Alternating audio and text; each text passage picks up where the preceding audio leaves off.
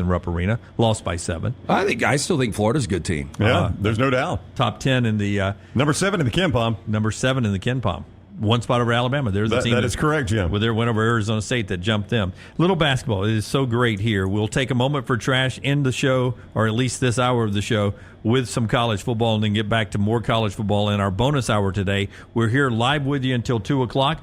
Brought to you in part by our friends at the World of Wills. Always exciting. And what a great Christmas gift. Yeah, this is that time of year you're trying to figure out, like, what do I put in the stocking?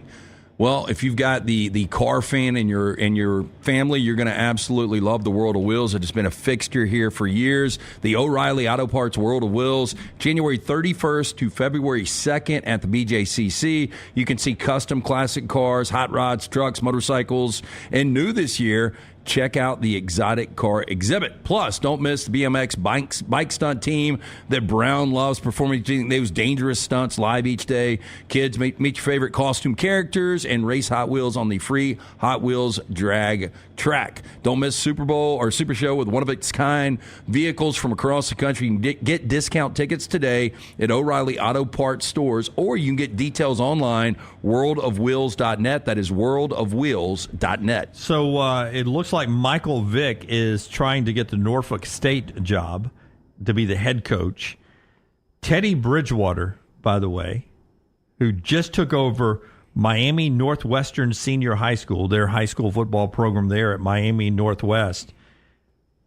Not only did he take over as the head coach, he won the state championship over the weekend in Florida for Teddy Bridgewater. Dominated, too. I think it was like 41-7 or something. How about that? Yeah. Let's spin that roulette wheel, do a little trash. Brought to you by Mortgage Right. Tyler, if you will. Do y'all usually start before 8 o'clock with a chainsaw? What time is it, sir? Well, it's after 8 now. You guys started firing it up at 7:55. LT's Trash is presented by Mortgage Right. Mortgages done the right way. I'm telling you, man, my leaf blower has not been out there. I am starting to get worried about it. I am too, a little bit. Let's check. Can we check? I am. But, we were driving home. We got back, believe it or not, left midway through Big Earl on Saturday, got back into the neighborhood at like 1 a.m., and that's when Maddie was like, all the leaves haven't fallen yet. They have not. We still got a lot to go, but there's still a lot down. Yeah. Trash always brought to you by our friends at Mortgage Right. They are the mortgage experts. No cost or obligation to reach out and see what you may qualify for. 205-900-7200. MortgageRight.com/TNR. NMLS 2239. Equal housing lender. I mentioned this to you guys earlier. The East Coast drones that everybody seems to be talking about. Everybody's got a theory on these things. Now, I am supposed to go see my Rams play on the East Coast this weekend. Mm-hmm. That's where all the drones are. Drone detection system is, quote, being deployed to New York after a series of mysterious drones were spotted flying over parts of the East Coast in recent weeks. Now, the sightings have been reported in New Jersey and New York since November, sparking alarm from residents. However, authorities stress that the drones do not appear to pose any threat to public safety. Now, according to Governor Kathy Hochul, is that the right governor? Kathy Hochul. Mm-hmm. Quote, in a response to my calls for additional resources, our federal partners are deploying a state-of-the-art drone detection system to New York. She went on to say the system will support state and federal law enforcement in their investigations into the matter, but she said further assistance from Congress is needed. Just because you're going to the gym, it doesn't mean that you have to quit gym altogether. Dunaway, that is. With our Next Round podcasts open 24/7, 365, you can access gym anytime you'd like. While you may have done away with your treadmill routine, our version of Dunaway is standing by, ready to get you back to your absolute best. Find all that lovely Jimmy D-led content on Spotify, Apple Podcasts, Google Podcasts, and in the podcast section of nextroundlive.com. This message is sponsored by Jimmy Crypto Inc. and Jimmy Crypto for President. The World Wide Web is a large place. Find all your favorite people and content in the same spot. NextRoundLive.com is full of wonderful tidbits about the show you know and love. Find our gear, listen to your favorite personalities, follow our socials, and enjoy your trip to NextRoundLive.com. Take the next round anywhere you go with official Next Round gear. Buy yours today at nextround.store. Follow Brownie on Twitter and Instagram at Ryan Brown Live. Jim Dunaway, Lance Taylor, Ryan Brown, Live from the Birmingham Racecourse Casino Studios, the next round, presented by Bud Light, is on now. Alabama portal news coming up in a moment, and Auburn news. A little different feeling right now in both camps. We'll get to that. The NFL last night with 2 games on Monday night. Neither one were great, unless you like watching the Falcons win. Like that guy who got his foot smashed in Misery. What was his name? James Caan. James Caan. Well, I forgot what the writer's name was. Yeah, what was his character name? I know her name was Annie. Yeah. But he eventually got out of the bed. Wilkes was Kathy Bates' character. Yeah. Annie Wilkes? I forget what James Caan's character was. James Caan finally got out of the bed and lived and survived, spoiler alert, but it was a misery watching him in that bed, and same way watching the Falcons play offensive football these days, but they won the game last night in Monday Night Football. Another big night for the SEC on stage, but everyone is talking about Mbakwe, or will he Mbak-stay eventually? He's sort of waffling around, it looks like, if you watch Ryan Williams. Everyone would just assume Jaylen Mbakwe was leaving, going to take playing time and a money bag somewhere else. And then Ryan Williams, Brownie, sent what out last night? Well, it was an Instagram story. At the top of the story, now, first of all, it's a photo of he and Jaylen Mbakwe. They are obviously very close to do a podcast together, right? And as we know, if you do a podcast together, it's going to be tough not to be teammates in season and do a podcast. Yeah, it's going to be a tough one. I mean, it might be entertaining. I don't know. Yeah. But at the top of the story, with their 2 photos, it says, "Bingo got some action," or "Bingo." We got action. Excuse me. And then there's a target and an elephant. So it's and an exclamation point. And an exclamation point. Yeah, with no elephant, then I think you get really concerned, right? Yeah. If you don't have an elephant, you get super concerned. So, I mean, there's obviously some level of vague there, as most people do on social media. But a lot of people are reading that into Ryan Williams saying, don't just assume that Jaylen Mbakwe is staying in the transfer portal and not coming back to Alabama. Bingo, we got some action. Yeah, in other words, Alabama maybe stepped up and matched an offer coming from somewhere else. If Jaylen Mbakwe leaves, Brown, you had more on that. Well, I was just going to say, it's one of those where I guess it just depends on how you read it. Like, I know sometimes you read to me things in a tone of voice, and I'm like, well, yeah, if you read it in that tone of voice, it sounds like they're pissed off at you, Jim. Yeah, well, I instantly, when I saw that last night, and that was fairly deep into the evening for me anyway, it was, to me when I saw that, I was like, oh, there's a chance he's staying now. And, there's a chance he's leaving. Jaylen Mbakwe is a 5-star guy. Probably didn't get the exact playing time he thought he was going to get this year. Was very important out there playing for Alabama, looking maybe for a new home. I pointed this out on Twitter. The people that started recruiting Mbakwe when he was a freshman, sophomore in high school, when you really start forming those relationships, they're in places like Athens, Georgia, Oxford, Mississippi, Austin, Texas right now. There are other places. It's a new staff with a lot of new people that did his recruiting there. Some guys still in Tuscaloosa, but a lot of the defensive staff were different people. His goodbye post on social media that he was hitting the portal, Brown, did not include. It included Kalen DeBoer. It included Freddie Roach, who was early on in his recruitment. Right. But it did not include the defensive coordinator or his position coach in his farewell to Alabama post that you always post on social media. Just your reaction to, he thinks the head coach, he thinks I never would have noticed it, but doesn't think the defensive coordinator or his position coach. Yeah, I think that could be a problem. I mean, if you're singling out other individuals and those are the guys you spent the most time with or under, that seems like a subtle shot. Maybe he just completely forgot. I doubt it. So the mybookie.ag chat room, Nicholas says, is Mbakwe using Ryan Williams as leverage? Well, there's buzz that Ryan Williams is being contacted. I guarantee you he's being contacted. Now, I'm not saying he's interested in entering the portal, but I would bet a digit on the fact that some team has reached out to Ryan Williams. I would feel very confident in that one. Just like they have to probably Cam Coleman at Auburn, or just about anybody in college football. And it probably starts in September. Yeah. Someone, it's moving kind of fast in the chat room. Lamb I Believer. And a lot of people are saying they think Mbakwe wants to play receiver. There has been that discussion. Alabama could use it right now. That receiver room, a lot of it is in the portal as well. Yeah, I mean, look, I'd give him a look if it took him staying, right? Well, how good was he in high school?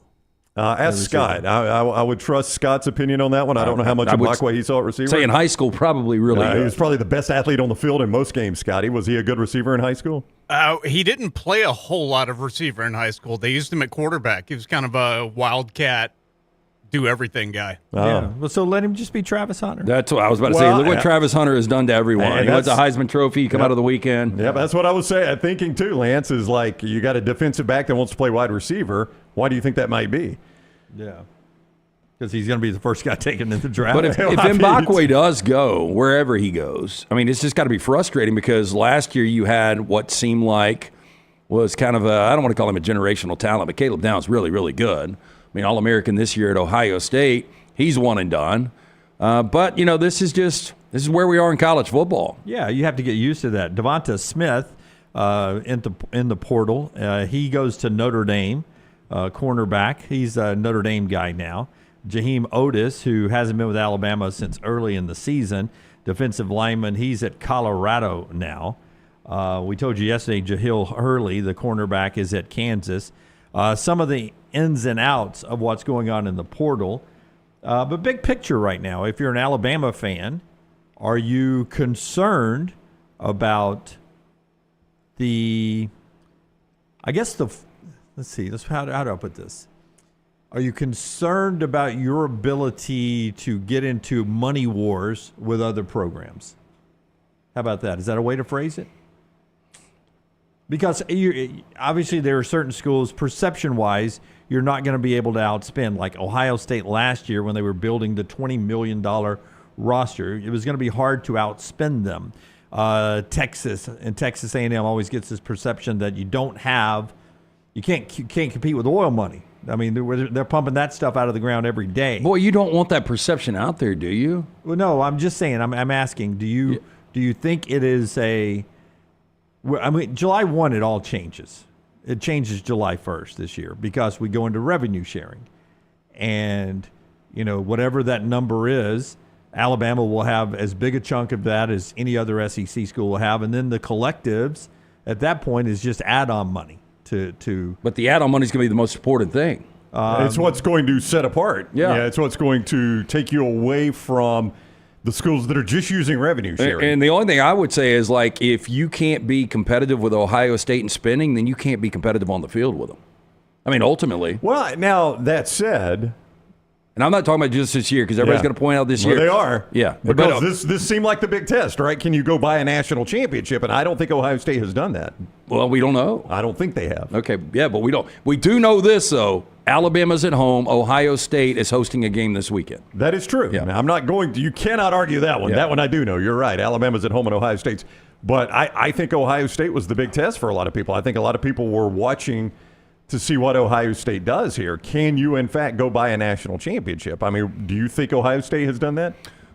I think they possibly have. Like, again, I can't pin you down on this one. Well, no, it's Russian roulette. Like, if I have to take a team, I think Ohio State's going to win this weekend. I think they're going to beat Oregon in the rematch.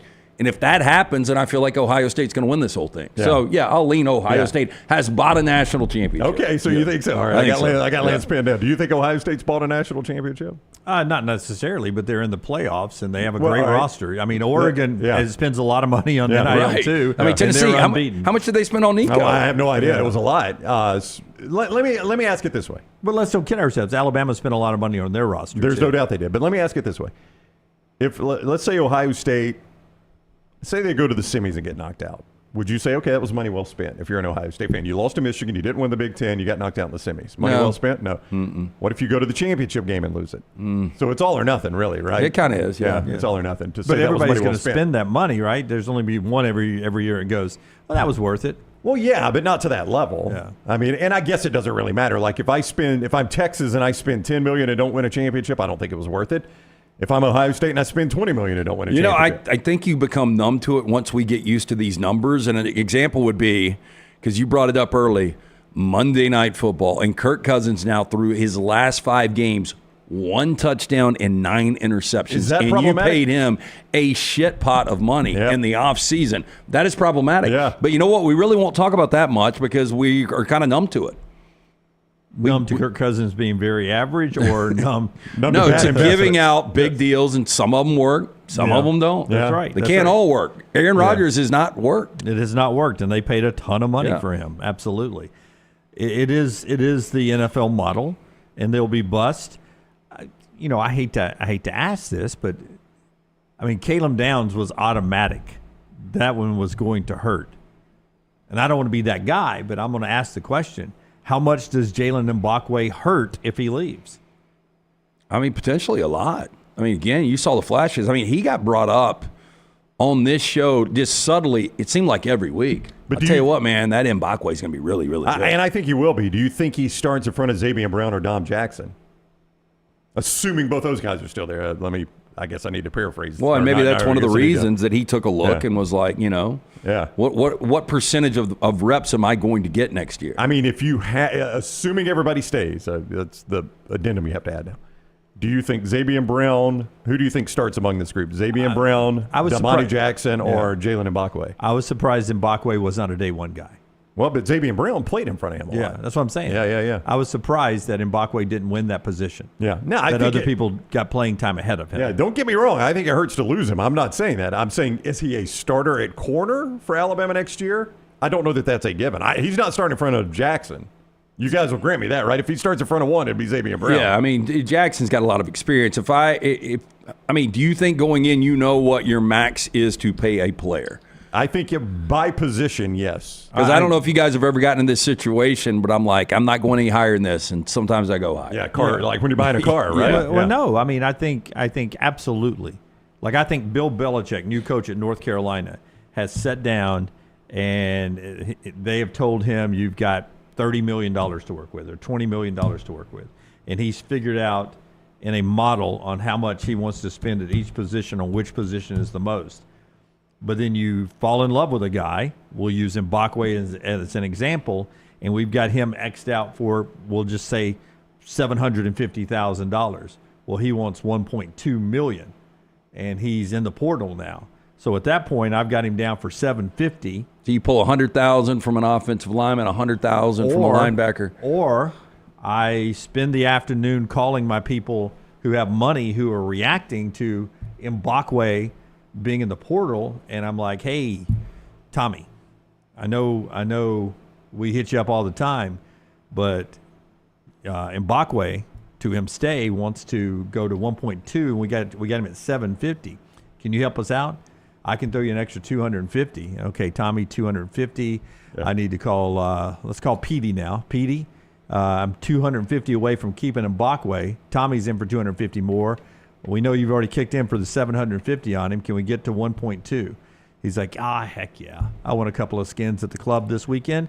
Throw me down for 250 more. That's a heck of a skins game. And then, boom, all of a sudden you're at 1.25, and then you got Ryan Williams throwing darts on social media. I mean, that's the way it can happen. You got that position down for a certain amount, then the kid hits the portal, and then you have to run and get him. More on this and what's going on in the portal after we tell you about a couple of great folks, including our friends at Coca-Cola Brownie. Yeah, that's right, Jimmy D. Don't forget the best way to start your game day is starting it with the great taste of Coke Zero Sugar. Is it the best Coke ever? Try and decide.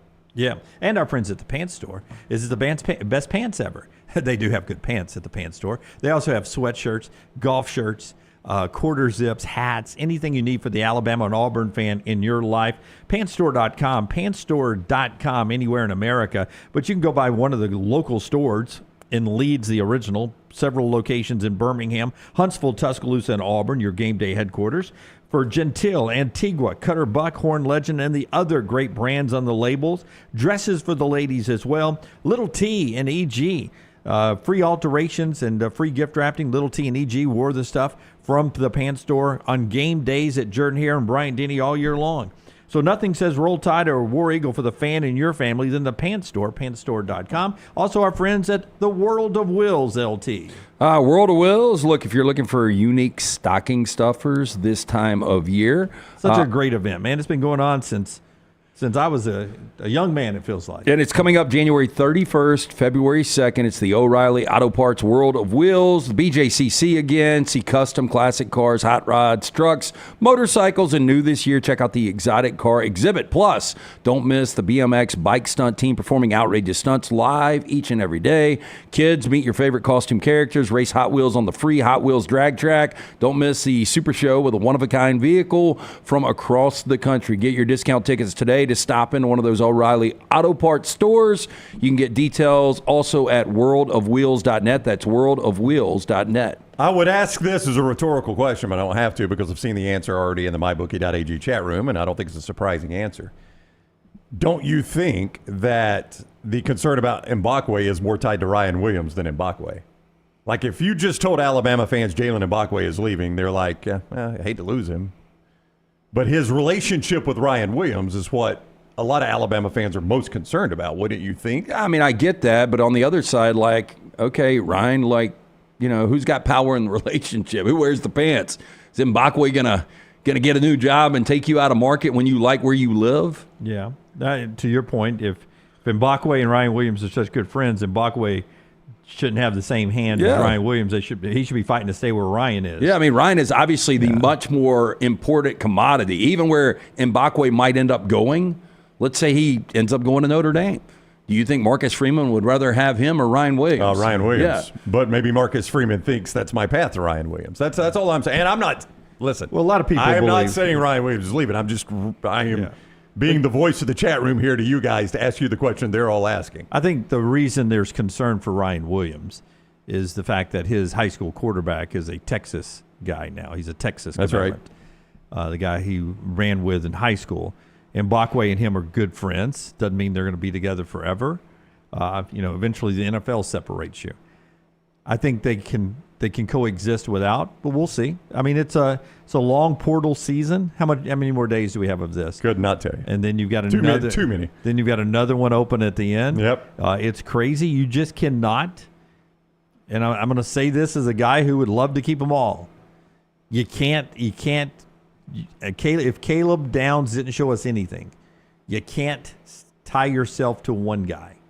You got to take the ebb and flow and see what you have when the dust settles, and you got to trust in Courtney Morgan and Kalen DeBoer that, all right, if you lose Mbakwe, you're going to be able to go out and get somebody else who can win football games for you. That's what coaches' staffs have to do now. That's what Kalen DeBoer did to build Washington. Yeah, as long as you're balancing this thing out. You know, I mean, one transfer class nobody talked about last year was the 30 first-year transfers to Indiana. That's right. Where'd they come from? They came, most of them from James Madison. Right. Took them to the playoffs. But, I mean, nobody was going to talk about that. But as long as because I really don't think you can win a championship without getting some quality portal guys. But I'll play the flip side of this. I can't back this statement up, but I can make the case that Caleb Downs could be the difference in Alabama missing the playoffs or making the playoffs. Oh, absolutely. I can't definitively say that because you can't say, well, he would have made this tackle or that tackle. But, I mean, let's talk about this interception or that interception. But let's talk about the Vandy game where Alabama could not stop Vandy. You think Caleb Downs could have made a difference there? Yes. Let's talk about the Tennessee game that was a one-score game. You think Caleb Downs could have made a difference there? Yes. Now, the Oklahoma game's a little bit more of a difficult argument because he wasn't throwing interceptions like Jalen Milroe was. Probably would need play offense at that point. But I mean, I can make but if you win the Vandy or the Tennessee game, the Oklahoma game no longer matters, as bad as it was. So, I mean, that does say, like, you lose one guy in the portal, it could be the difference when you're a close team. Yeah, but who's not losing one guy in the portal these days? Well, I was going to ask you guys that. When you start looking like Ohio State, Texas. Ohio State just lost a backup quarterback. I don't know if the kid was ever going to play, but Aaron Nolan. Kid. He's a great name, 5-star recruit coming out. I mean, I don't think the perception really matters unless you start missing the playoffs. Yeah, I think it. That's where Alabama is. I mean, I know, but that's one of the things. Like, if I'm an Alabama fan and you have lost 3 games and you're not in a college football playoff, and then you start losing pieces here and there, as long as you're replacing, then that's right. I think you're okay. But you haven't gotten to the replacing part. Oh, yet, I know. At least I get from that. the Alabama side of it. Yeah. Right now, it's just the exit side. Auburn is. But I think is you also bye right now. You also want to be Alabama's lose right now. Control a little bit, right? You'd rather get those pieces first, and if you lose some after, well, we got these pieces. You don't want to look like desperation mode. Okay, we lost this. Now we got to go out and find something else. Again, perception doesn't really matter as long as at the end of the day you're still winning games. Still winning games, and you won't know that when this cycle's over until you play football next year. All right, more on the portal as we continue on here because Auburn had some good news yesterday, and then we'll get to what we saw on Monday Night Football. Clay's our first guest at 10 o'clock Central today. 11 o'clock Central, we talked to Richard Hendrix, SEC Network, former Alabama basketball star, about the start the SEC's off. Big games tonight, including Auburn in action at home against Georgia State, but a few more marquee games for the SEC tonight after a historic day in the AP poll. Show being brought to you by our friends at Inverness Country Club, wonderful folks there that can help you really just have a great 2025 with a great club membership. Yeah, how about the gift of membership? You can do it from our friends at Inverness Country Club. All you got to do is call Aaron today, take a tour of the unbelievable club, take the wife or husband with you, or just surprise them. It's going to be a great treat for the entire family, from the social membership, the golf membership. They've got memberships that fit everyone. Inverness Country Club, great place to meet others in the community. Maybe you've relocated or retired. Inverness, a great place to network. Childcare, also a big plus. What about maybe you work from home? What about working from the club while they watch your kid? Best days happen in Inverness. Again, to take a tour of this unbelievable club, inquire about the gift of membership, 205-991-8608. Tell Aaron the next round sent you. For more information, ICCalabama.com. Well, listen, they're not as sexy because they're not quarterbacks. It's a quarterback, wide receiver, maybe DB portal. But we told you yesterday Auburn got Xavier Chaplin, the offensive tackle for Virginia Tech. Zach Blackerby was on our show yesterday, said Auburn was going to get another tackle soon. They did that right when he was off the air. From USC, they get tackle Mason Murphy. So those are the two tackles, Murphy and Chaplin, coming in.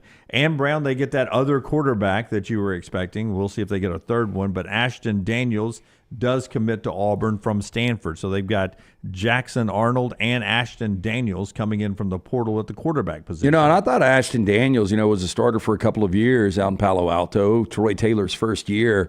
I didn't think he was bad. I mean, I know that's not a ringing endorsement. You didn't think he was bad. But this is the kind of guy you go out and get who maybe just wants to experience the SEC. Who knows what his overall plan is? Maybe he wants to go and be in as many programs where he, wants to become a coach, grad assistant one day. But this is a guy that can come in, if he comes in a backup situation, maybe sparks that offense. He's got enough experience. This is the perfect guy to come in behind Jackson Arnold, though. Yeah, I mean, when you look at his numbers from last year, 62% completion percentage, 1,700 passing yards, 10 touchdowns, 12 picks. Those are his numbers from last year. I mean, those are backup numbers. That's not a guy that you would bring in and say, this is the guy we're handing our program to, right? Yeah, so he'll battle Deuce Knight for the QB2 job, or one of them will be QB3, and that's how Auburn will attack it next year. They do get a safety in Tay Seymour as well, but the tackles seem to excite a lot of the Auburn folks as well because this is still a trenches league in the Southeastern Conference. And Auburn hasn't been particularly good at offensive line for quite a while now, honestly. I mean, I would have to think hard to say the last time I thought Auburn was really good at offensive line. I mean, that just has not been the case for them. Even going back to the Malzahn days, it was something he struggled to recruit for whatever reason, was frontline offensive linemen, top-line offensive linemen, I guess I should say, out of the on the recruiting trail. And, I was talking about this with Blackerby yesterday. You had come to the point where, because of the transfers, you were going to have to go convince a quarterback that has already given up on being an NFL quarterback that, hey, Auburn is a fun place to go to school. Why would you not want to go to SEC stadiums every week and have a chance to play a little? Hopefully we can get you in some. But here's the thing, son.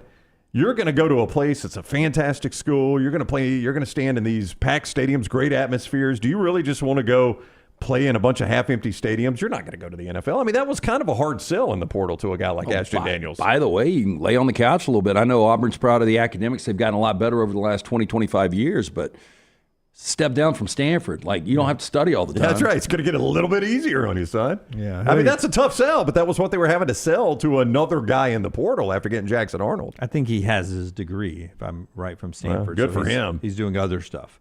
I'd be taking as few classes as I possibly could. So that's the portal news that's out there, and we jump now into what we saw last night in the NFL. Impactful in the playoff race. The Vikings trying to still be the NFC North champions and trying to still be the NFC number 1 overall seed. They beat the Bears, who the Vikings now 12-2. Justin Jefferson with an early touchdown. Gave an emotional shout out to Randy Moss after that touchdown, who's battling liver cancer, and that was emotional as Moss was honored at the game. Big Moss, a big Minnesota Vikings star. They beat the Bears 30-12. The Bears are struggling sadly. I think it's 8 losses in a row now? That sounds right. Yeah. And on the other side, Minnesota's won 7 straight. Haven't lost since Rams popped them by double digits. Yeah, always back to the Rams. But always back in the 12-2 Vikings now, with a chance to still win that division because word comes out from the Lions. David Montgomery, who is a great counter to Jahmyr Gibbs, and the big D lineman that you mentioned yesterday, more injury stacking up for the Lions. Their injury list done for the season. Looks like they're starting lineups back in week 1. So I think there's a chance the Vikings could close that gap. Well, they can not only close the gap, they can get home field advantage throughout the playoffs. And you've been there before. Yeah, and they've got a really good home field advantage, but they've got a brutal schedule coming up. They got to go to Seattle this weekend. Then they've got the Packers at home, and then they close out in Detroit. So maybe it comes down to week 18 in Detroit Ford Field for the number 1 overall seed. Say this, man, Detroit's, and I think there's teams every year in the NFL that get derailed because of injuries. Unfortunately, that's just part of it with the smaller roster. And this is what's happening to Detroit. And look, they're still really competitive, obviously, with one of the best teams in the NFL this past weekend in Buffalo. But I just don't know if it can keep up. But the Minnesota story has been pretty amazing. When you look at Sam Darnold on a 1-year contract, you kind of thought it was just one of these years, kind of a transitional year for Kevin O'Connell. He's done a great job with this Vikings team, though. Go ahead. Yeah, I was just going to say, I mean, to piggyback on what Lance just said, this Kevin O'Connell guy can flat coach. I mean, to deal with the quarterback situations he has dealt with, like we just talked about how bad Kirk Cousins was, right? Last night. Kirk Cousins flourished at Minnesota. And then he's gone, and it looked like you were going to start a rookie. He gets hurt, so you go to old washed-up Sam Darnold, and it may get you home field advantage. I mean, this guy can absolutely coach football. Yeah, I think Kevin O'Connell is becoming the new Sean McVay. I mean, a guy that was, McVay was his mentor. He was the offense coordinator for the Rams, and what he's doing right now with Sam Darnold's been incredible. And I just don't understand, if you're Minnesota, why you would want to move on from Sam Darnold. Yeah, because you spent money on J.J. McCarthy, but it's a rookie contract. I'd let him sit like they used to do in Green Bay all the time. The other part of that Monday night doubleheader was the Falcons getting the win over Las Vegas, 15-9. Vegas had a couple of shots at the end zone late. Kirk Cousins in a winning game, 11 of 17, 112 passing, and that won the football game for them last night. You don't minimize a win in the National Football League, and it keeps them a game away from the playoffs. They're 1 game back at Tampa Bay, and they own the tiebreaker. So with 3 games left, just one slip up by Tampa. If Atlanta keeps winning, if they keep matching Tampa, and then one time Tampa can't hold serve, Atlanta's going to make the playoffs with an offense that's absolutely struggling. And finally, last night in postgame, Raheem Morris said, "We need more from the quarterback position." Can you, this late in the year, boy, it's tough, give Michael Penix a chance when you're in the playoff hunt? I don't know how it can be worse, though. I would tend to agree with you. And the thing is, Kirk Cousins at 36, has it just completely fallen apart? I think his confidence has, because watching him last night, not only was he not making the right decisions, he was holding on to the football way too long. And, he was taking sacks he shouldn't take. Again, threw another pick. I think it's his 7 or 8 consecutive games. The most amazing thing over the last 5 games, which, by the way, they're 1-4, no surprise there. Yeah, the one win last night. 4-game losing streak last night. 1 touchdown and 9 picks. That is awful. Yep. And is Levis that bad? I don't think he is. I don't know. I'll look it up. I don't know. But, 2 block punts. I mean, how many times can you block 2 punts and pick off the opposing third-string quarterback 2 times and only win the game by 6 points against an awful Raiders team? Yep, and you got 135 from Bijan Robinson, so you get good run support there. amazing how bad the Falcons are to be in the playoff hunt. What do you guys have left on your schedule? Because I think the Falcons are going 2-3, even with bad quarterback play, because they've got the Giants next week in Mercedes-Benz. I mean, if you can't beat the Giants, who are maybe the worst team in football, then they got to go to the Commanders, who aren't as good as they were, but then they close with the Panthers at home. So 2 games they're going to be pretty heavy favorites in. I think they go 2-1. I think we have Carolina, New Orleans, and then a losable game, I thought. I got to check the third one. In my head, we were down to 2 games. Yeah. And I mean, really, the case. Falcons need to win out. Levis is 5-5 over his last 5 games, 5 touchdowns, 5 picks. So Kirk Cousins is significantly worse than Will Levis, who's playing the worst quarterback in the NFL. Yeah, except maybe Kirk Cousins. At least perception-wise. All right, that's what we saw last night. Auburn in action tonight, 7 o'clock down at Neville Arena, ESPN. I said it yesterday, if you're an Auburn basketball fan, this may be the next 3 games your best chance to get in and see Auburn in this 3-game homestand at a reasonable price. And if you're there tonight, the students aren't there, so they're letting you move down first come, first serve into the student section. Last night there were at least 200 tickets available for purchase. Yeah. Like not even on the secondary market, just from Auburn. That might have sold out, but they sent that out last night. Somebody will buy those because they want to keep that sellout streak going. But the opportunity tonight, if you're in the arena, like if you're let's say you're in your 40s or 50s and you're like, man, when I went to Auburn, it wasn't like that. I want to be part of the jungle, and they're letting you move down, even the old folks, move down into the student section area tonight to sort of fill out the jungle seats along the sidelines. First come, first serve there. If not, you'll have to be back in your assigned seats. That's at Neville tonight, Georgia State and Auburn, 7 o'clock there on ESPN+. All right, when we come back, a lot more of what's going on in college football, including a little coaching news, and we'll talk about the playoffs, which is happening this weekend. All that straight ahead on the show that's being brought to you by a couple of great folks, including our friends at Odie's. Odie's Tavern, 2 great locations, the original Crestline, newest location at Edgewood. Tomorrow night we will be out there for Odie's Team Trivia at the original location. Do it every single Wednesday night, 8 o'clock. Live music every Thursday and Friday, and of course, great place to watch all the bowl games, which get going again tonight with West Virginia and Memphis. You can do it at Odie's Tavern. Enjoy some of the great food from the chili, great burgers, incredible wings, ice-cold beer buckets full of the Bud Light. It's a Birmingham institution. Get in, see Will Haver and that great staff. It's Odie's Tavern. And our friends at Urology Centers of Alabama, urologycentersalabama.com. 35 great urologists, 16 wonderful locations, one near you to help treat you for all your urological needs. From prostate health to kidney stones, everything in between, including vasectomies, they'll take care of you to make you stay healthy. Call the number on your screen, 205-930-0920, 930-0920, to schedule an appointment or get more information, or just go online to urologycentersalabama.com, urologycentersalabama.com. Everything Next Round is on demand now in the podcast section at nextroundlive.com. Hey, you. It's the holidays. Give cheer a lift. And at New Balance Birmingham, we got the gift. That holiday vibe? Find it inside. Come together at New Balance Birmingham on Highway 280 right next to Chick-fil-A. New Balance Birmingham. We got now. Hey, this is Matt Roth, the franchisee of Walk On Sports Bistro in Birmingham. With the kickoff of football season, come visit us at one of our 3 locations, Stadium Trace, Greystone, or Trussville. Come enjoy our scratch kitchen menu while watching one of our 80 TVs. Whether you're looking for a pre- or post-game celebration, game day, or date night, we've got you covered. It's all about the win at Walk On Sports Bistro. Walk On, where everybody needs a little playing time. Remember the name Way to Wellness if you're battling weight loss in your life. I'm Jim Dunaway from The Next Round. There was a time I was over 216 pounds until Way to Wellness helped me lose 45 pounds, and now for over 2 years, they've helped me keep that weight off. Here's their website, aplanforme.com, aplanforme.com. That's a great name for a website because there's no cookie-cutter plan. Everything is designed specifically for you. No contract, no sign-up fees, and your first consultation is free at Way to Wellness.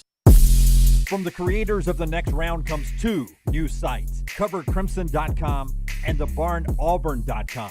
2 team sites with the same excitement and information-driven content that you get every day on The Next Round. Live daily shows, recorded shows, free of charge, plus premium content with insider information starting at just $1. And it's the perfect gift for the Alabama or Auburn fan in your family. CoverCrimson.com or thebarnauburn.com. Sign up today.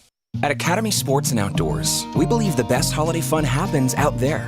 On the driveway with a new basketball hoop, out back around the fire pit, or up in the deer stand.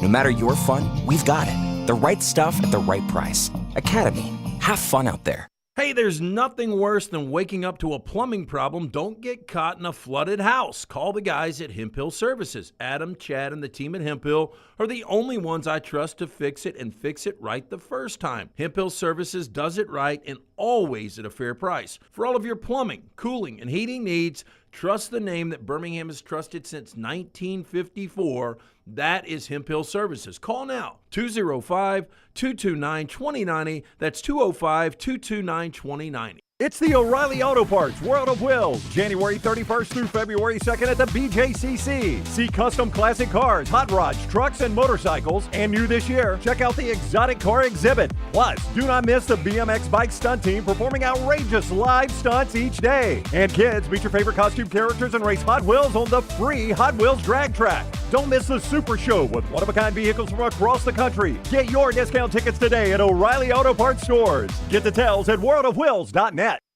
Twin Peaks is the best in the game. Here, you're in the red zone for every college rivalry and divisional matchup all season long. I mean, where else are the scenic views as good as your view of the game? Only at Twin Peaks, the #1 sports bar. Hang out with the Next Round on the go. Whether you're driving to work, running errands, sitting on the beach, or you just need a break from the real world, we can keep you company. Check out the Next Round, Mystery Fifth Hour, and our other shows on your favorite podcast app. We'll meet you there.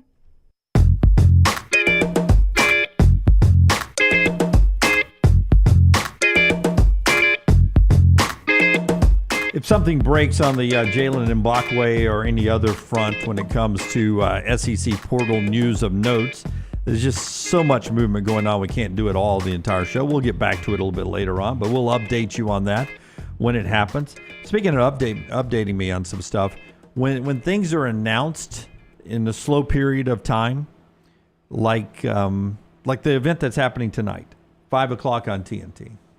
When this was announced, I was fired up about it because it felt like it was at a boiling point. PGA versus the Live, which has died down a lot.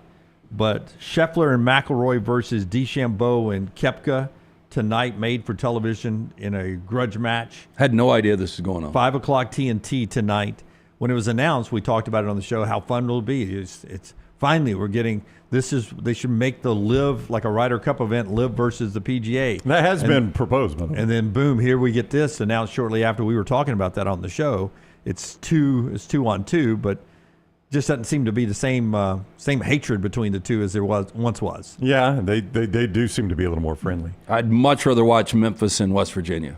Do have football tonight as well. Memphis and West Virginia, 8 o'clock ESPN. That's the Frisco Bowl? It is the Frisco Bowl. Yeah. Starting the bowl games tonight. Frisco Bowl, or this is, so they'll have the lights on the course, right? Yes, they would have to at that time, yeah. So this will be golf under the lights. The half and half. Yeah. Yeah. They transition over to that. I just remember back in the day when they used to do it like Tiger and Sergio, it was more fun. I don't know why, but maybe we just had less stuff to watch back then, because that's been a long time ago when they first started these things. Well, this gets done a lot now, made for TV, a lot on TNT. I think our buddy Barkley is a part of the call tonight, because I joked with him about DeChambeau heading over to the house, and he said, I'll bring it up to him. I've got an event coming up with him in a few days. All right, show being brought to you by a couple of folks, and we'll get quickly away from that golf conversation. That was a big Led Zeppelin. Brought to you by our friends at Hydra Live. Tell us about Hydra Live. IV therapy, B12 injections, cryotherapy, compression therapy, now weight loss therapy, all under one roof. Very important. Mention the Next Round. You're going to get 20% off all those great services. Incredible stocking stuffer is a gift card from our friends at Hydra Live Therapy. Walk-ins are welcome, but if you can't make it in, you can book online, hydralivetherapy.com. They can actually send a nurse to your home or business. Again, mention Next Round. 20% off all the great services from our friends at Hydra Live Therapy. In case you're wondering, Lance will not be watching tonight. Yeah, no, he quickly went to college football. Are you going to be watching tonight? I will not. No, I was bringing it up out of interest. Literally said, I said, well, I get so excited when these things were announced back in the dead of summer, and now it's here, and I will not watch it. The second dumbest thing on tonight, the dumbest, we've got the Bucks and the Thunder playing for an N-Cup, whatever the hell they do. Oh, yeah, the in-season cup, man. The NBA it gets Cup no bigger tonight. than that. That's in Las Vegas, 7:30. $515,000 per player for the winner tonight. What might be more entertaining than the golf match tonight is if you just head to the Golfus, right? Get out of the office, go to the Golfus. It is a perfect place to go work on your game or just go enjoy hanging out with some friends. Always dry, always 70 degrees. There's never any wind at the Golfus. It is Birmingham's best indoor golf simulators. They have got a location right now, Highway 31 in Vestavia, opening soon on 280. And they are also going to be open in Trussville. It's a great idea for a Christmas gift, by the way. You want a unique Christmas gift for that golfer in your life? How about a gift certificate? They are digital. They can be scheduled when to arrive in the email. So, like, if you just want to schedule it to show up Christmas Day, tell that loved one in your life, hey, go check your email. There's a Christmas gift in there. It is a certificate to the Golfus. You could see more, book a bay, schedule a party. Great for couple showers or office parties or Christmas parties. Bring your own food, bring your own drink, bring your own clubs if you want. TheGolfus.com. TheGolfus.com. Before we do our spotlight today on college football, a couple of more injury notes from yesterday. Good news for Patrick Mahomes. It's only a high ankle sprain. I say only. Those can linger for a long, long time. Sometimes require tightrope surgery if you want to keep playing that. I don't know if Mahomes would go to that length. But we talked about they got 3 games in basically 14 days coming up, and we were debating on how much you rest him. High ankle sprains can linger. I'd rest him the rest of the way. They've already clinched a playoff spot. I'd rather have him as healthy as I can be, even if I've got to go on the road. It's so polarizing, though, on people like, man, he's got to be out there. Like, they're playing for the number 1 seed, and they don't want to go to Buffalo. I mean, people say that. You don't want to go to Buffalo, and trust me, I hate it when the Dolphins have to play up there. That team finds a way to not make the Super Bowl quite often. Well, and the only thing I would say is, like, you have absolutely no shot, whether you're in Arrowhead or up in Orchard Park, of winning this game without a healthy That's right. Pat Mahomes. That's so right. I agree with you guys. What I would do is take it week by week. Like, I would let him set against Houston, and let's see how we play without him against Houston. Which you could and let's see how healthier he gets. You could beat Houston without him. Houston's a beatable team. You beat Houston without him. Keep in mind, there was a point last year, I forget which playoff game it was, but Mahomes was out, and you had to have a big drive.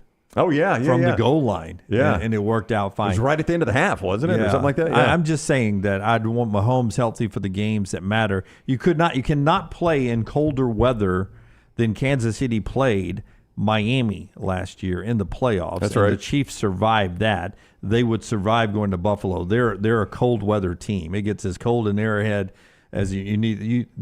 We debated whether that game would get canceled last year, Kansas City, Miami. It cannot be colder. Yeah, I mean, a fan lost his hand. Yeah, if it is colder, they will cancel the game. I promise you, because of the injuries we had to fans last time. So I would not worry 1 second about going and playing that game in Buffalo. I just want Mahomes out healthy. Dallas, Trayvon Diggs, another season-ending knee surgery coming up, so he's going to miss the rest of the year. That's he missed most of last season with an injury. This time, just a short part of the season, but he is having knee surgery in the offseason. That's the NFL news. Let's do the Spotlight. It's brought to you by McCurry. Hit it, Tyler. The College Football Spotlight. As you hit the road this holiday season, you can be in a rental from McCurry. McCurry Van and Car Rental, local rental company you can depend on. All kinds of vehicles to choose from. That includes trucks, SUVs, passenger vans. It is easy to rent. You get in and out fast. Locations throughout North Alabama, Athens, Muscle Shoals, Huntsville, Coleman on 2nd Avenue Northwest, and Skyland Boulevard in Tuscaloosa. 256-559-1003. 3 or McCurryRentals.com. That's McCurryRentals.com. All right. Our buddy Dabo Swinney. Y'all gave up on us. Is the spotlight here. Does he feel justified for being in the playoffs with the criticism of how he does things? Here's Dabo Swinney. Do you feel justified by this season and where you are right now because of some of the shots that maybe you took for how you do things? And the way? I've been taking shots since I got this job. Yep. What's changed?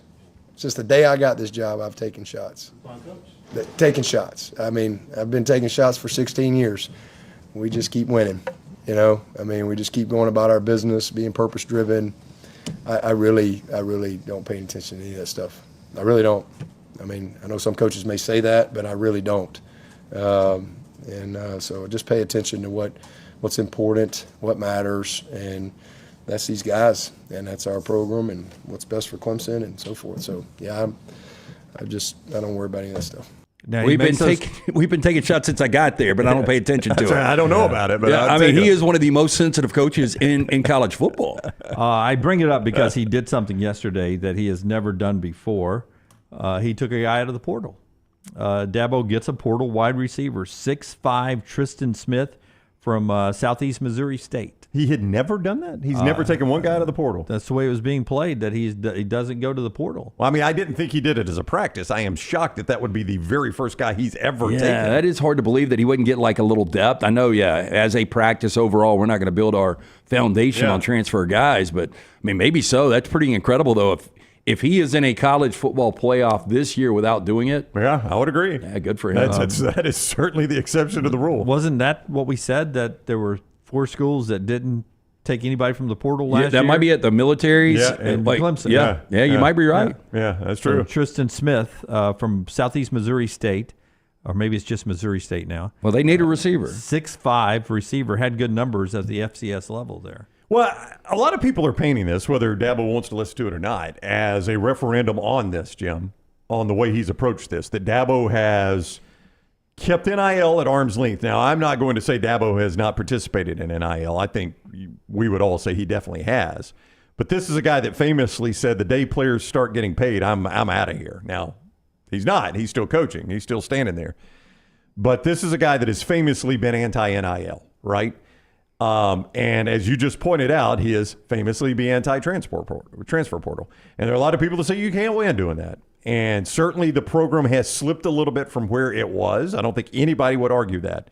Even probably Dabo would. I don't think you could make a legitimate argument that program has not fallen off a little bit over the last couple of years. It absolutely has. But if he can get to the playoffs in advance, there's going to be a lot of people with egg on their face who say, Dabo, you can't do it that way anymore. You cannot win in 2024 doing it the way you're doing it. If they advance in this playoff, everybody's got to shut up and say, we were wrong about that. If they advance and make some noise. You know, my problem as a Clemson fan would be, hey, look, it's great. You won the ACC. You're back in a college football playoff.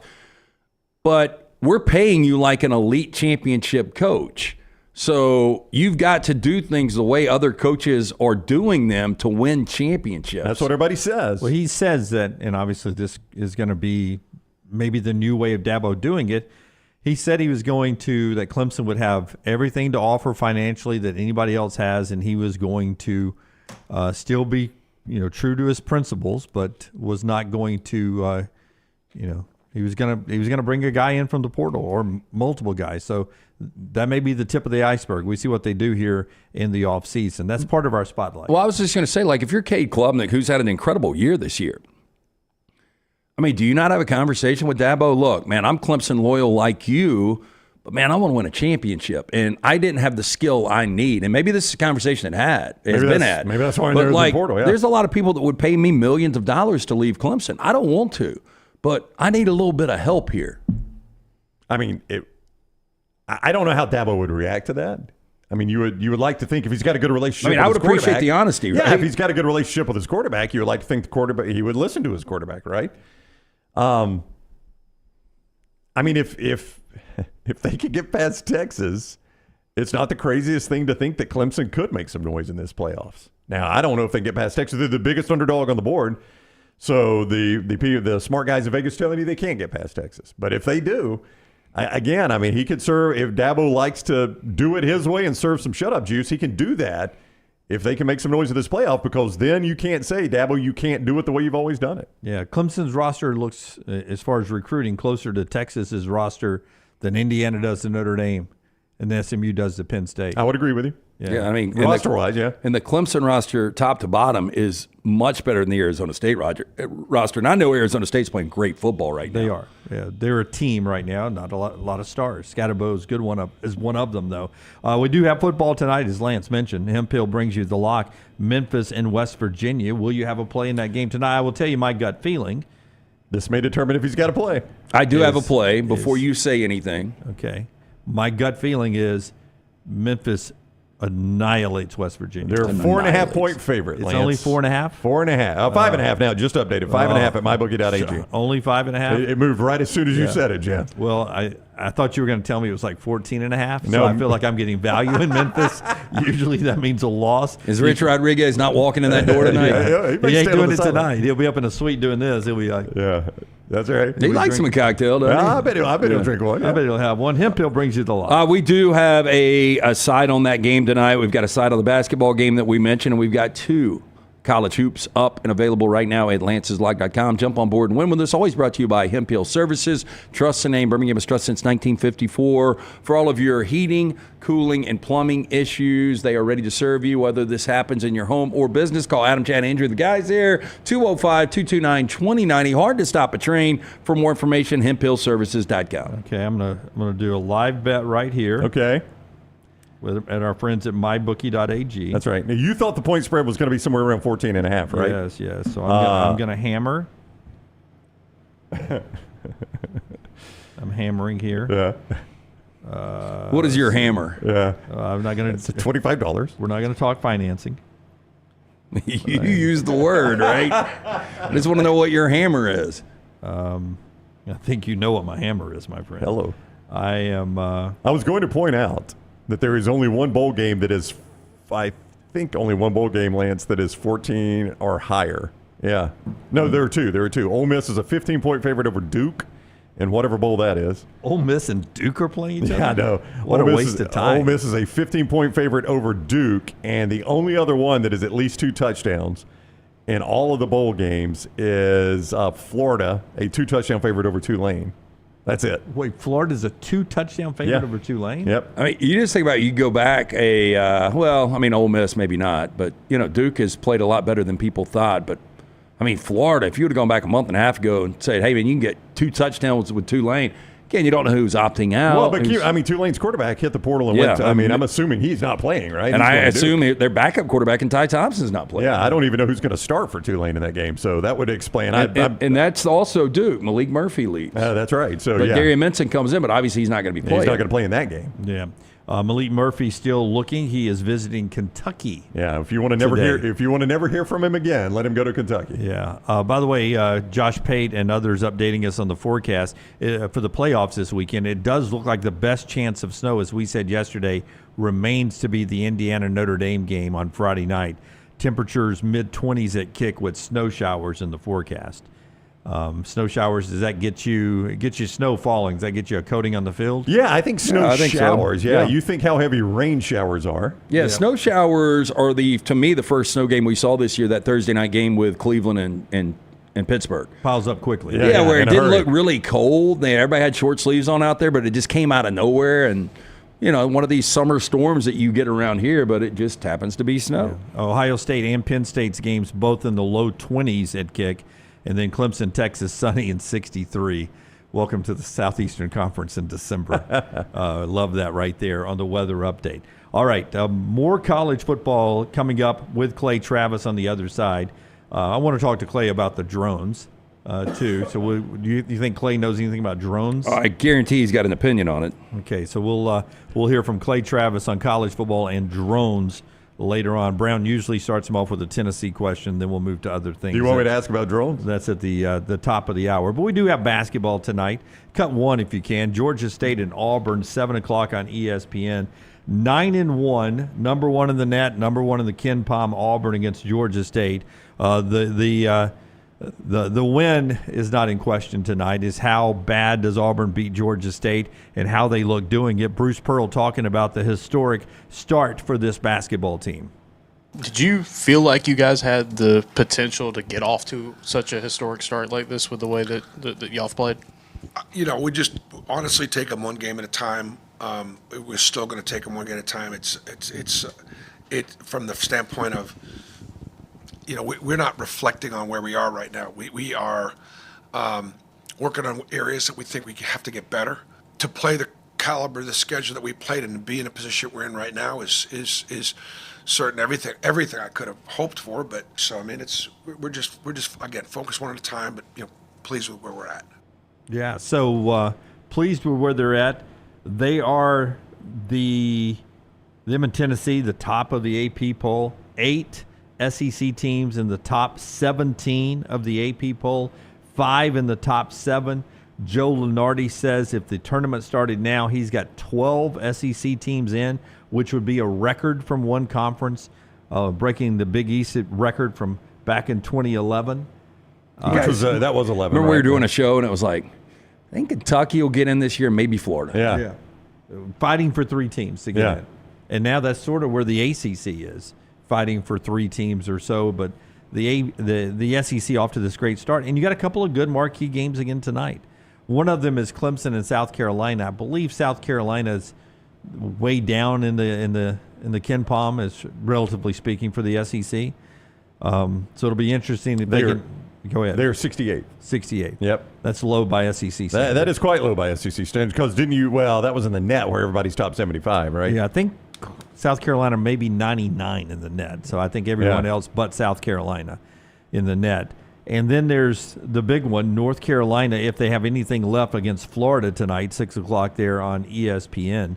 So, I mean, that's another couple of good basketball games tonight. Yeah, with some Carolina's main programs. Carolina's only a 3.5-point dog. You know, we talked about where Florida currently is under Todd Golden at the Ken Palm. I still think that whole story from the alligator is one of the weirder things that jumped out. Just completely disappeared. I mean, completely. There's been no further update on it. Yeah, Todd Golden's coaching. They're one of the best teams in the country. I mean, you would think by now, like, something happens with the administration or there's a retraction from the alligator. You know, there's something. Yeah, but I mean, it has disappeared. And in the meantime, Florida is playing lights out basketball too. Yeah. Live on the air. Let's hammer Florida. Right there. Okay, so you dropped there. Hammering Florida right here. So I'm opposite on both of you? I can't comment, Lance. Jim, I cannot comment on Lance's lockdown. Well, I can't comment. My free play tonight is North Carolina. Okay. It was already up before Dunaway just hammered that. You went opposite the free play. Yeah, so there you go.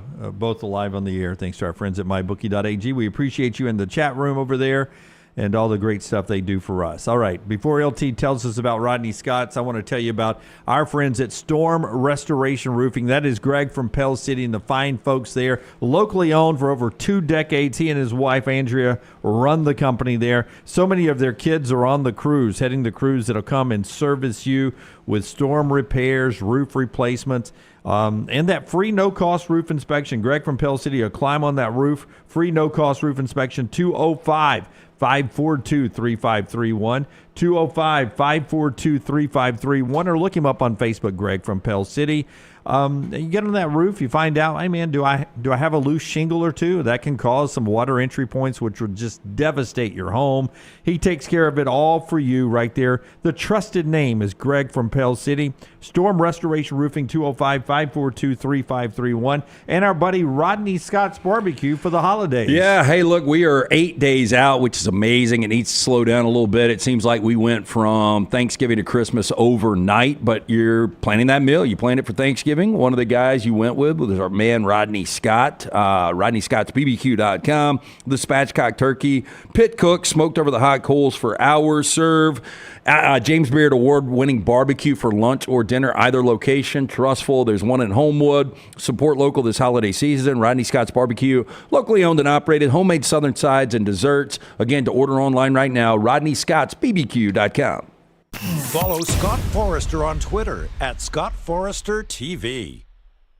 Hey, let me tell you about our friends at Urology Centers of Alabama. Compassionate and comprehensive urological care with 35 physicians, 17 locations across Alabama. Their patient-centered approach to all of your urological needs. Remember, they've got that new men's health center. It is beautiful, helping men with a wide range of sensitive male issues in a comfortable environment. You can always go online, visit urologycentersalabama.com, schedule an appointment with one of their many urologists today.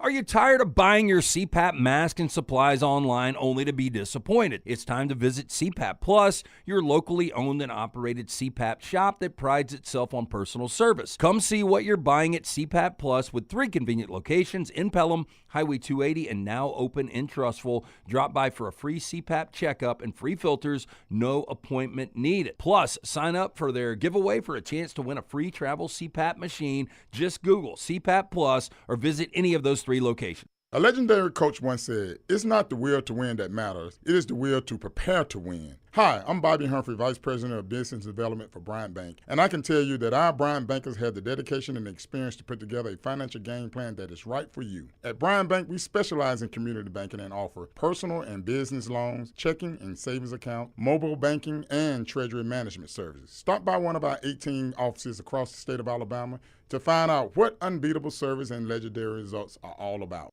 Twin Peaks is the best in the game. Here, you're in the red zone for every college rivalry and divisional matchup all season long. On game day, you never have to decide which teams to watch, only what combination of bites, burgers, wings, and more to order. Plus, where else are your favorite draft beers always poured at a frozen 29 degrees? Only at Twin Peaks, the #1 sports bar. Stick around after the sun sets. Twin Peaks is open really late. Wind down with bourbon and late-night bites. Only at Twin Peaks. At Academy Sports and Outdoors, we believe the best holiday fun happens out there. On the driveway with a new basketball hoop, out back around the fire pit, or up in the deer stand. No matter your fun, we've got it. The right stuff at the right price. Academy. Have fun out there. It's the O'Reilly Auto Parts World of Wills, January 31st through February 2nd at the BJCC. See custom classic cars, hot rods, trucks, and motorcycles. And new this year, check out the exotic car exhibit. Plus, do not miss the BMX bike stunt team performing outrageous live stunts each day. And kids, meet your favorite costume characters and race Hot Wheels on the free Hot Wheels drag track. Don't miss the Super Show with one-of-a-kind vehicles from across the country. Get your discount tickets today at O'Reilly Auto Parts stores. Get details at worldofwills.net.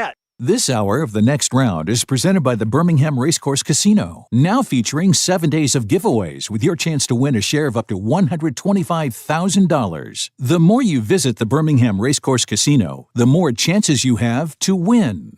Hey, there's nothing worse than waking up to a plumbing problem. Don't get caught in a flooded house. Call the guys at Hemphill Services. Adam, Chad, and the team at Hemphill are the only ones I trust to fix it and fix it right the first time. Hemphill Services does it right and always at a fair price. For all of your plumbing, cooling, and heating needs, trust the name that Birmingham has trusted since 1954. That is Hemphill Services. Call now, 205-229-2090. That's 205-229-2090. Jim Dunaway, Lance Taylor, Ryan Brown. Live from the Birmingham Racecourse Casino Studios, The Next Round, presented by Bud Light, is on now. All right, hour number 2, Clay Travis standing by. Show being brought to you by our great friends at Coca-Cola. Hey, what a great way to start a game day, right? You start it with Coca-Cola, zero sugar, and that great taste. Is it the best Coke ever? Try and decide. Clay Travis is with us, founder of Outkick, and also on Fox Sports. What is up, Clay? Welcome back to the United States. How was Israel? Pretty incredible. I don't know if any of you guys have ever been there. It was a long week. It wasn't like I was there to sip, drinks and relax. I mean, I went to the border with Lebanon, went to the kibbutzes and the Nova Film Music Festival where many of the massacres occurred on October 7th. I was all over the place. And so I had a lot to do, but it was pretty incredible to see the old city of Jerusalem and walk in thousands of year old footsteps, see the walls, the history there, regardless of whether you're Jewish, Christian, or Muslim, is pretty incredible. And it's all just so centrally located. I mean, it's a short walk from a Muslim holy site, a Jewish holy site, and a Christian holy site. And just kind of reminds you of that being the cradle of civilization a few thousand years ago, and how impactful it's all been. So it was an incredible place. I stayed up all night watching conference championship games. One night, found a bar to watch the SEC championship game in Tel Aviv on the beach. And it was, there were a lot of cool experiences, but I still kept my kind of pulse on college football back home, too. You know, how different is it, though, when you're in the cradle of civilization to say, like, if you're looking at the Eiffel Tower or you're looking at the Grand Canyon? I mean, it's got to be a different emotion, right? Well, I mean, I think what it just does is demonstrate how short all of our lifespans are. And I mean, I think as you get into your 30s and 40s and certainly beyond that, you kind of have a recognition of it that maybe you didn't when you're a teenager or you're in your 20s. Let's say you live to 80 or 85, as most people would hope to do. That's a pinprick. And I think it also kind of brings home everywhere that we go in the United States that is historic in nature is like at most 200 years old. And when you're standing in front of walls that were built or palaces that were built that are thousands of years old, I think I might have mentioned this on your show before, but you go to London, for instance, there are pubs, places where they have been serving beer that have been in existence longer than our country. And that's just kind of a sobering thing. I went into a house in the center of Jerusalem, and one of the guys there, his family had owned that house for 800 years. 800 years. That's incredible. Yeah. So anyway, it just kind of brings home how short our lifespans are, but also how incredibly young our country is relative to many of the places around the world. That's one of those houses, if the realtor, if they ever put it on the market, you don't have to ask if anybody died in it. You know what's happened. Yeah, I had a good number, though, on a 750-year mortgage. Just paid her off. Yeah. I wonder how many times, Clay, the wife walked in and said, these cabinets. I want to change colors of these cabinets. I want to go white cabinets. I want to ask you about the drones, dude. It's an emotional trip to the Middle East. I understand that.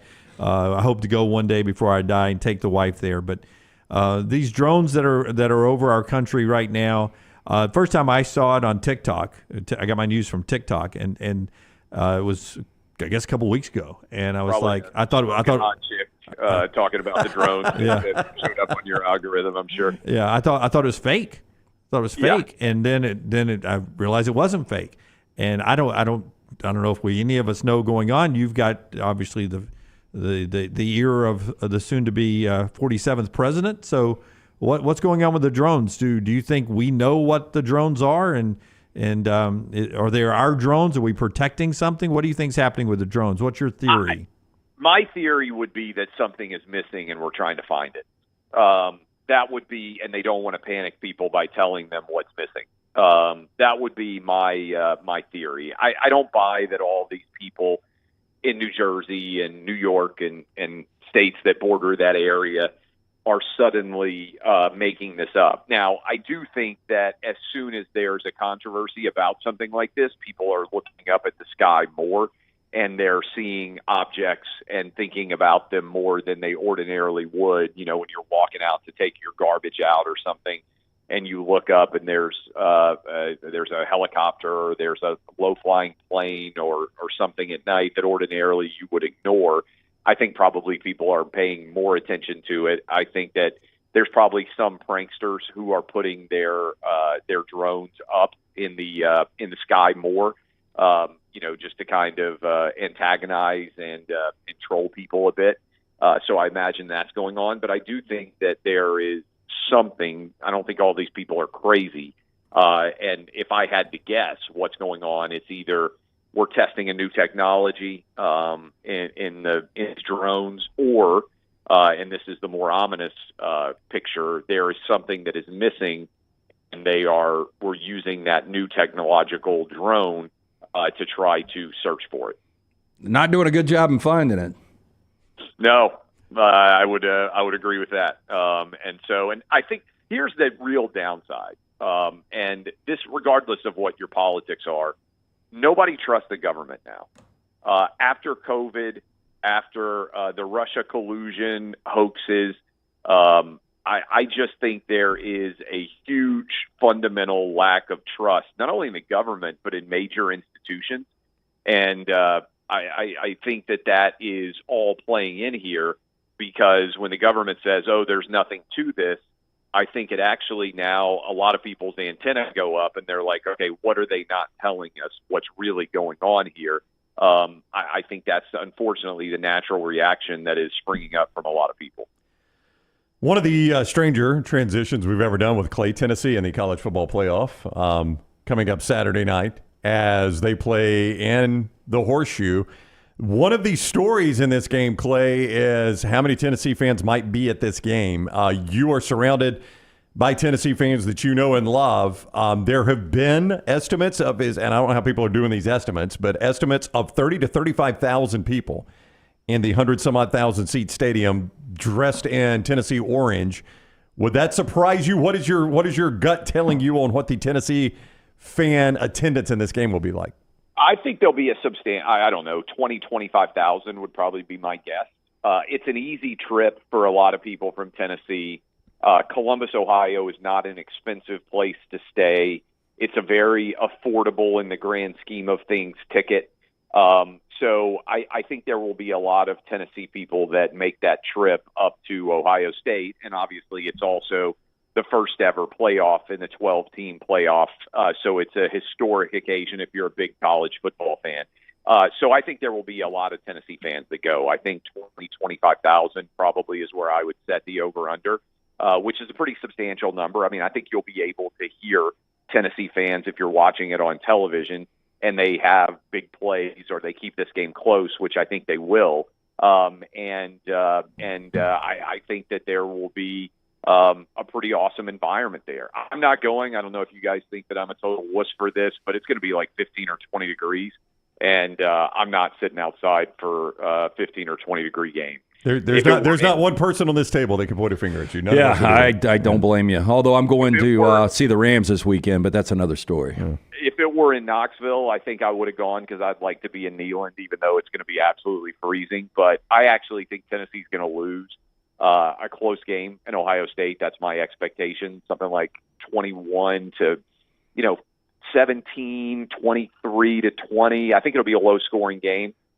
And the only thing worse than watching your team lose a tough loss to end the season is freezing your ass off while you do it in a visiting stadium. I've done it. So, I am going to be sitting by my toasty fireplace watching this game on Saturday night at home. Clay, the trendiest upset pick, at least for a lot of people, is Tennessee winning this game. And if Tennessee was to win this game, Josh Pate told us just last week, we asked him about the Ryan Day job security. He said, look, not my opinion, but credible people that I have talked to said if he loses this game, there is a possibility Ryan Day will be fired. Do you believe that?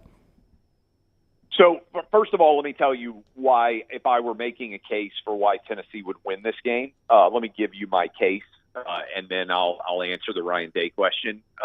Tennessee's pretty good on the defensive line. I think they should be able to get pressure on Ohio State, force them to get rid of the football quickly. Ohio State's offensive line, a little bit suspect. I'm not sold on them at the quarterback position. They have elite wide receiver talent. So what I think they'll do is probably a lot of three-step drops, try to get rid of the ball as quick as they can, see if their receivers can make plays. But I think Tennessee defensively matches up with Ohio State pretty well. We don't know how Nico is going to play, but, obviously Tennessee's got the SEC Offensive Player of the Year at running back in Dylan Sampson. They're probably going to be able to run the ball okay if Nico makes a couple of plays. He's missed a lot of downfield throws this year. If he hits a couple of those plays, and he was starting, since the second half of the Alabama game, Nico has got 12 touchdowns and 1 interception. So he started to kind of round into shape. Remember, he still only started, I think, 13 games, so he's still a young quarterback. Now, the other factor is how in the world are these teams going to play after 3 weeks off, which is a bit of a strange dynamic, too. Having put all that in context, if Tennessee gets out early, I think the home field could turn against Ohio State because I think it could get nasty for Buckeyes in their own stadium.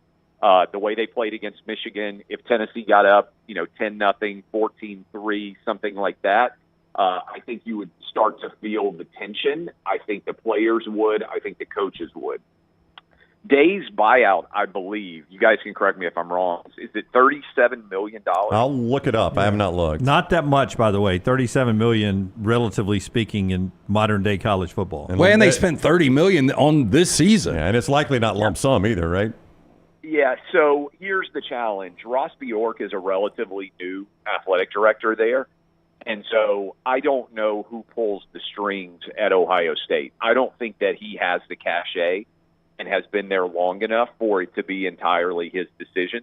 And so that would get to the larger question of what is Ryan Day's relationship like with a lot of the big boosters that are funding this huge NIL fund and everything else, right? I don't know the answer to that question, but you guys know that sometimes if you're a guy that somebody really likes at the top of the booster food chain, you can get a lot of leeway even when you don't win.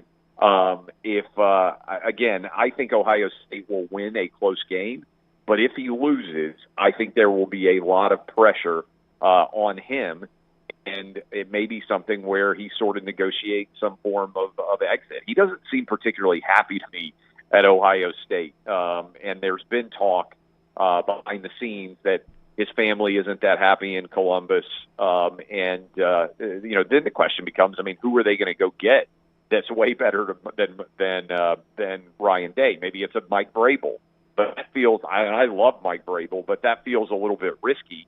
I don't know if there's. I think Marcus Freeman would be the guy. I know he just got the contract extension. I think it's one of the reasons Notre Dame gave it to him, but I think Freeman would be the guy. And look, he hasn't won anything either, but I think that's the direction they would go.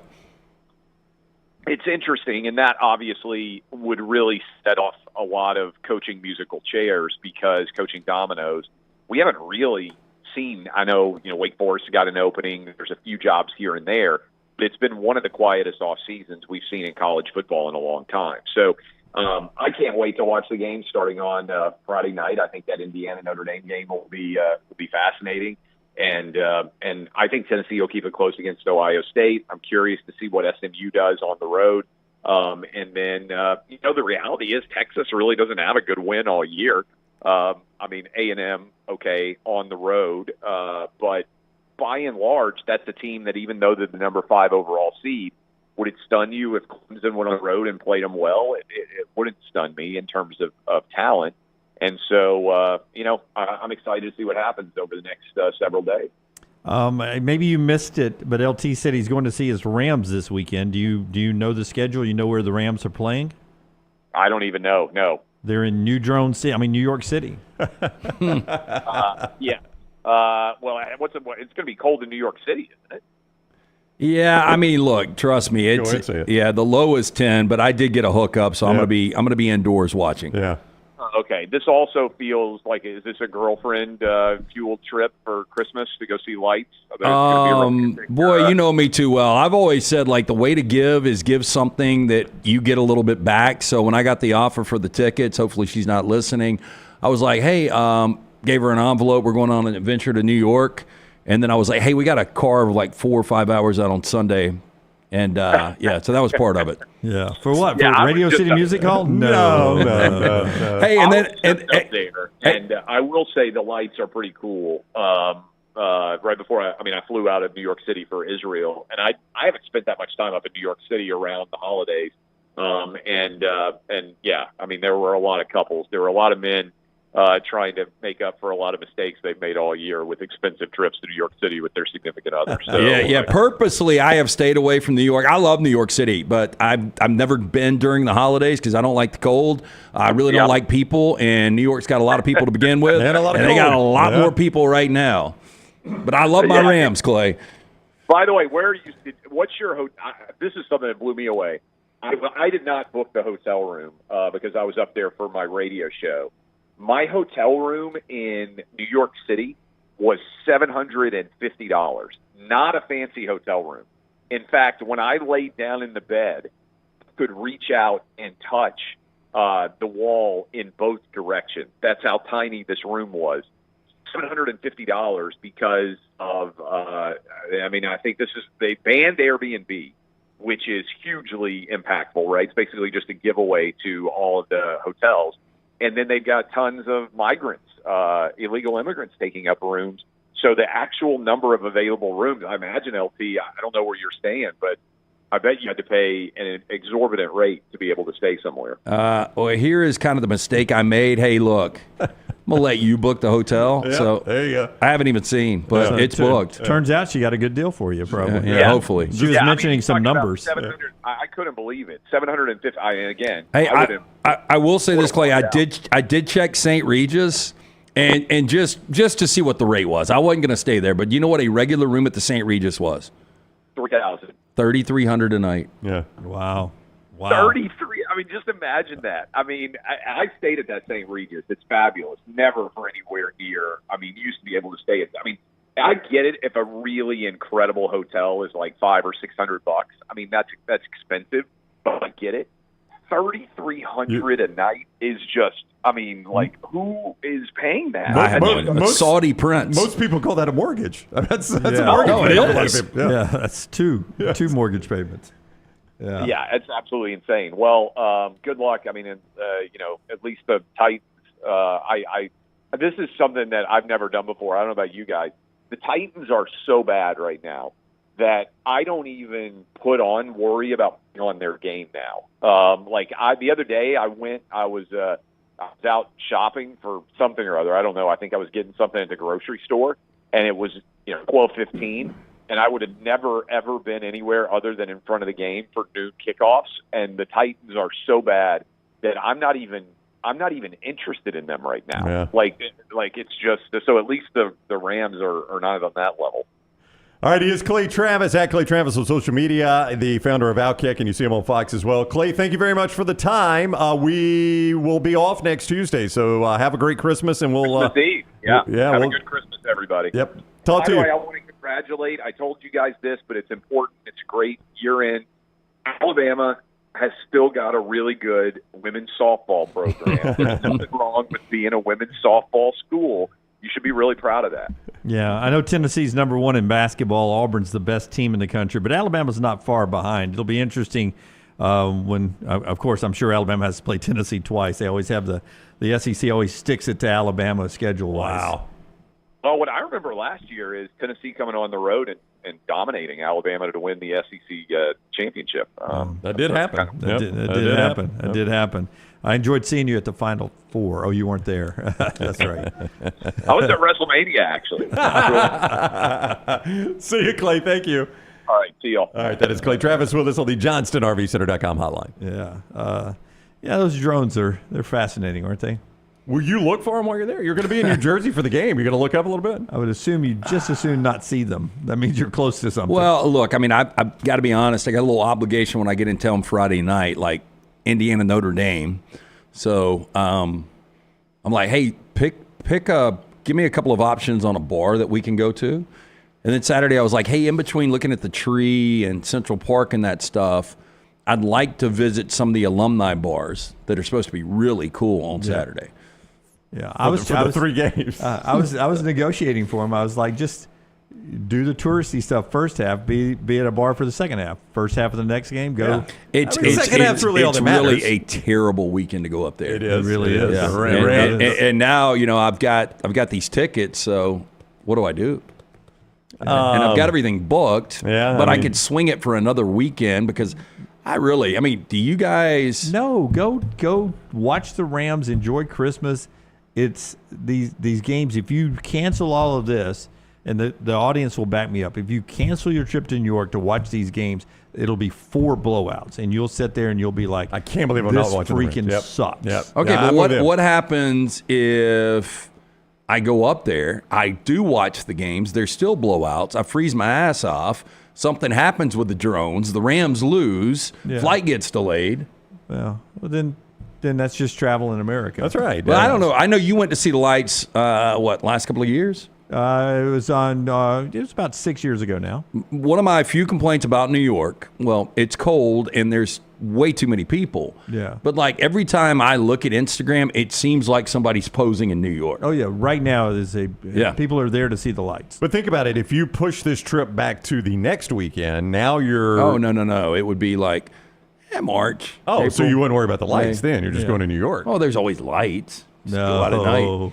Look, they got lights on. They're flashing and they keep moving through the air. What is this? Is that Santa's sleigh? You got to go. I've been one time to see the Rams play the Jets up in New York. Was that at the old Meadowlands? Yeah, and we ran their ass off the field. You guys might even remember this random game. Marshall Faulk had sore ribs. He missed it. Trung Candidate came in and played and went for like 250. Is MetLife, is it on the property where the Meadowlands was? Yeah. They built it right next door. Yeah. So That's another. That place a pain in the ass to get in and out. It really is. I mean, it's a lot of parking because it's out in the swamplands, out in the meadowlands. Don't think I'm going to be driving. Yeah.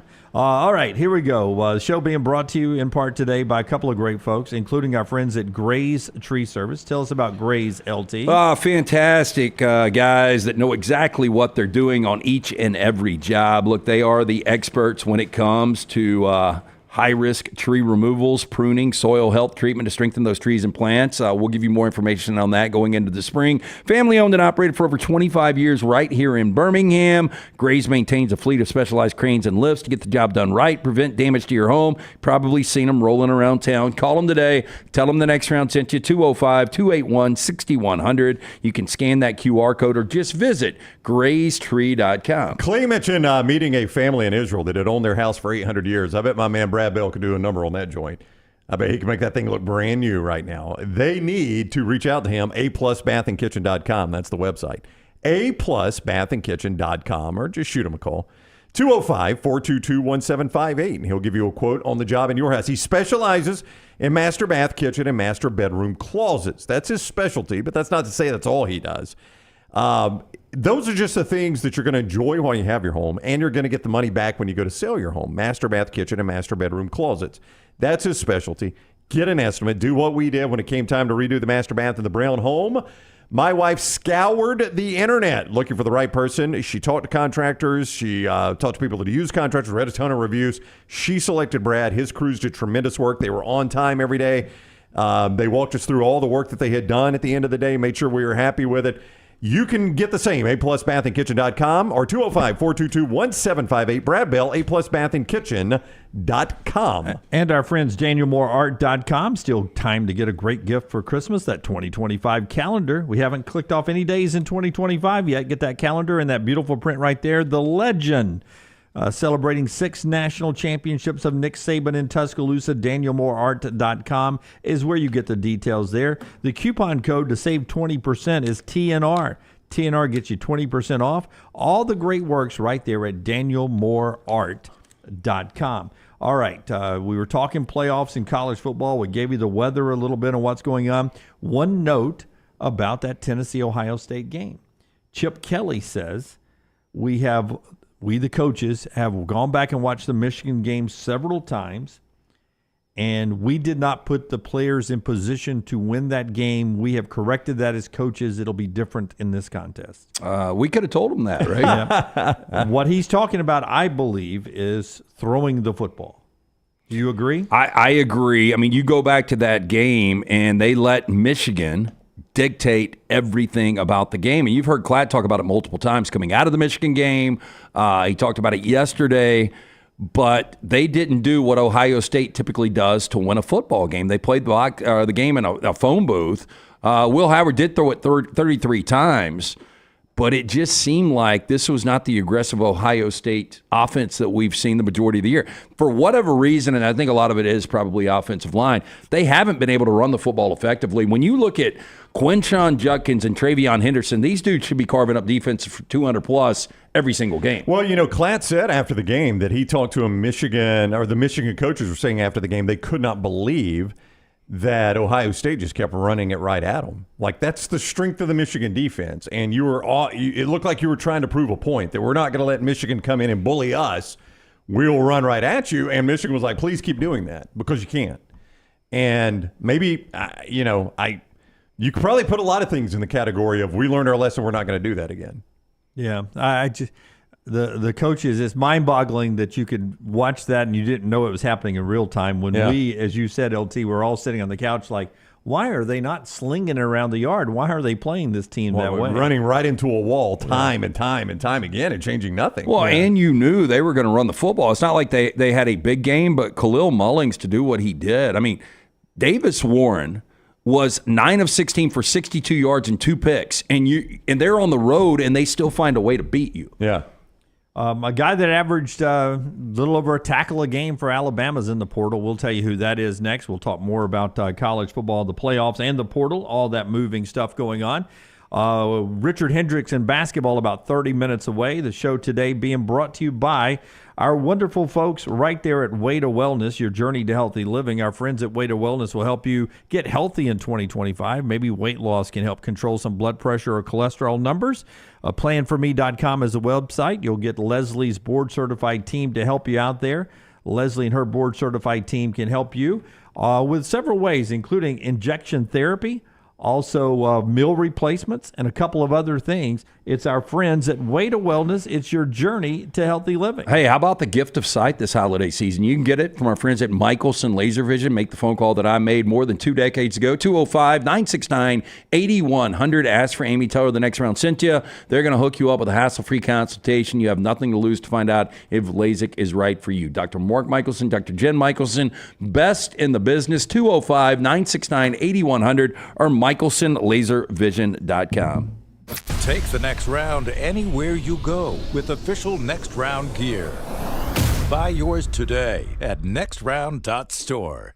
Bright Bank, member FDIC, equal housing lender. Hey, for all of your IT and printing needs, reach out to our friends at Xerox Business Solutions. Look, I'm still one of those old school guys. I print my notes every single day for the show. If you watch the show here on the Next Round, you see all the notes in front of me. From day one, Xerox Business Solutions, they've been with us here at the Next Round. Local for over 45 years. For all of your IT and printing needs, visit XeroxBusinessSolutions.com or call 205-969-3000. That's 205-969-3000. Hey, you. It's the holidays. Give cheer a lift. And at New Balance Birmingham, we got the gift. That holiday vibe? Find it inside. Come together at New Balance Birmingham on Highway 280 right next to Chick-fil-A. New Balance Birmingham. We got now.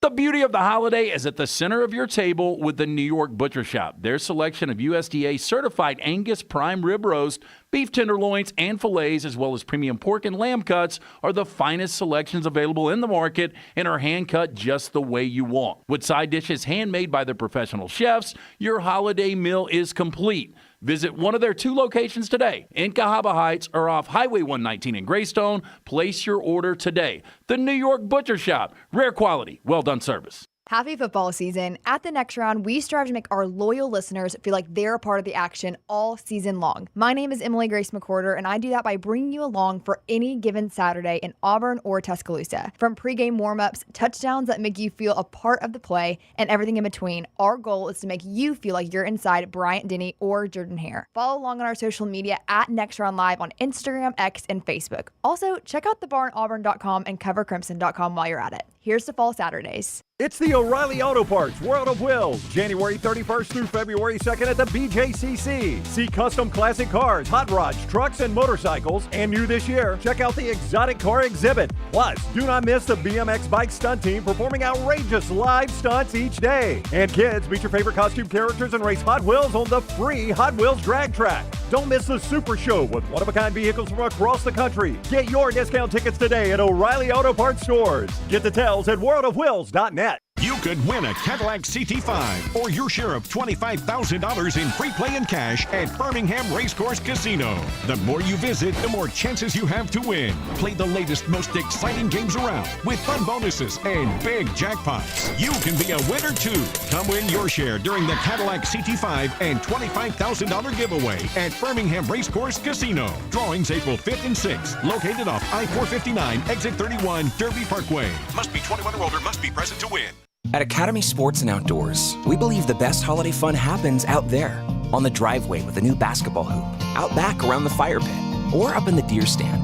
No matter your fun, we've got it. The right stuff at the right price. Academy, have fun out there.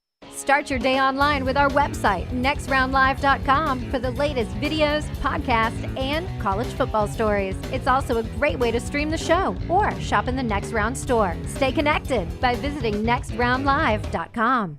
Take TNR on the go with a podcast built for your satisfaction. Miss Hour 1? Find it in podcast form. Miss Hour 2? Stream it now. Miss Hour 3? Download it for later. Miss Hour 4? Well, just know it's never coming back. Listen to TNR wherever you find podcasts.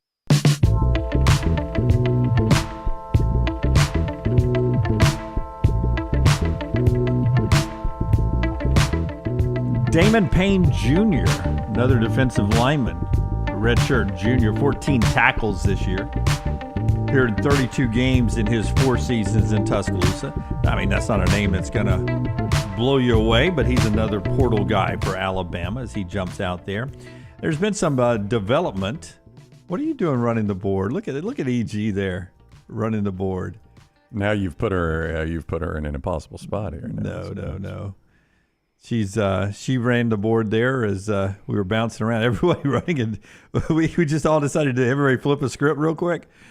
Really good. It's good to have people that jump back there. EG's here. I think Scott got stuck in the long hallway. Oh, yeah. Somebody talking to Forrester in the hallway. Something like that. Yeah. Yep. Yeah.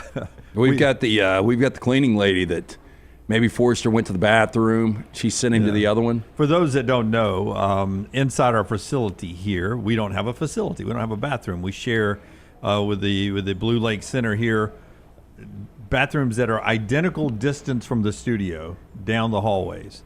And you make a choice. You go left or you go right. Left Twix, right Twix. I usually go right Twix. A lot of the staff goes left Twix. Left bathroom, I think, is the better bathroom. Right bathroom seems to be older, not updated.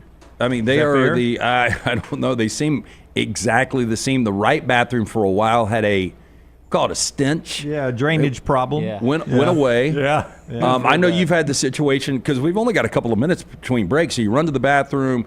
If I take the wrong turn and she's in there, it's not my fault she doesn't post something out there letting us know. So I'm like, hey, can you give me a second? And, she doesn't speak any English, but she absolutely hates me because I know you did it to her too. But every time I see her in the hall, she gives me an eat shit look. Yeah. She loves Coca-Cola Classics, so occasionally I will slip her a Coca-Cola Classic out of our cooler. There you go. Yeah. You ever one of those Coke Zero Sugars and say, best Coke ever? Try and decide. Stop putting me on the spot, American.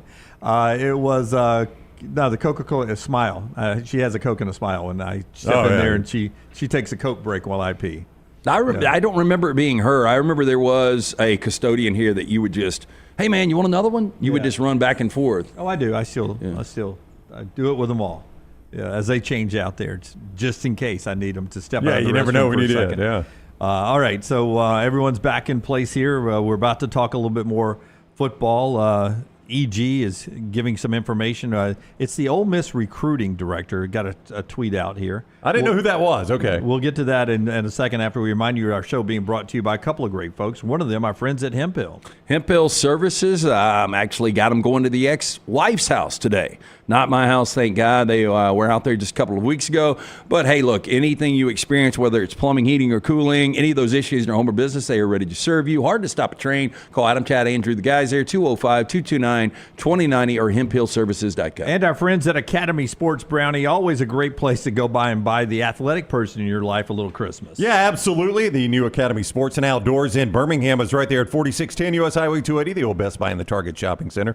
Great brands you love like Nike, Stanley, Brooks, Carhartt, Blackstone, Yeti, Titleist, Shimano, and more. Academy Sports and Outdoors. Okay, before we do the Ole Miss recruiting person's tweet, the top quarterback in the portal, according to Matt Zenitz, has found his home.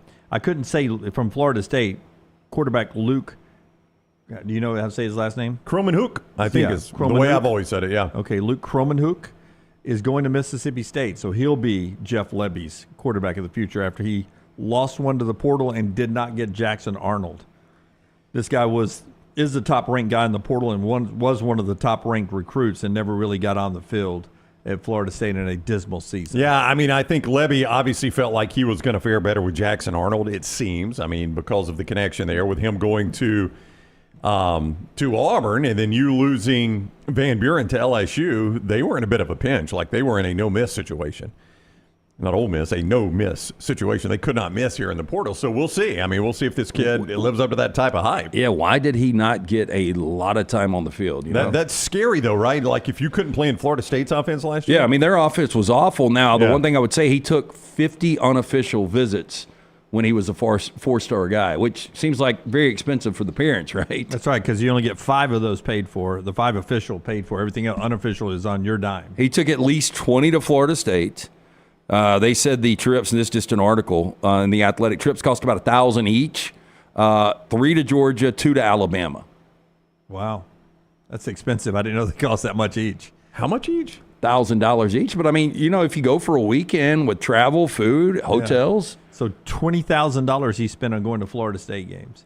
There's no way he's not getting some of that money back from Florida State. Oh, look, I find this hard to believe. Like that $1,000. Hey, we do have what we call a petty cash kitty.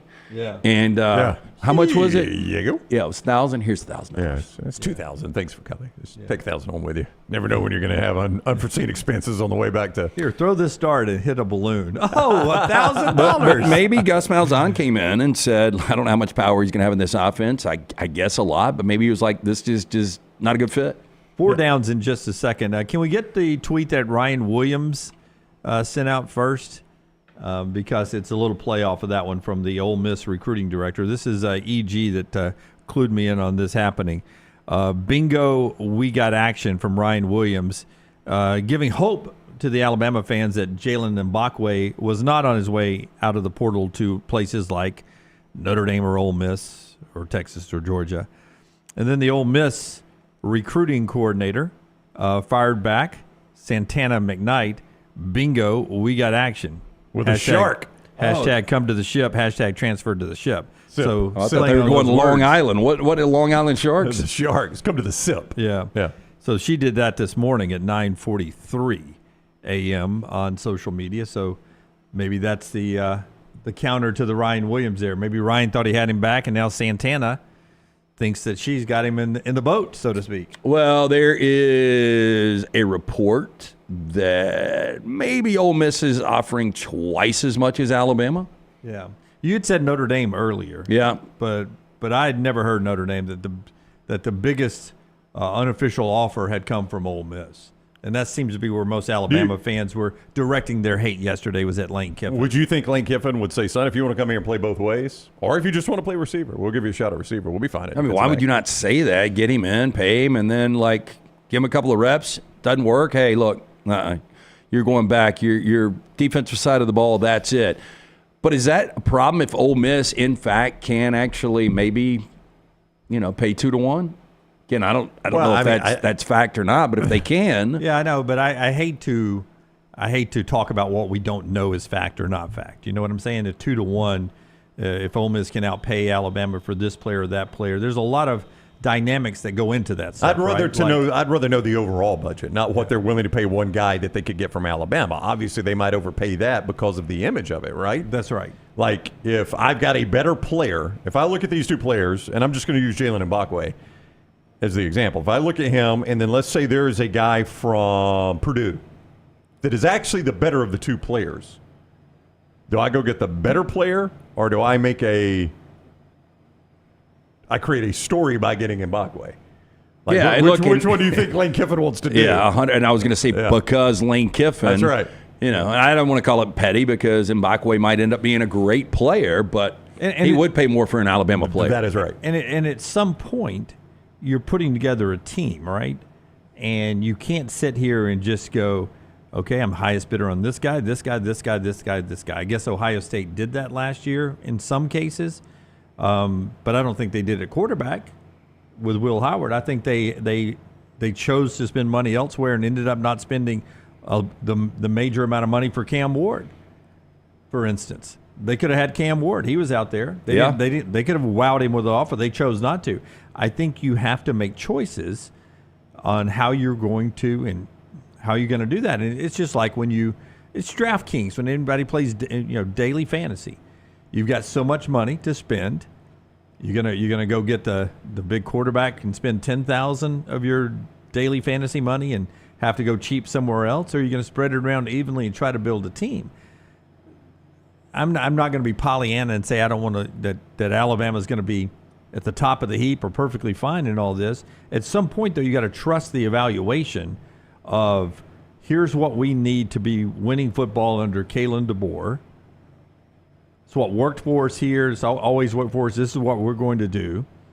And we are going to spend our money on the players we think we need to do that.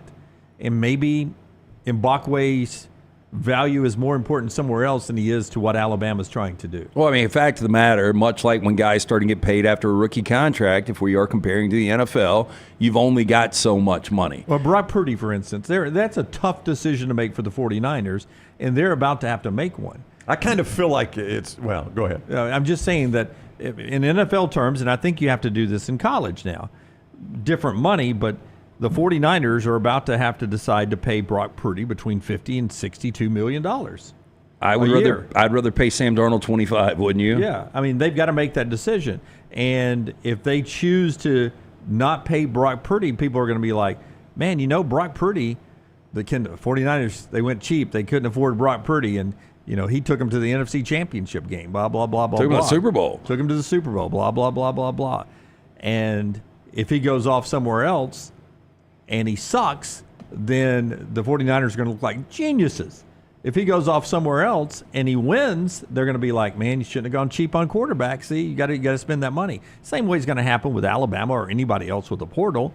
If somebody else leaves and they go be a star somewhere else, you're going to be like, should have spent money on Mbakwe, or you should have spent money on Caleb Downs. When in turn, maybe with what you're trying to do, you're better off spending it this way. Like, I don't know if that makes sense. Kyle McCord was better than Will Howard this year.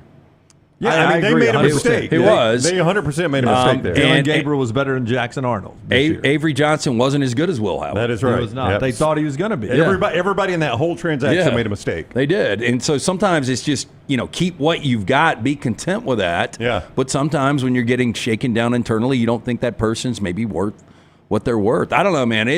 The whole NIL thing is so fascinating. I can't wait to see what happens when we do get to a rev share with that model and what kind of additional funds are coming on top of that. But you're going to lose some, you're going to get some. And by the way, I think it was Texas Tech. I saw this, and I think $20.5 million is sort of the rev share cap model that most schools are looking at. And they're reporting, people that cover them are reporting that 90% of that rev share of that $20.5 million will go to football and men's basketball. Yeah, that's the going rate. And I think that'll be the model around everywhere, that 90% of that rev share will go to football and men's basketball because they bring in 100% of it. That's right. Yeah. I mean, they're funding the whole thing. So the fact that anybody else gets 10% is a gift because all the money is coming for football and basketball. Yeah. Do you think anybody has that blueprint model right now where they're like, okay, this is what we've done. We've won at the highest level in both sports. Here's the way we distribute the money. Here's the way we distribute to different positions. We've got to be getting close to that. We've got a big enough sample size. No, right? I think that's why Belichick is attractive. I think that's why Michael Lombardi being his general manager is attractive. I think that's why, paying money for Courtney Morgan in Tuscaloosa was so important for Alabama last year to be a guy that comes in and simply he manages the roster. He manages who you're spending money on, who you're going to get out of the portal, who you're letting hit the portal and all that. That's what Courtney Morgan does. That's his job, man. He is on the phone. He probably has multiple phones in front of him, and he's got screens everywhere, tape watching, evaluations going on. Who do we need to get? What do we spend? How do we spend it? How does this fit into our budget? That's his sole job now. Takes it off the head coach's plate. And every school has that guy now. When will we start seeing general managers getting fired? Oh, yeah. Oh, it'll happen. Yeah, that's coming. It'll happen. No, you're right. You're right. The question when will the firing season be for them? Will it be like right now? Because we lost in the portal? Well, it's generally like in the NFL, it's the harbinger of bad things for the coach, right? At the Jets, general manager gets fired. What happens next? Robert Saleh gets fired, right? You've got, generally in the NFL, when the GM gets fired, the head coach is probably next. I just wonder, will it be coaches used to be able to fire coordinators to buy another year? Do they roll the general manager under the bus now? Like, he's getting us all the wrong players. I mean, if you're a general manager and you spend $5 million on a quarterback that doesn't work out, that's a good way to get fired. Yeah. Even though the coach is the one probably telling the general manager that's the guy we want. 4 Downs Every Day is brought to you by our friends at Slice. Tell us about the great folks at Slice. Just a great place. Pick up a couple of pies on your way home. Be the hero there. Get you a slice and a salad for lunch today. 5 convenient locations. The original Lakeview, Vestavia, Montevallo, Crestline Park. Newest location in Edgewood. From the soul pie to the hot mama, you're going to love it. Specialty pizzas. For more information, slicebirmingham.com. First down. All birthdays today. Oh, all right. It's my favorite. Hey, we're going to go 5 downs. Is that okay, Tyler? Do you have a 5th down now?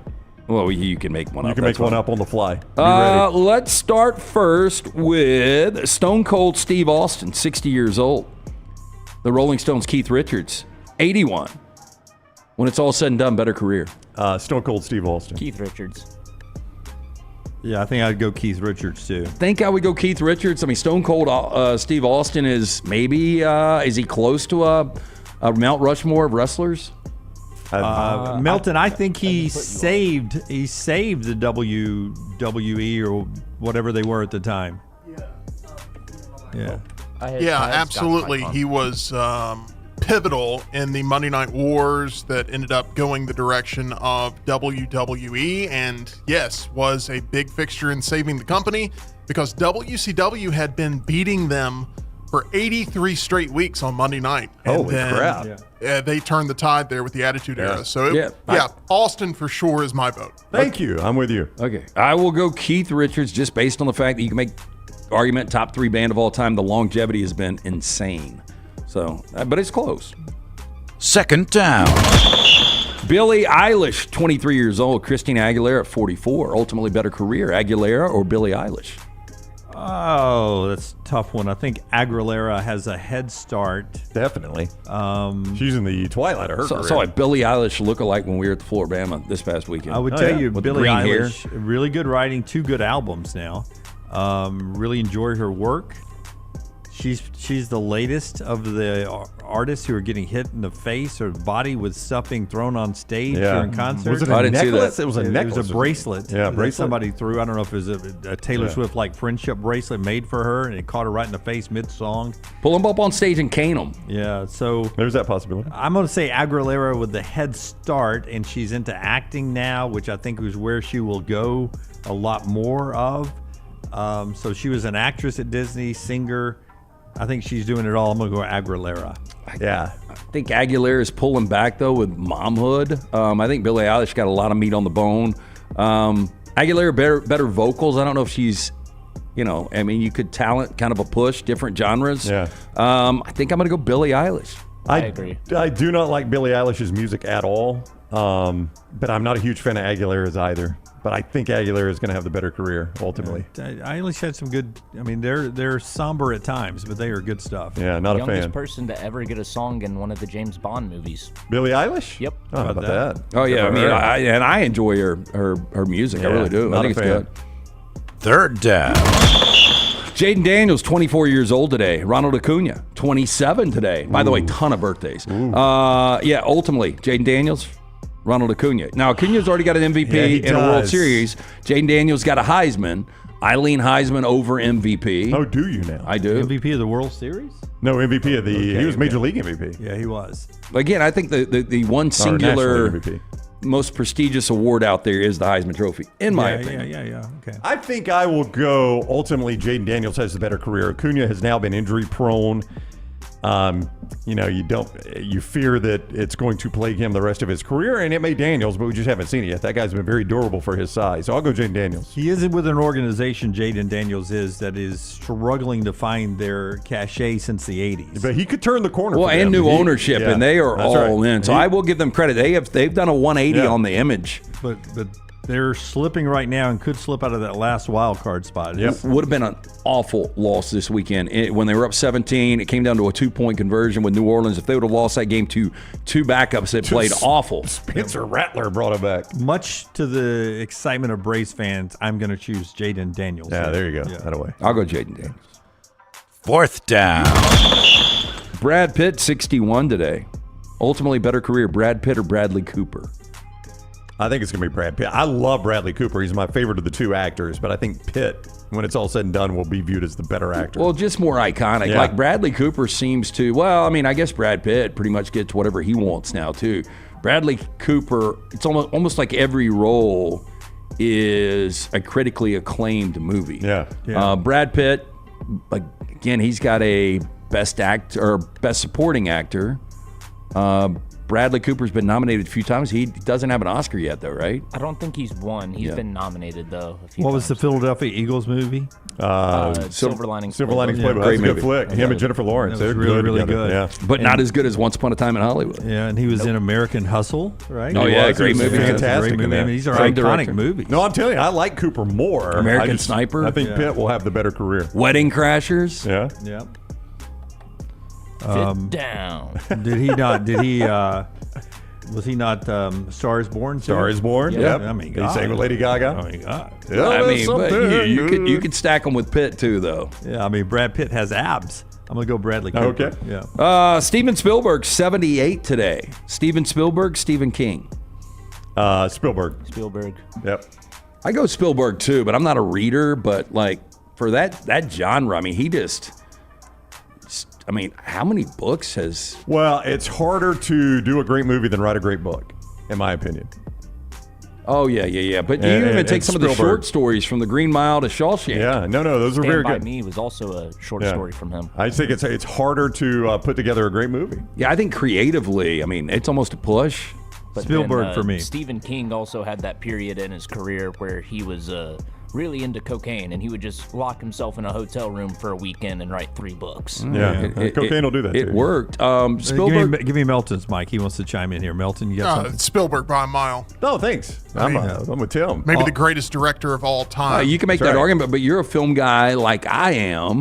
You're not a big reader, are you? I read Lance, but that doesn't. I don't know how you have time. You're going to movies all the time. No, that's Tyler. Give me top 3 Spielbergs. Jaws is number 1. Yeah, by far. Followed by Saving Private Ryan. There you go. And then third, I would throw in Schindler's List. Wow. That's a heck of a top 3 right there. Yeah, and you left out E.T. and Close Encounters. E.T.'s overrated. Jurassic Park would be in the short list. Yeah, the there. original, absolutely. Yeah, but Stephen King just scares me, so I'm going to go Spielberg. Yeah. But Jurassic Park and Schindler's List released in the same year. I mean, how do you? That's tough. That's a heck of a year. Jaws was incredible. I do think Spielberg got lucky because the shark was so bad. And I think it gave him a lot of credibility the way it was shot. And that was Peter Benchley's material. Like The Stand, I've never read it. I've tried to watch some of the mini-series, but I've heard The Stand is one of the most creative, best books ever. I'll take Jaws over Cujo any day of the week. Oh, there you go. I like Cujo. And that is 5 Downs today, brought to you by our friends at Slice. With 5 locations. Stop in for lunch or dinner. Created by the late Jeff Bajalia. His brothers Chris and Jason continue to celebrate his legacy. Local pizza, local ingredients. For more information, slicebirmingham.com. Also, great way to start your game day was the great taste of Coke Zero Sugar, the best Coke ever. Try and decide. One other celebrity birthday is Jim Dunaway today. Yeah. Oh, happy birthday. Thank you, guys. I appreciate it. The chat has mentioned it many times. Happy birthday, Jim. Thank you. I appreciate you guys in the chat for saying that. I love Big birthdays. plans? Maggie and I have a little date night scheduled sweet. tonight. As he shows his tattoo a little bit. Thank you. I wore the shirt just to show the That's tattoo. right. She really surprised me she broke into my car, the truck this morning. And when I went out there and cranked to come into work, I had a gift sitting in my seat, and it was really sweet. It was really nice. What a great wife. Great way to walk out and be surprised there. What a way to start the day. We'll top it off tonight, maybe with a little trip down to Odie's afterwards for a cocktail. Odie's Tavern, 2 locations. You've got the original in Crestline, the newest location in Edgewood. Get some great lunch or dinner, ice-cold beer buckets full of the Bud Light. We do the Odie's Team Trivia every single Wednesday night. Live music on Fridays and Saturdays. Great festive atmosphere this holiday season. Stop in, see Will Haver and the great staff, Odie's Tavern. All right, looking forward to that. A couple of coaching moves yesterday. Life comes at you fast. Zach Arnett, now the defensive coordinator at Appalachian State. Wow. Went from head coach at Mississippi State just a couple of years ago to a defensive coordinator at App State. Not a terrible job. But also considered to be I thought was a young up-and-coming defensive coordinator, right? I was going to say, like, a lot of people – They grasp the opportunity and they run with it. The unfortunate, tragic death of Mike Leach put him in a bad situation because he was really overwhelmed in the offseason getting that job. And I think if he was still with Leach, I mean, there's a good chance he already gets a job like Appalachian State as the head coach. And we're just a few days past the 2-year anniversary of Mike Leach's death. So 2 years ago, he was the up-and-coming young defensive coordinator for a legend like Mike Leach. You have the passing. He's forced into a head coaching situation way before his time in a bad situation. Then he's fired, and now 1 year later he's at Appalachian State with Dowell Loggins, right? He took that job from South Carolina. That is correct, yeah. Yep. So let me ask you guys, do you think Mike Leach would still be in Starkville? I do, yeah. Yeah. Yeah, I think he was almost a lifer there. Yeah, and I think he would have been helped out by the portal. We talk basketball with Richard Hendrix when we come back. Show being brought to you by our buddies at New York Butcher Shop. Stop and see Jim, the fine folks at the New York Butcher Shop. Whether you're picking up some smash burgers tonight or you're planning the holiday feast, my man Jim can help you out. 2 locations, the original Cahaba Heights, Highway 119 in Greystone. Fresh meat, specialty items, huge deli sandwiches for lunch or dinner. Don't forget about the fantastic selection of fine desserts and wines. Rare quality, well-done service. It's the New York Butcher Shop. Follow The Next Round on Twitter, Instagram, and Facebook at Next Round Live. The beauty of the holiday is at the center of your table with the New York Butcher Shop. Their selection of USDA certified Angus prime rib roast, beef tenderloins, and fillets, as well as premium pork and lamb cuts, are the finest selections available in the market and are hand-cut just the way you want. With side dishes handmade by their professional chefs, your holiday meal is complete. Visit one of their 2 locations today in Cahaba Heights or off Highway 119 in Greystone. Place your order today. The New York Butcher Shop. Rare quality, well-done service. At Academy Sports and Outdoors, we believe the best holiday fun happens out there. On the driveway with a new basketball hoop, out back around the fire pit, or up in the deer stand. No matter your fun, we've got it. The right stuff at the right price. Academy. Have fun out there. This hour of The Next Round is presented by the Birmingham Racecourse Casino, now featuring 7 days of giveaways with your chance to win a share of up to $125,000. The more you visit the Birmingham Racecourse Casino, the more chances you have to win. From the creators of The Next Round comes 2 new sites, CoverCrimson.com and TheBarnAuburn.com. 2 team sites with the same excitement and information-driven content that you get every day on The Next Round. Live daily shows, recorded shows, free of charge, plus premium content with insider information starting at just $1. And it's the perfect gift for the Alabama or Auburn fan in your family. CoverCrimson.com or TheBarnAuburn.com. Sign up today. Follow Next Round Live on Twitter, Instagram, Facebook, and YouTube. The social media team at Next Round Live is dedicated to giving you daily news conferences and practice video from UAB, Alabama, Auburn, and around college football. Follow and compare to the sites you used to visit. You'll also get the latest highlights and news from the Next Round Daily Show. Turn on the notifications so you don't miss a thing. Next Round Live on Twitter, Instagram, Facebook, and YouTube. See more at nextroundlive.com. Hey, there's nothing worse than waking up to a plumbing problem. Don't get caught in a flooded house. Call the guys at Hemp Hill Services. Adam, Chad, and the team at Hemp Hill are the only ones I trust to fix it and fix it right the first time. Hemp Hill Services does it right and always at a fair price. For all of your plumbing, cooling, and heating needs, trust the name that Birmingham has trusted since 1954. That is Hemp Hill Services. Call now, 205-229-2090. That's 205-229-2090. Hey, this is Matt Roth, the franchisee of Walk On Sports Bistro in Birmingham.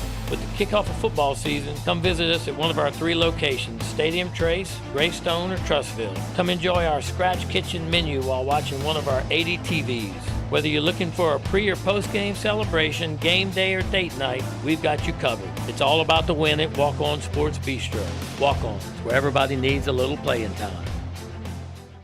Start your day online with our website, nextroundlive.com, for the latest videos, podcasts, and college football stories. It's also a great way to stream the show or shop in the Next Round store. Stay connected by visiting nextroundlive.com.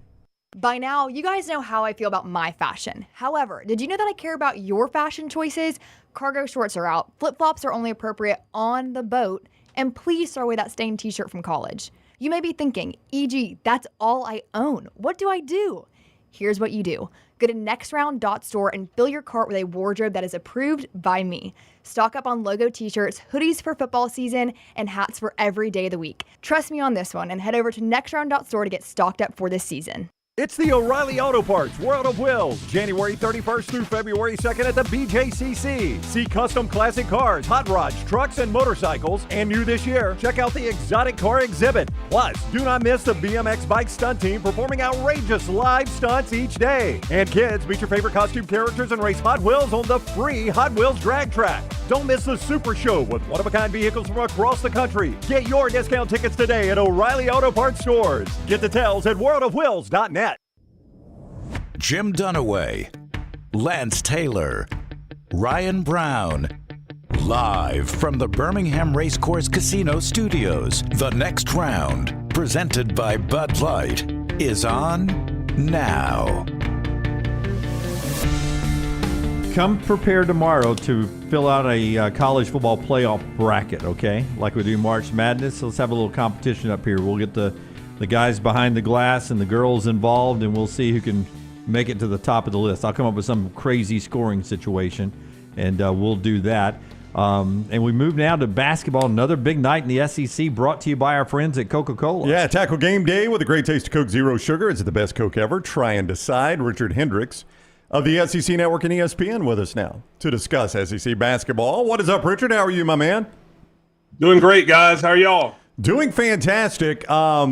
When you and I were chatting back in Mountain Brook at the SEC Basketball Media Days, you were excited about this SEC season. I am going to put words in your mouth. Even you could not have envisioned it would have started this well for the SEC.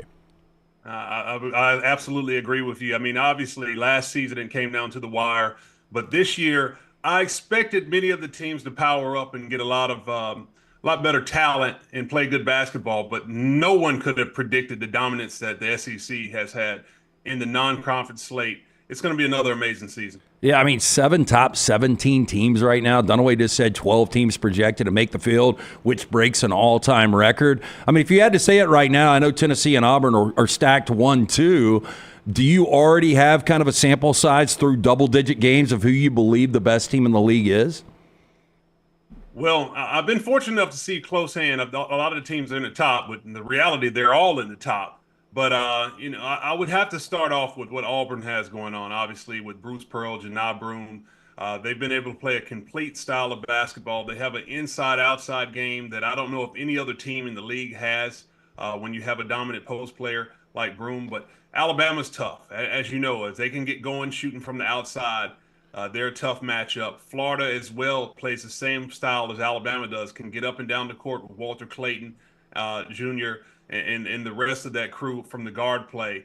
Tennessee, the physical style that you know that Rick Barnes is going to play with is something that's going to make them a contender. And Kentucky is just box office as well. I mean, it's pick or poison. You're going to see in this season, it's going to be a lot of teams that may not have winning records in the SEC, but are going to be an NCAA tournament team for sure. Let's focus in on Auburn first, and then we'll circle back to some of the others.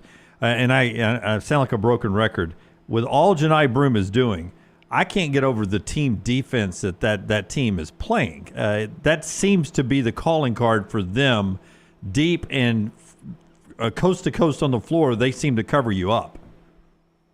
Well, they have a lot of interchangeable pieces. They have guys who can move their feet well, they communicate well on the defensive end, and if you can contain dribble penetration with your one-on-one individual defense, then that only strengthens what you're able to do. And then when you pair that with the shot blocking ability of Janai Broome and Dylan Cardwell at the rim, you got a top 5 team as far as block shots is concerned nationally.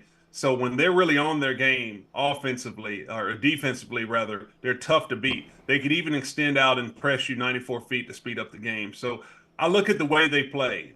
Offensively can execute in the half court. They can turn defense into offense. It's a very complementary style, and they're very talented. Do you believe, Richard Hendrix is with us, SEC Network and ESPN, do you believe Broome is the best player in the nation right now?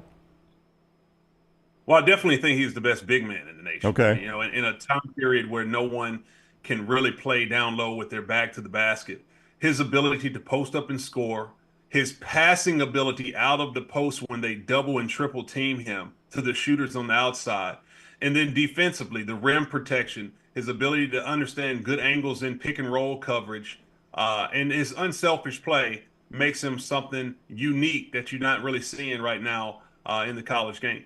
Is there a clear cut two for Auburn? I mean, look, Chad Baker's really good. The Pettifor kid is going to be a big time scorer, but every great one typically has that number two guy.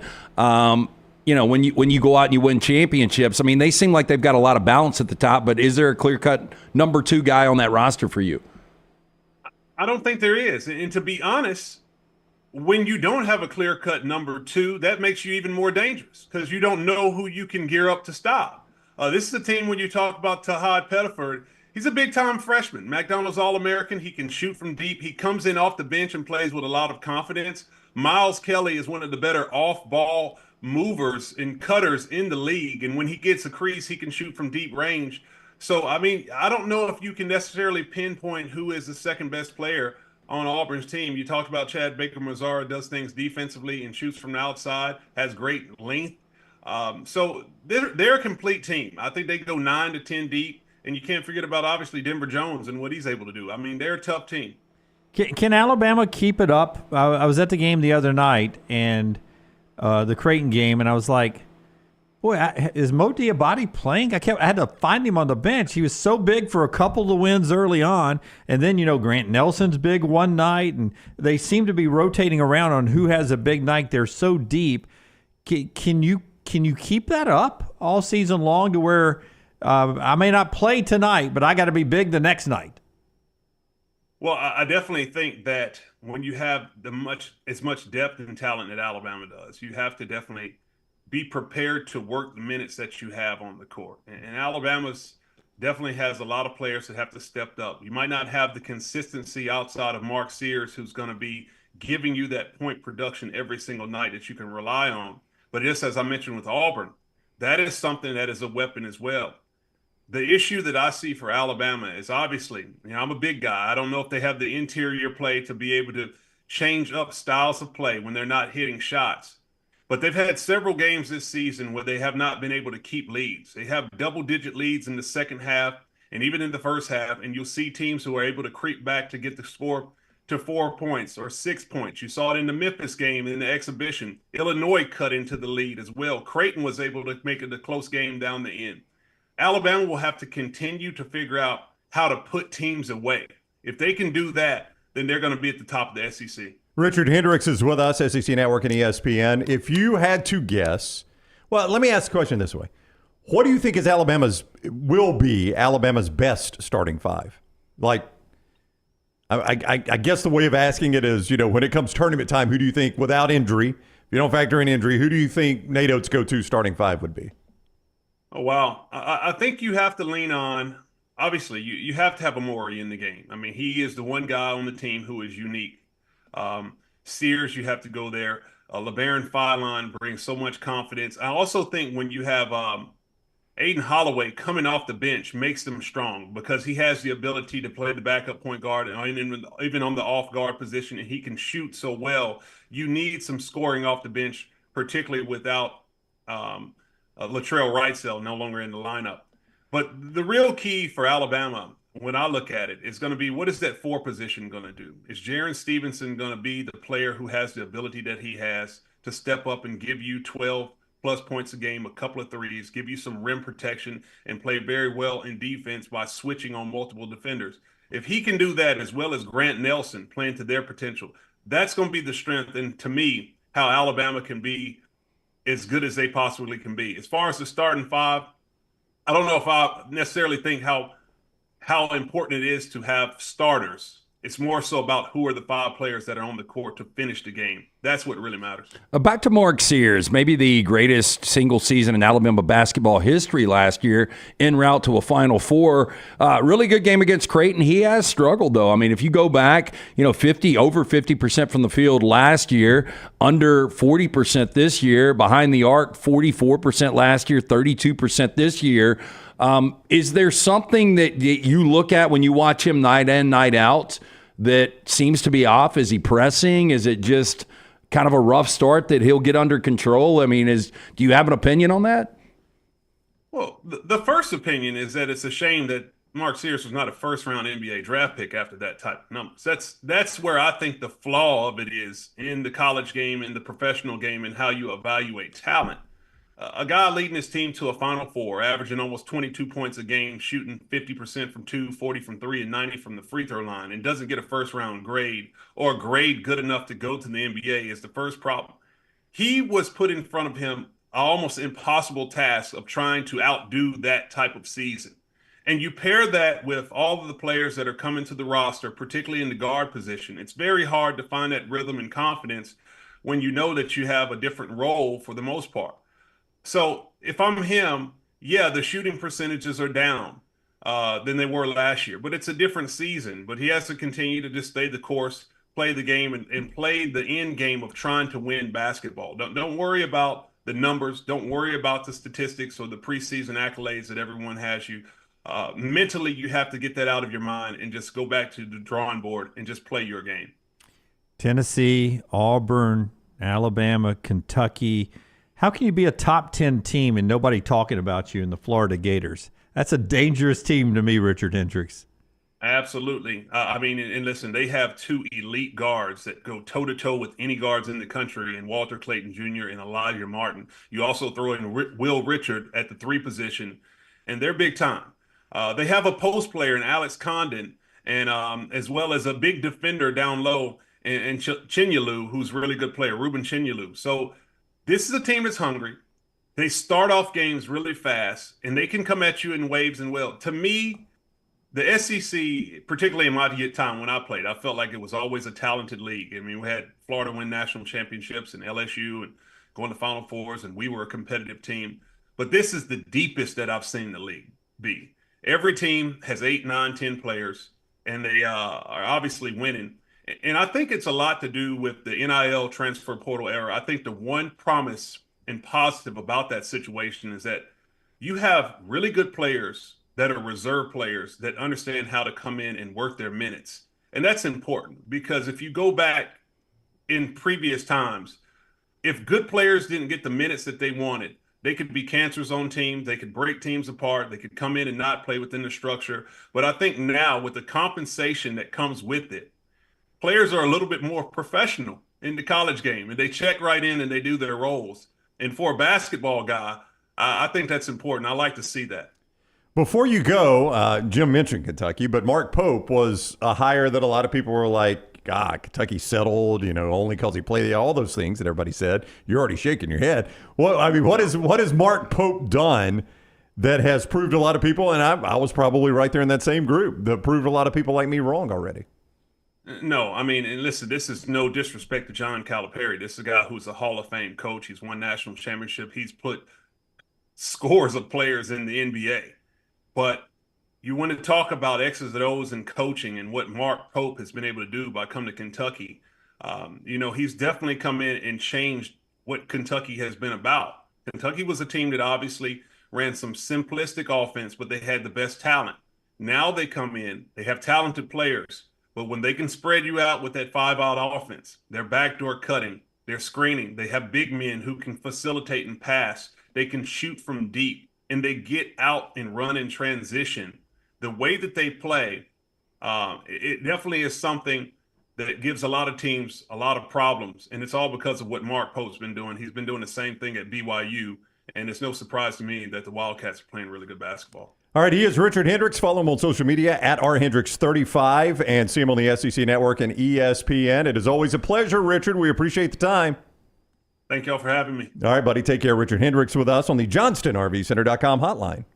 And the show also being brought to you by Dr. B. Tell us about Dr. B, LT. Dr. B, best in the business, helping not only me out, but Brown as well. For more than 20 years, women and men have turned to Dr. Beckenstein for a range of cosmetic and reconstructive procedures. He will use that experience, his advanced training, genetic testing to help his patients fully understand the procedures they are considering. I do that non-invasive treatment 3 times a week, 30 minutes each time on the couch. That is it. Make the phone call that I did. Tell them the next round sent you. 205-319-0316. That's 205-319-0316 or T3hair.net. And our friends at Johnston RV Center, a chance to get out and see America. Absolutely, in an RV from Johnston RV Center. I-65, exit 304 in Coleman, 334 in Decatur, and always online at johnstonrvcenter.com.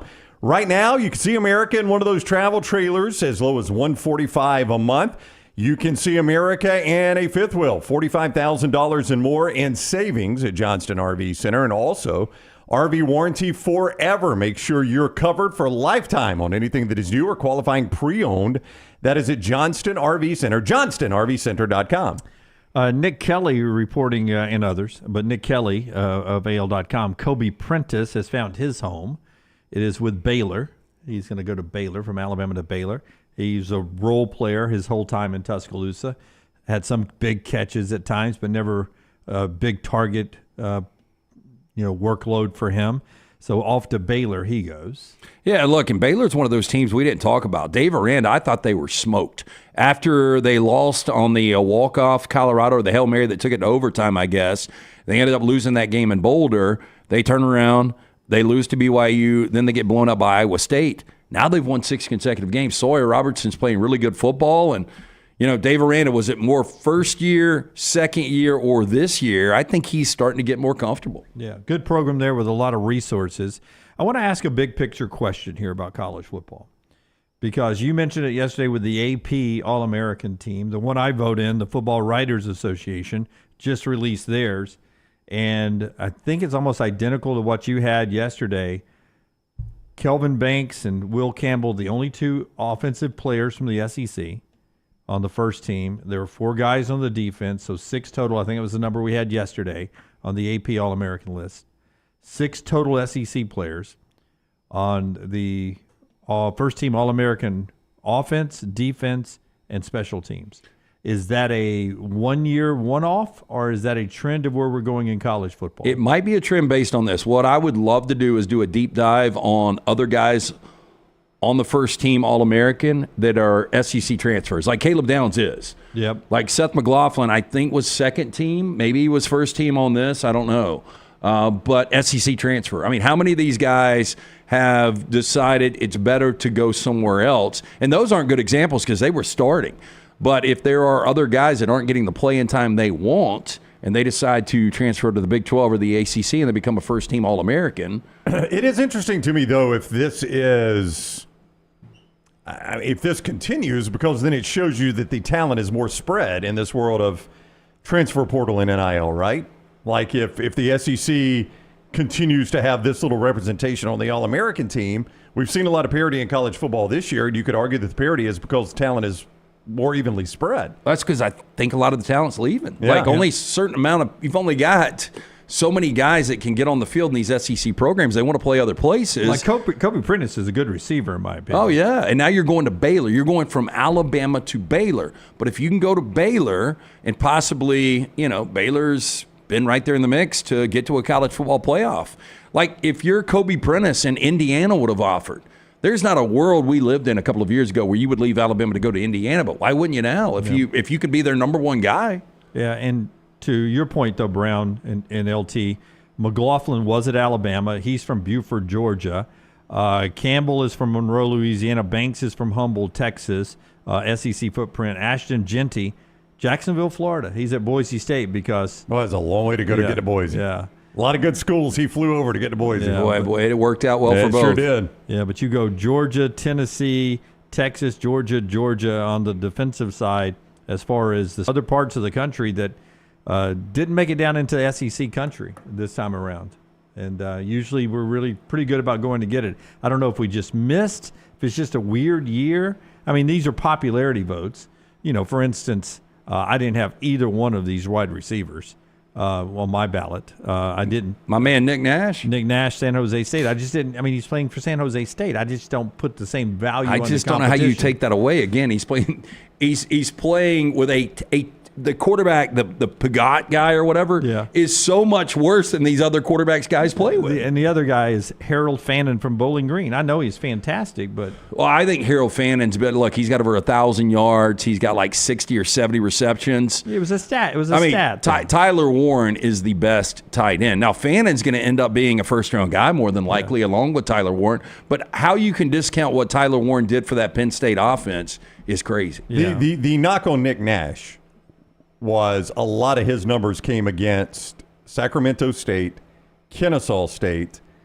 I There was one other game. Now, he did have big games at Oregon State and against Boise State, too, so that's the counter to that. The guy will be a 1 in the NFL. He may be. I don't know, but that was the knock against him when people were arguing against him. He had a 225-yard day against Kennesaw State, and everybody's like, all right, I had two positions to fill in, Brown. I wasn't going to go for those two guys. I did Jeremiah from Jeremiah Smith from Ohio State is fantastic. And I did Restrepo from Miami. Oh, but Restrepo was great. I don't have a problem with those. Yeah. So that was your 2 first teamers? Yeah. I got no problem with that vote. That's a good vote. The McMillan kid from Arizona is a complete stud, too. I had him and Ryan Williams on my second team. I just don't value the people you're playing against.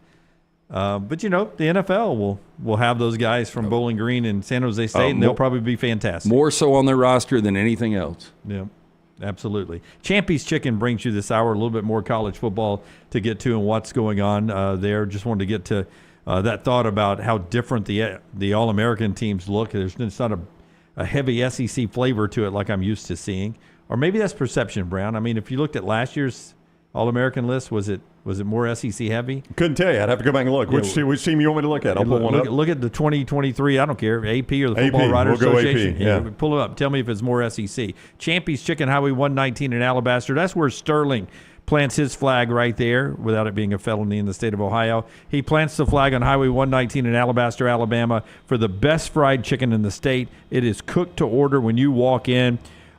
Deep fried, piping hot, delicious brined overnight fried chicken. Hand-cut chicken fingers, Mississippi Delta recipe tamales, po' boys, and so much more. The great sides, it's all right there at Champy's Chicken. And also, our friends at CPAP Plus, LT. Tell us about CPAP. Our friends at CPAP Plus, the O'Neill brothers, great dudes, and they're also CPAP users themselves. So when you walk into one of their 3 locations, they're going to know exactly what you're looking for. You can Google CPAP Plus, stop by one of those 3 convenient locations, Pelham, Highway 280, Trustful. Make sure you mention the next round. $20 credit towards the purchase of a new mask system, CPAP cleaner, even travel CPAP machine. Stop by today. CPAP Plus, you're going to find the best service and equipment all in stock, ready for you with hundreds of 5-star Google reviews. Trust CPAP Plus for all of your CPAP needs. CPAP Plus, where every night matters. All right, keep count. Jaden Daniels is your quarterback. There's one. Cody Schrader was one of your 2 running backs. 2. And I got a pop-up after being on the site for like 5 minutes. Why it chose to pop up right now, I do not know. Your offensive line, there was no SEC player there. Brock Bowers, your tight end. Okay. Malik Neighbors, one of your receivers. Okay. That is it for offense. Okay, that's 4-2, so doubled last year. Yep. Okay. Defense is where I usually, I hang my calling card as an SEC guy on defense. For defense, we have 4 this year. Tavondre Sweat was Texas, but they weren't SEC yet, so you can't count him. Yeah. No, you don't know me as an SEC guy. I surely can. Edgerrin Cooper at Texas A&M. 1. Dallas Turner at Alabama. 2. Kool-Aid McKinstry at Alabama. 3. Malachi Starks at Georgia. 4. And that was Terrion Arnold at Alabama. 5. There you go. So 1 more on defense, 2 more. So not crazy. Yeah. A little better. Yeah. Memphis and West Virginia play football tonight, 8 o'clock on ESPN. That's the Frisco Bowl as we get into bowl games all this week until the playoffs start on Friday night. Looking forward to that. But a couple more things from college football here. Dan Mullen's contract at UNLV. Did you see it? I did not. I would guess that he got a 5-year. You're right on years. I'd go $8.5 million. Ooh, it's got to be more than that at Vegas. 8.5 a year? No, heck no. I would say 5-year. Maybe 2.5 a year. So give me by year. 5-year. $13 million. I think he's at 2.5, $3 million a year. I think he's at 3.1 a year. $3.5 million a year. Yeah. 5-year, $3.5 million. I mean, think about that. UNLV's paying a coach. It's come a long time. Yep. I did do some research. The Mike Norvell gift to back to the program came from last year's salary. He was set to make. He's the 6th highest paid coach in college football, $10 million a year. He's going to make. So he gave $4.5 million of that back to the school. So you do the math. He still made $5.5 million. That's not bad for this coaching season. This past season, I think that's actually overpaid. Yeah. So that's where that gift money's coming from. Dave Clawson steps down at Wake Forest to become an advisor. Everyone's saying it's not health reasons or anything. He's just stepping down as the head coach at Wake Forest yesterday. I think he did a hell of a job. I really do. I mean, you think about the lack of talent. Wake is one of those difficult schools to get into.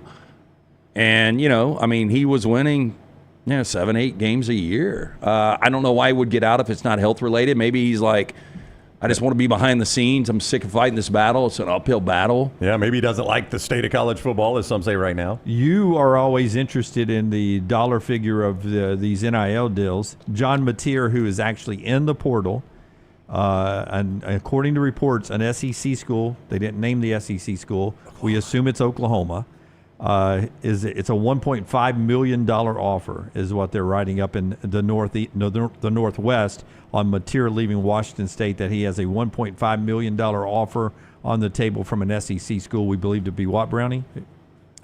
Oklahoma. Supposedly Miami is in the mix on this kid now, too. So we'll see. The Miami NIL was pretty good to get Cam Ward there. We'll see what they could do with John Mateer.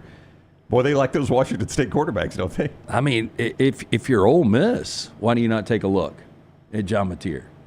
I mean, I brought him up yesterday going to Lane Kiffin. I mean, apparently they got a lot of money to spend. If the number is $1.5 million for a starting quarterback, that seems like a steal. It's pretty low right now. It seems. Especially when you go back to what Joel Klatt said, production over what am I looking for? Potential. Yeah, production over potential. He's got the production. Yeah, he does have the production. All right. College football news continues in trash and in the next segment. By the way, I meant to mention this earlier. The 2 segments. I almost missed this. Walter Camp, which is a big national coach of the year, Kirk Cignetti gets that.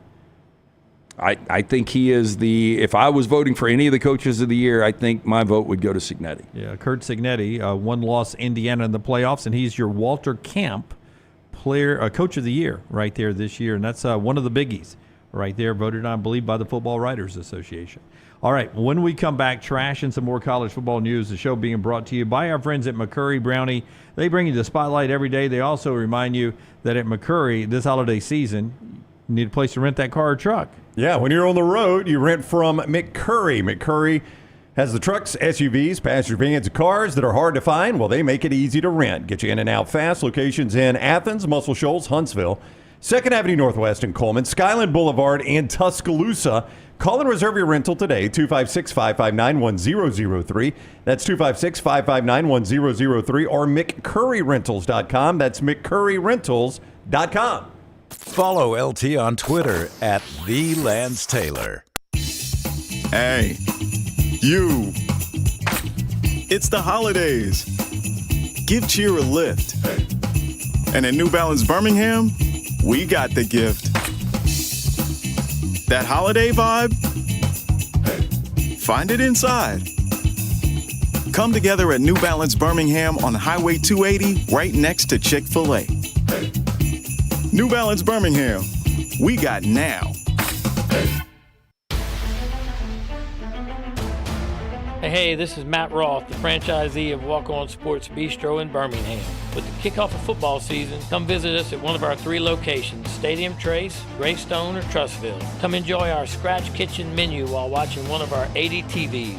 Whether you're looking for a pre- or post-game celebration, game day, or date night, we've got you covered. It's all about the win at Walk On Sports Bistro. Walk On, where everybody needs a little playing time.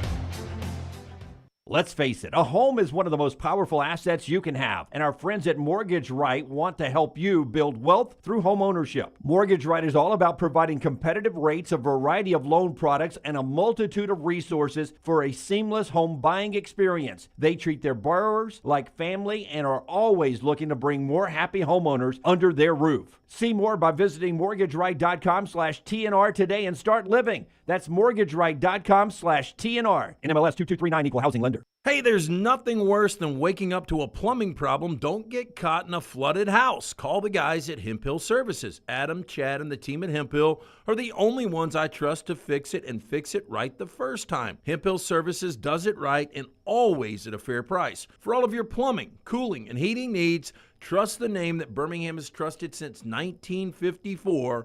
That is Hemphill Services. Call now, 205-229-2090. That's 205-229-2090. Looking for a great place for that boring meeting? Leave the office and go to the Golfus. What about corporate events like board meetings, sales meetings, customer appreciation events? How about the Golfus? Watch parties for football and basketball, parties for birthdays or couple showers. The Golfus is a great place for those. The Golfus has Birmingham's best golf simulators and man caves in Vestavia on Highway 31, opening soon in Trussville and on Highway 280. Bring whatever you want to eat or drink, even bring your own clubs. Get out of the office. Go to the Golfus. Book your spot now at thegolfus.com. Hey, let me tell you about our friends at Urology Centers of Alabama. Compassionate and comprehensive urological care with 35 physicians, 17 locations across Alabama. Their patient-centered approach to all of your urological needs. Remember, they've got that new men's health center. It is beautiful, helping men with a wide range of sensitive male issues in a comfortable environment. You can always go online, visit urologycentersalabama.com, schedule an appointment with one of their many urologists today. This hour of The Next Round is presented by the Birmingham Racecourse Casino, now featuring 7 days of giveaways with your chance to win a share of up to $125,000. The more you visit the Birmingham Racecourse Casino, the more chances you have to win. Hey, Lance Taylor from The Next Round to tell you about one of our favorite places for breakfast, lunch, and dinner. That is Hamburger Heaven since 1982. Hamburger Heaven has been serving Birmingham's best hamburgers, cheeseburgers, French fries, hand-spun milkshakes, and sandwiches made fresh to order. All of their ingredients are fresh and prepared daily. This includes their beef, always fresh, never frozen, hand-pattied each and every day. For breakfast, lunch, or dinner, visit any of the 4 locations, Highway 280, Irondale, Gardendale, and Homewood. At Academy Sports and Outdoors, we believe the best holiday fun happens out there. On the driveway with a new basketball hoop, out back around the fire pit, or up in the deer stand. No matter your fun, we've got it. The right stuff at the right price. Academy. Have fun out there.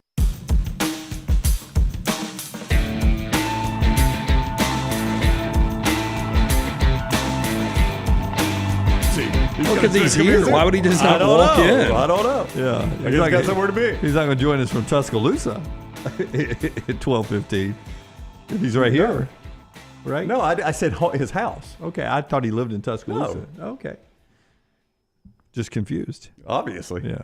It's your birthday. Yeah, it is my birthday. Clint Lamb's going to be with us at 12:15 from his home.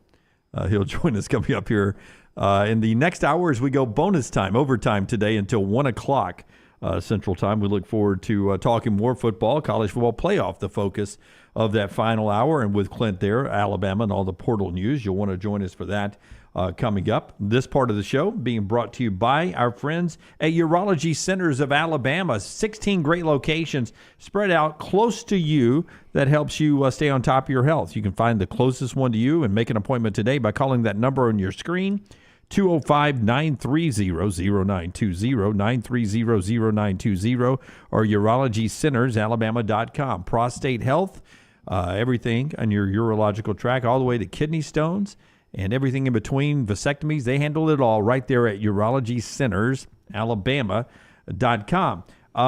The Pat Mahomes injury, something we've talked about a little bit. Oh, how about this? Missed onside kick by the Lions, costly the other day. Makes it 3 of 42 on the year, successful onside kicks. And there is push from NFL owners, introduced again by Philadelphia the next time they meet on rules, to ditch the onside kick, which, by the way, is more complicated now with the kickoff rules the way they are. Yep. To go with 1 down, 4th and 20.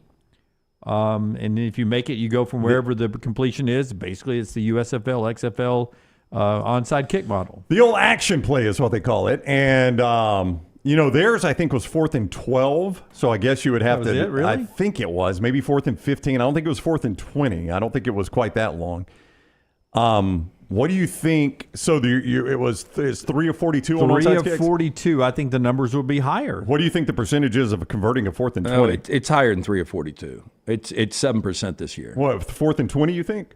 No, I'm talking about onside kick. Yeah. Jim just said it's 3 of 42. Oh, I think it was 3 of 41 going into the weekend. I think there's only one onside kick this past weekend, right? Yeah, I saw it was 6.8% when Detroit actually kicked that, but maybe they just got the graph wrong. Yeah. So what is 3 of 42? What's that percentage? It's less than 10%. Or no. So it's 6.8%. Is that right? Yeah, that's probably right. Yeah. Okay. Because So there you go. All right, well, it sounds like it would be more, but yeah, that's probably So right. what do you think the percentage is on 4th and 20? I'm going to say, in my heart of hearts, I think I have a better chance of getting, as I watch football, I think I have a better chance of picking up a 4th and 20 I agree. more than I do an onside kick. I would much rather see my hands team out there than my defense on their heels on a 4th and 20. Yeah. Because then you got the officiating that can come into play. Well, that's going to be the thing is you're going to get a defensive hold, pass interference. Imagine this. You play great defense and lineman just, in the heat of battle, scrapes across a face mask. That's right. Yeah. It's first down. Or the way the holding, illegal use of the hands are. I mean, if it's just illegal use of the hands 5 yards, but it's always an automatic first down, do you get the ball at that point? Yeah, here's what I would say is I think on any penalty on that, you eliminate the automatic first down portion of it. Like if it's an action play in place of an onside kick, pass interference might still be spot of the foul, but wouldn't be an automatic first down. You would have 4th down over again. Yeah. Defensive hold would still be 5 yards. You'd have 4th and 15, though. You wouldn't have an automatic first down. But then I'm holding a lot if I'm beat early on. Of course you are. But the good news is, hey, offense, now you got a shorter play. Yeah. So, I think that's equitable. I don't think you need to put it in a situation where this team's behind, they score, they got a 4th and 20, you get a defensive hold, and now all of a sudden they got the ball back. Does the I don't like that. Does the kickoff rule bother you still? I don't love it. It's changed nothing in the game. It doesn't bother me. I don't really pay attention to it. It drives my dad crazy, and a lot of people I hear just hate it. But it hasn't really changed anything. Yeah. That's why I don't know why people hate it so much. It looks weird starting it off, yeah. But it hasn't changed one thing in the game. Yeah. Actually, the one thing it has changed is fewer injuries on kickoffs. That's the one thing it has changed. And I just don't remember seeing a bunch of injuries on kickoffs. Yeah, the numbers say there are fewer injuries on kickoffs now. You just know it's coming to college football sooner rather than later. Probably so. Yeah. But, I think you've had – how many kickoff returns you had this year? 3? I didn't think it was – I thought it was 2. Maybe it is 2? 3. I think it was 4 last year. So you may be a little bit behind in that. I think touchback percentage is just about the same. I think starting field percentage is just about the same. Okay, 2 things real quickly before we get to trash. I won't bring up the fact that the Ryder Cup guys are getting paid for the first time ever because golf was a Led Zeppelin early on. But they should be getting paid. They're getting $200,000 as a stipend. It's the first time ever we paid the Ryder Cup guys. So yeah. They've built it into a pretty big deal, so I think they ought to be paid for it. I think so, too. Freddie Freeman's walk-off Game 1 home run ball in the World Series just sold in auction. $1.56 million. That's crazy. Yeah. Look, it's an iconic moment, but if you start stacking Dodger moments throughout the history of the Dodgers organization, it was same situation basically, but the Dennis Eckersley to me was so much bigger. But I'm just asking you, if I knew I could sell that for over $1 million, it's hard for me to give that back to Freddie Freeman for a couple of bats, a glove, and a picture. I wouldn't. Look, he call me a dick or whatever, but I paid for my ticket. Ball came to me. I caught it. If you make the decision you want to give it back to Freddie for whatever, great. But if you make the decision you want to sell it, hard to know if I can get $1 million for it. Those 2 batting gloves, the 2 bats, and a photo with Freddie. You're not getting $1 million for that. Not going to do it for me. Nope. Not going to do it for me. What would the bat go for? The bat that he actually hit the home run with? I guess as much as the ball would, right? I don't know. But, that's what I tell Freddie. You got the bat. If you want to switch, I'll take the bat. You take the ball. That's right. I think I'd rather have the bat. I don't know. I feel like the ball would be worth more just because it's easier to display than a full-size baseball bat. I know, but have you ever seen Freddie's house? I think the bat is what I would want hanging over. If I was think a I big would Dodger too, fan. I think I'd want the bat. Now the problem is Freddie's going to use that bat in the next game. That's the problem is now they've got to verify that that's the actual bat. Which maybe they pulled that bat out. I don't know, but know it's the ball. Yeah, but you have a problem though. Like if you catch the ball, I know the optics are great when somebody gives it back for 2 tickets and a jersey. But, if you can, pay for all of your kids' college and then some. Yeah, it's hard not to do that. Buy a house. Yeah. As we go to trash here, this hour brought to you by our friends at Champy's World Famous Fried Chicken. One more thing to tell you about the Champy's Wow Moment of the Day, Champy's Chicken, right there where you get wow chicken all the time on Highway 119 in Alabaster. And don't forget all the great sides there. And the Mississippi Delta recipe tamales are worth going for. It's all at Champy's Chicken. Vermont won the men's, they're sort of Cinderella. They won the Vermont team, the Catamounts, I think they are, won men's soccer last night. Not their first national championship at Vermont. What sport do you think they are 6-time national champions? Bowling. Not bowling. That's a great guess. Vermont curling. Curling's a great guess. Oh, wow. Not it. They are the 6-time skiing national champions. Almost went skiing. Boy, I did not even know we had skiing national champions. Super competitive. Yeah. By the way, them in Colorado. Say a sport you think's going to get cut out. Yeah. In the future of college athletics. Probably not revenue producing. Now, they haven't won one since 2012, so it may have died 12 years ago, Yeah, for all I know. Yeah, I mean, it's probably going to be a situation where it's a club sport, so you probably have to pay for your own gear and stuff. Yeah, 6-time national champions Vermont in skiing. One win in men's soccer last night. That gets us to trash. It is brought to you by our friends at Mortgage Right. Roulette wheel spinning. Go.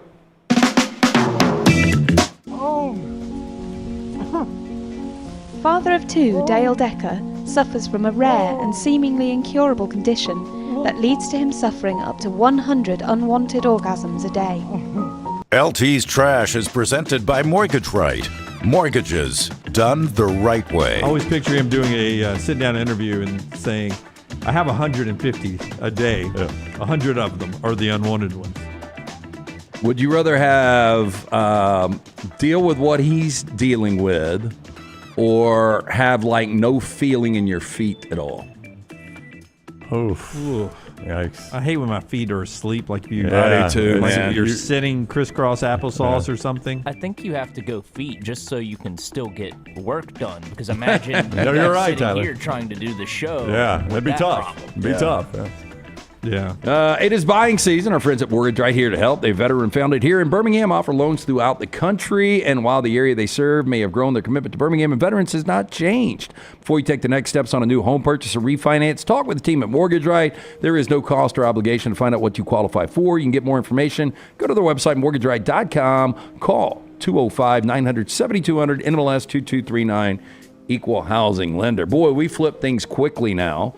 Documentary about the killing of United Healthcare CEO Brian Thompson already in the works, less than 2 weeks after Thompson's assassination. Oscar-winning filmmaker Alex Gibney's Jigsaw Productions teaming up with Anonymous Content to produce the project. According to Variety, Thompson fatally shot on December 4th in Midtown Manhattan just before he was set to speak at an investor conference. 5 days later, police apprehended 26-year-old Luigi.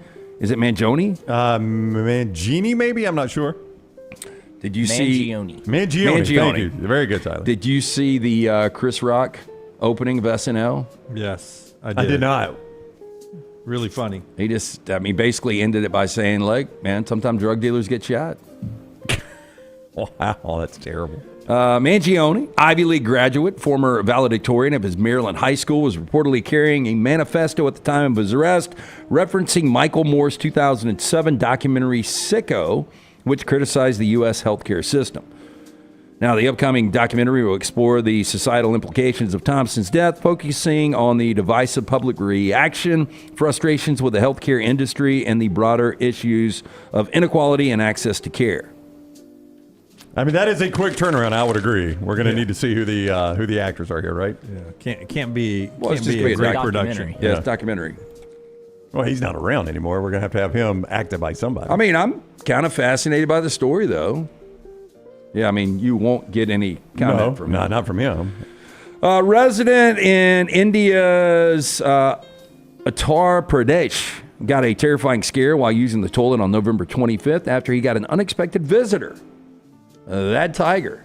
Not the same one that Allen encountered in the suite up at Caesars, but that is a jungle cat. Bizarre footage captured the big cat casually sticking its head through a hole in the bathroom wall despite its fearsome appearance. Wow. The animal seemed to be more curious than anything else. I mean, if you're in the shower and that comes through the wall, and by the way, it looks like the shower door is right there by the tiger, so you're going to have to go past him to get out. Yeah, I just know Bullet has got really big paws for a 40-pound Vizsla. Can't even imagine the paw size of a big cat like this. Look at that thing right there. Yeah. Do some damage. Probably hungry. Think he's hungry? Probably. Yeah. I think they always and are. And he views you as? Do we? That would be prey. That'd be dinner. Do we think he can get through that hole? I don't, but I'm not going to stick around and find out. I'm not going to doubt it. I wouldn't trust whatever bricks or this wall is made out of. Maybe just drywall on the other side. Yeah, he's already knocked one hole. I'm going to assume he could get the rest of it done. I get the feeling that hole was already there, bro. Okay. Yeah. Again, not going to stick around and find out. Florida man back in the news. Apparently, a hallucinating Florida man has used a bedpost to attack a mattress where he thought a man was hiding. Now, in a Facebook post, Okaloosa County Sheriff's Office quotes the girlfriend of 37-year-old Felipe Aquendo as saying that he began acting erratically early Friday. Now, the girlfriend told deputies Aquendo thought she was cheating on him with a man he thought he saw in the mattress at their Fort Walton Beach home. Forrester says Andre Agassi looks rough. He looks lost. Yes. He looks like somebody else I know. I thought, I don't know if you guys know this guy. He was the guy that was the host on WFAN that got popped in that ticket scam, and now he's on Fox. I know you're talking about. Does he have a little Rob Carlin in him? Rob Carlin that used to work with Dunaway? Yeah. I don't see that. Dark eyes? Yeah, maybe. Well, that's maybe a great eyes. pull name-wise for you. Yeah. I haven't thought about Rob in a while. He looks a little bit like... does he look a little bit like young Coach Fakakis back in his day before he got to Spain Park? I can see it. I can see it a little bit. Yeah. Kendo hit the mattress with a bedpost, ripped it apart, locked the bedroom door. Now, a girlfriend was able to escape, call police. Aquendo told deputies he was fighting the man in the mattress, holding him down when they arrived, but the man then slipped out and left, according to the sheriff. Sheriff's office say Aquendo later admitted to having smoked meth. There you go. That really explains a lot of that story right there. A little bit of... pieces everything together. Yeah, maybe a bit. I mean, the bald head. Yeah, it's the bald head. Well, yeah, but he and I don't look anything alike. Well, no, he's much better But looking. like in a crowd with the back turned, maybe. Yeah. Okay. Did I ever tell you the story about when we were doing the Alabama... Who was it that Alabama played in that first game? Wake Forest. That Alabama-Wake Forest game down at downtown Birmingham.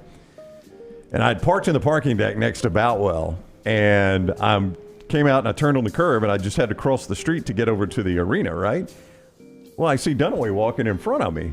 And I didn't have my credential and I knew he did. And I thought I was going to need it to get in. So I go, Dunaway! And now there was loud music to his defense. Didn't stop. I was like, God, Dunaway! Didn't stop. And so he turns and goes in and then he's walking. I can see him from me down the hall. I was like, Dunaway! Never stopped, just kept walking. I was like, I guess he can't hear me. He just wouldn't be a turd to me like that. It was Seth Greenberg. I was walking behind Seth Greenberg, and I thought, wow. Yeah, I shot him both birds.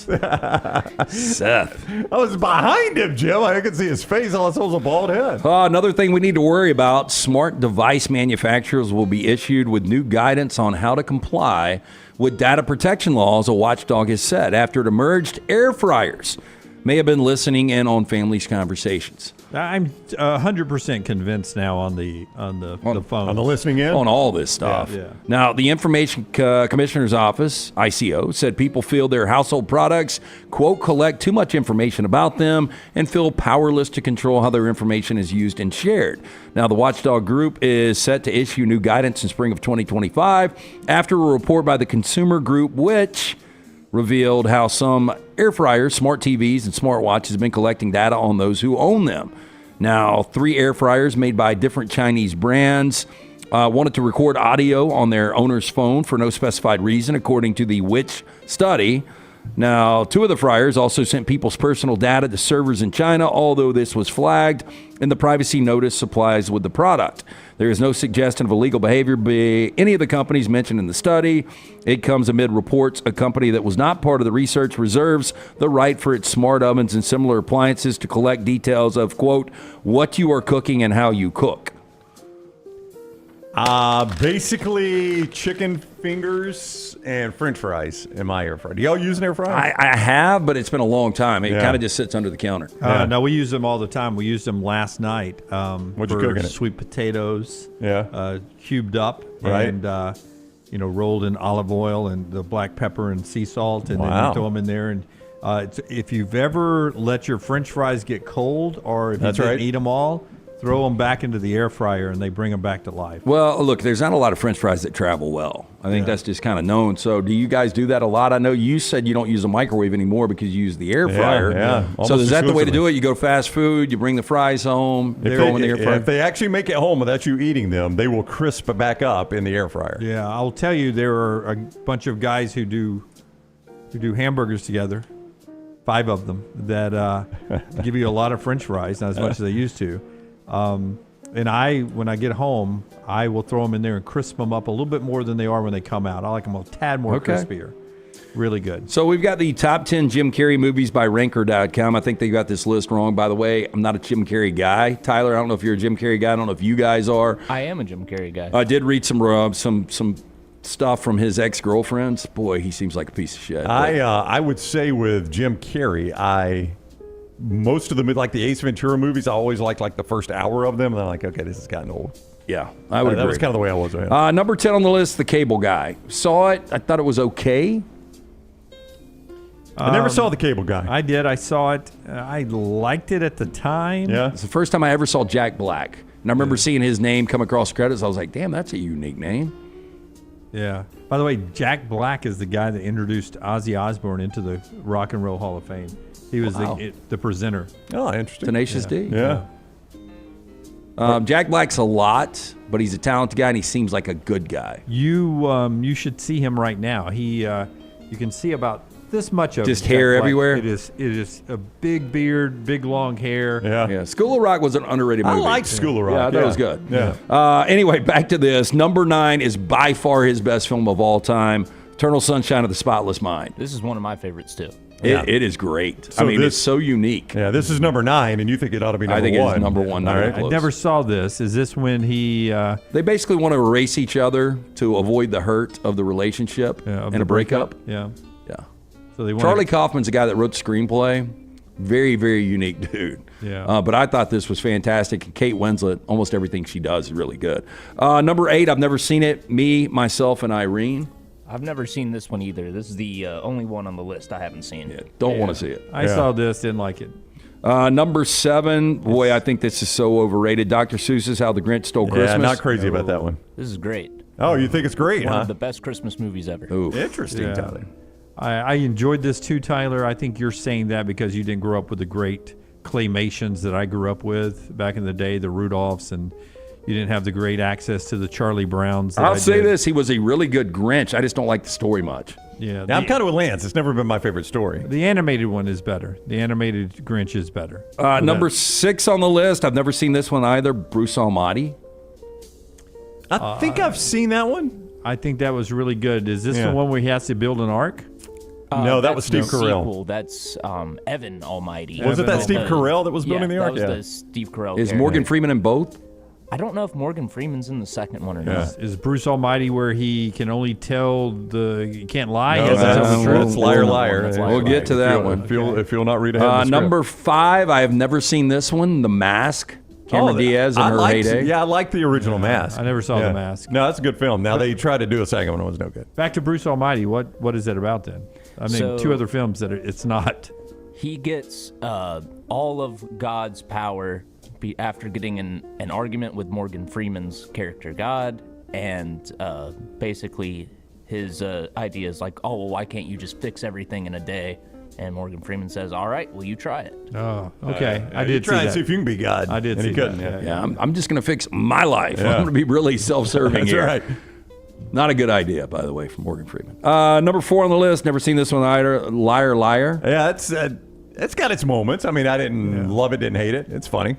Yeah, I liked it, especially when he's in the courtroom. Yeah. Number 3, I did laugh probably more than I should have at this one, but Ace Ventura. It's what put him on the map. Yeah. Again, like the first hour of it, I thought was hilarious, and then the character kind of drags and gets old to me. See, Tim brought up a good point in the chat. He says, how does a Dolphins fan not like Ace Ventura?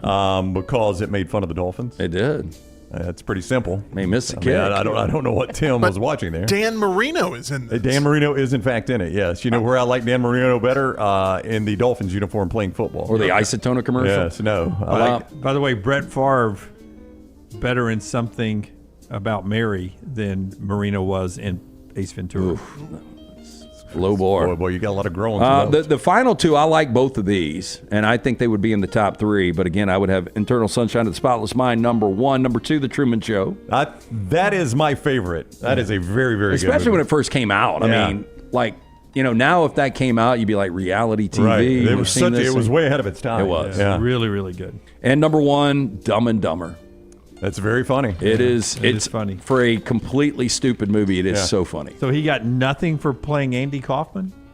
Man on the that Moon? was at like number 12 on Ranker's list. But I really like Man on the Moon. Thought that'd be really good. He lost his mind during that production, by the way. I mean, he was going full method on that. And never got it back? Well, some would say. Arguable. Yeah.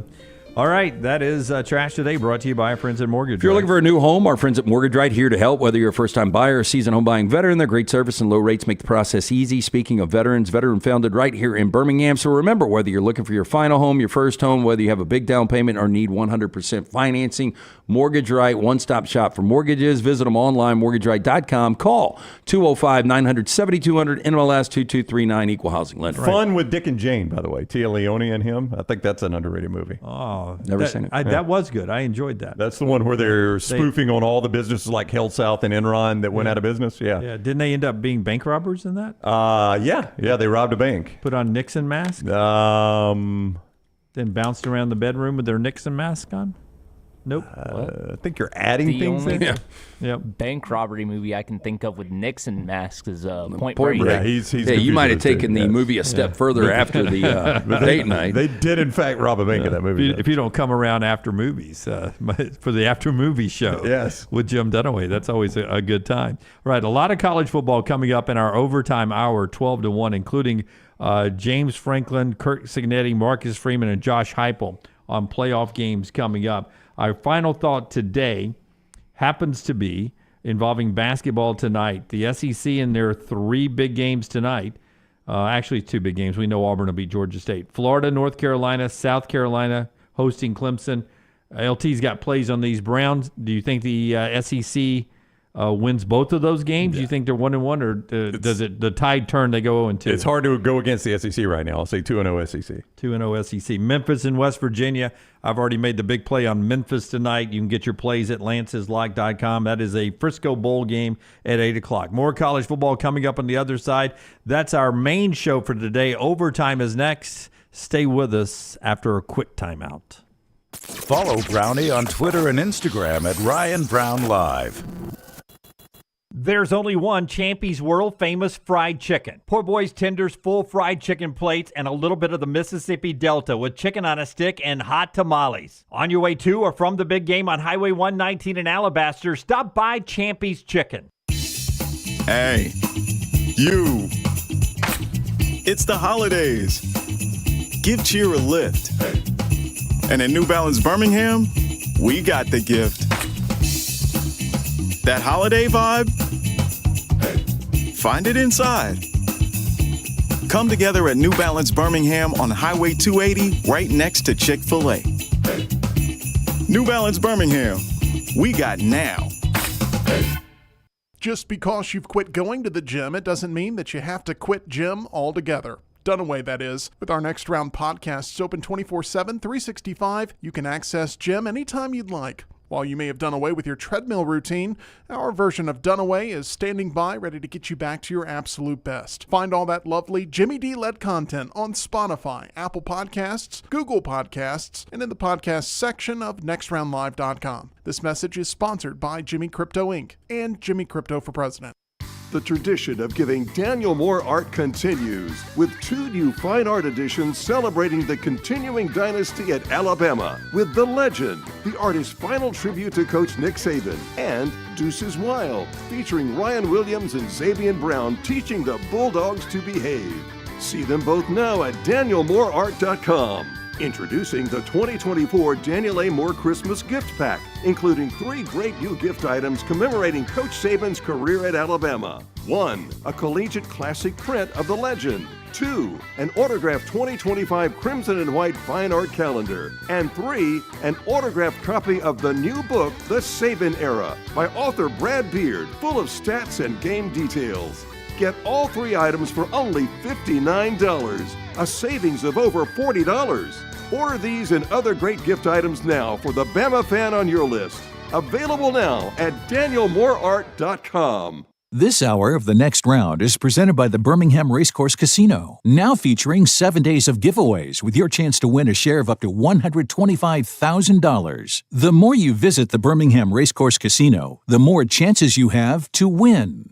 Hey, there's nothing worse than waking up to a plumbing problem. Don't get caught in a flooded house. Call the guys at Hemphill Services. Adam, Chad, and the team at Hemphill are the only ones I trust to fix it and fix it right the first time. Hemphill Services does it right and always at a fair price. For all of your plumbing, cooling, and heating needs, trust the name that Birmingham has trusted since 1954.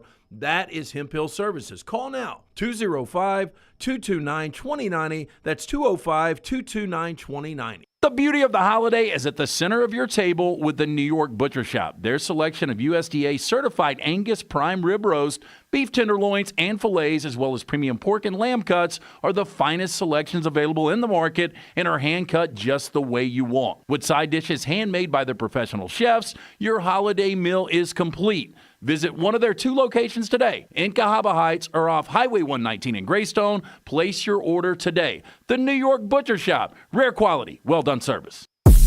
From the creators of The Next Round comes 2 new sites, CoverCrimson.com and thebarnauburn.com.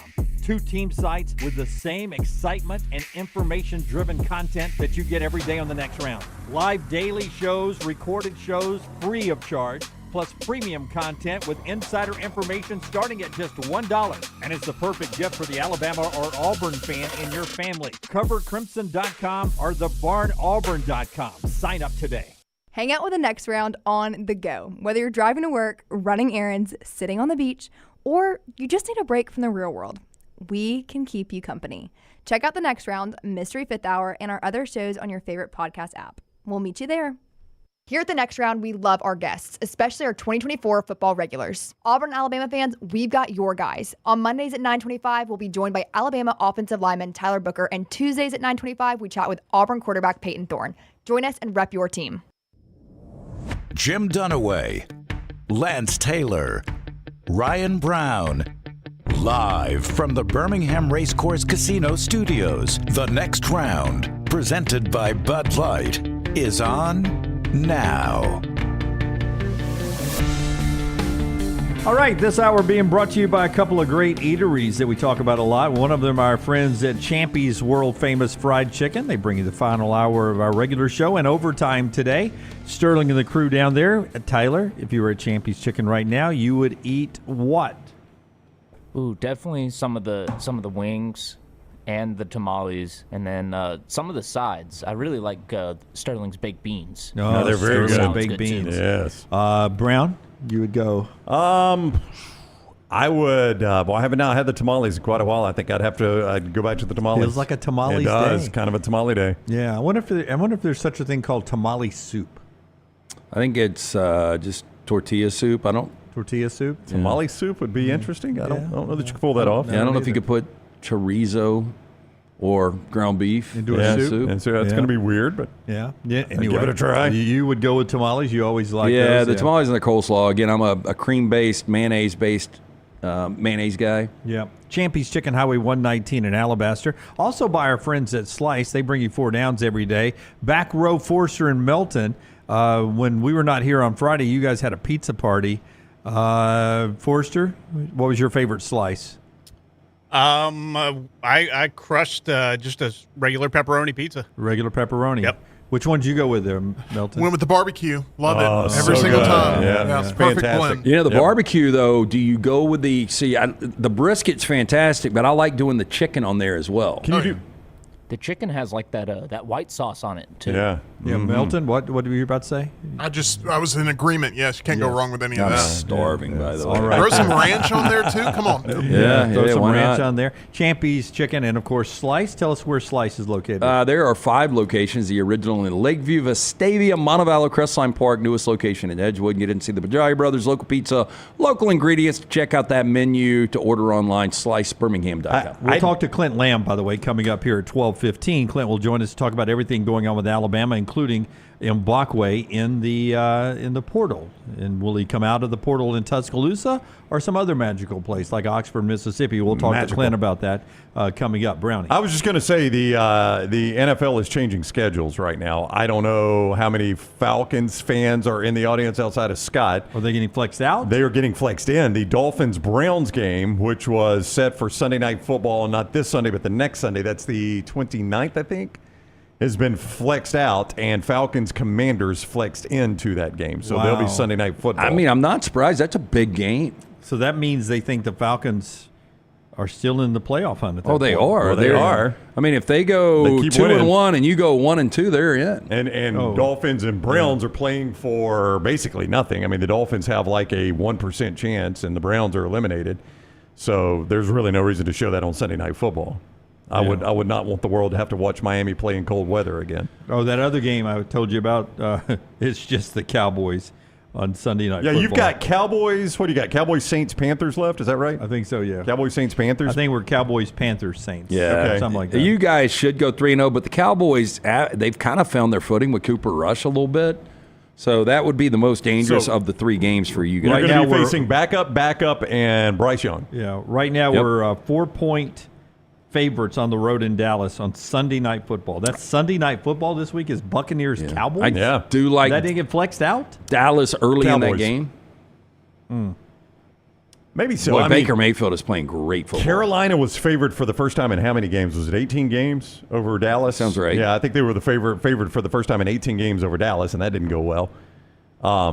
I guessed on the way they kept that on Sunday night because the Buccaneers are alive in the playoffs, and it's still the Cowboys. Yeah, I tell you what's get good TV numbers even when they suck. It's crazy. It's going to go back to that Adam Thielen makes an unbelievable catch, one-handed grab, and then Hubbard fumbles the very next play, where they were actually going to beat you guys in overtime, and instead you go down and you win that game 26-23, and it's like the switch has been flipped for Tampa. So I think that will ultimately be the game that gets Tampa in the playoffs. Yeah, I hope so. I hope they make it. That first loss in Atlanta for Tampa was a heartbreaking loss. We outplayed them, and they scored, seems like 2 touchdowns in 2 minutes and beat us in overtime or something. So it'd be a lot better if we didn't have to worry about that tiebreaker. I just got an email a little bit ago for the odds for the comeback player of the year. I'm a little surprised because it's not even close. This is a blowaway. Like, who would you guys, if you just voted right now, and I'm putting you on the spot, your NFL comeback player of the year? So do I consider Sam Darnold a comeback player? Oh, yeah. I mean, that's who I'll vote then. Like, he wasn't injured. I mean, he was just ineffective. You don't have to be injured. You said. That's what I'm saying. Yeah. I would go Sam Darnold, 100%. Let me think if there's Sam Darnold is the pick for me, too. Let's see if there's somebody else. He's the second shortest odds, but it's not even close. Like he's like 50 to or 20 to 1 or something crazy. But Sam Darnold was dead and buried. Career was over. Absolutely. And as you pointed out, they're still alive for the NFC 1 seed. Yeah, Home field advantage. Perfect reunion in that system with great skill and a great play caller. But who's number 1? It's Joe Burrow. Look, and I know he only played in 10 games last year, and he's had an incredible year. But, like, we've seen this from Joe. I have never seen this from Sam Darnold outside of, 2 good years at USC. Yeah. By the way, off of Joe Burrow, Jamar Chase was asked about Travis Hunter going into the weekend when Travis was going to win the Heisman Trophy. And he is like, man, I've watched him a couple of times. He's impressive. And they asked him, would you have played both ways? He's like, nope, there's no way I'd do that. He has to be tired after every game. It doesn't seem to be. And he was like, there's no way I'd take that many snaps. There's no way. And then he gets asked, did anybody ever try to move you over to DB? And he was like, yeah. Les Miles wanted me to play DB, wanted me to move to DB. Now, I don't know if he meant to play DB also, right? Or if Les Miles tried to move the great Jamar Chase from wide receiver to be a defensive back. I believe Jamar Chase would have probably been a phenomenal defensive back. Yeah, probably. But you've seen him play wide receiver now. That's an indictment on Les Miles if, in fact, he wasn't going to let him play both ways. Yeah. Now that you've seen him, it is. I mean, that's easy to say in hindsight, but I could just as easily say Jamar Chase could have been a top-line defensive back, and you never would have thought twice about that, right? That's right. Tell us about Rodney Scarp Barbecue, and we'll get set up for Clint here. I got some information on how Texas Tech's Kirby Hocutt is breaking down that distribution of the rev share sport. Remember that starts July 1st this year, so it'll be in effect next year. So there's a lot of money coming available to college football and basketball players. We'll talk more about that in just a second, and then get to Clint Lamb, our friends right there at Rodney Scott Barbecue. Hey, place that pre-order for Christmas. Homemade Southern sides, desserts. They serve James Beard award-winning barbecue. Support local this holiday season. Rodney Scott's Barbecue, locally owned and operated. If you've got a bunch of family coming in town, take them out for lunch or dinner. 2 great locations, the one in Trussville, the one downtown Homewood. Some of the best ribs, wings, chicken that you've ever put in your mouth. And don't forget the spatchcock turkeys, pit cooked, smoked over the hot coals for hours. You can order those right now. RodneyScottsBBQ.com. And our friends at Urology Centers of Alabama, 16 great locations to tell you about there. Schedule that appointment today, and guys, stay on top of your health when you move from your 20s to 30s like I have today, or 30s to 40s, 40s to 50s, and so forth. UrologyCentersAlabama.com will take care of you. 205-930-0920. 205-930-0920. UrologyCentersAlabama.com. Before we go to Clint Lamb, Texas Tech's Kirby Hokut. He's one of the first ADs, according to Ross Dellinger, to detail the distribution of the $20.5 million rev share by sport. He's going to give $15.1 million of that rev share to the football team. That is 74%. He's giving $3.6 million of it to the men's basketball team at Texas Tech. That is 17.5%. Now, you know the difference in the number of players on those rosters. Football, which brings in the most money, is getting 74%, and the men's basketball team is getting 17.5%. Women's basketball is getting $410,000 or 2%. Men's baseball $390,000 or 1.9%. And then all the sports combined, the others, $920,000, 4.5%. So I don't know how many of those other sports you'll eventually lose. So $3 million to basketball? That is 3.6 million to Texas Tech basketball. I would think Texas Tech basketball, $3.6 million. You're pretty close to funding all the NIL you need just on that. So that's, basketball is the place to be right now, I think. Yeah, I agree. You have to get a little booster money, get a little of this rev share, and right. It's not as crazy. Spend it on 3 or 4 good players. And the roster management seems, and I know probably Bruce and Nate would disagree with me, seems a little easier. Yeah, I don't know how you manage the rosters in college football right now, but Clint Lamb knows one guy trying to do it. That's Courtney Morgan in Tuscaloosa. Yeah, and it's tricky for everybody. Clint joins us now. You can see more from Clint on the Cover Crimson YouTube channel and covercrimson.com starting in January. $25 as we enter 2025. $25 off your annual right there at covercrimson.com. So a great time to join or give it as a gift, covercrimson.com. Clint Lamb with us now. What is up, Clint? How are you? I can't believe you made it home in time, Clint. Yeah, I made it pretty quick. I may or may not have went a couple of miles per hour over the speed limit, but it wasn't nothing crazy. Yeah, nothing crazy. That's good. We don't want him to incriminate himself. All right, so a lot of guys in the portal, but probably the biggest name was Jaylen Mbakwe. It had been bubbling for a minute, so I don't think it came as a surprise to you, Clint. But what is your just overall feel on him being in the portal and what may happen here? I think he wants to be at Alabama. Obviously the connections to Alabama are there. He's got friends there. He grew up a fan. He's an in-state product. But the portal is doing crazy things. I think from a money standpoint, from a playing time standpoint, and really that depends on which side of the football you're talking about. There's talk about him maybe wanting to play wide receiver.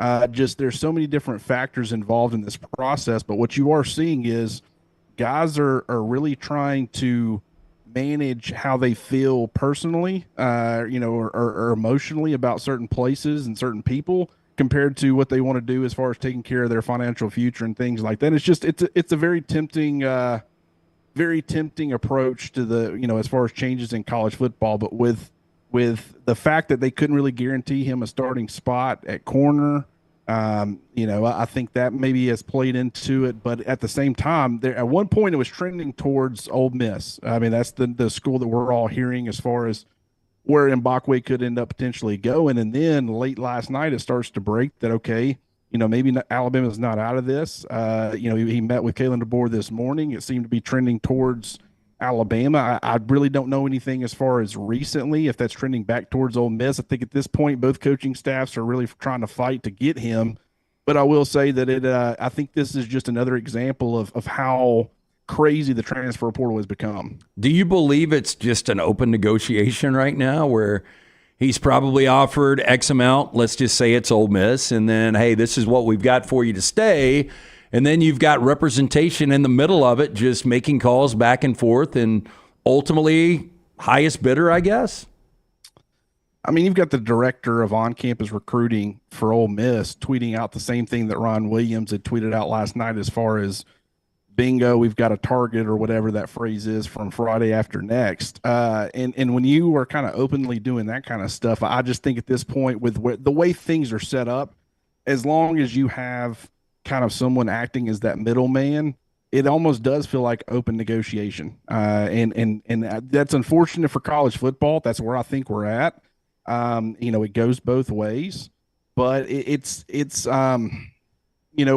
I think money in one sense plays a huge role for Jaylen Mbakwe. I think if he leaves Alabama, it will, be due to playing time. It will be due to, the financial side of things. I think if he stays at Alabama, it will not be because of that. I'm not saying that he won't be taken care of, or compensated, but I think more so it's about the relationships that he's built. I think he really doesn't, it is very possible that he wants to play on the offensive side of the football, play receiver. Who wouldn't want to play receiver in Kalen DeBoer's offense?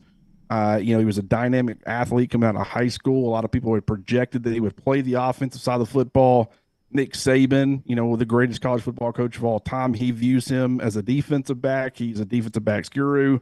So he kind of went in that direction. But I think, if Mbakwe probably had his choice, he probably would play the offensive side. But it's a very curious case right now compared to everything else that's going on. Like you're hearing about this at other places, but just having a big name, and it's crazy because Mbakwe is not really, he was an important part of the rotation this year. I think he had a much bigger role early on, and then over the course of the season, it started to diminish a little bit. He's got return ability, but when you look at him and kind of what he provides, it's just.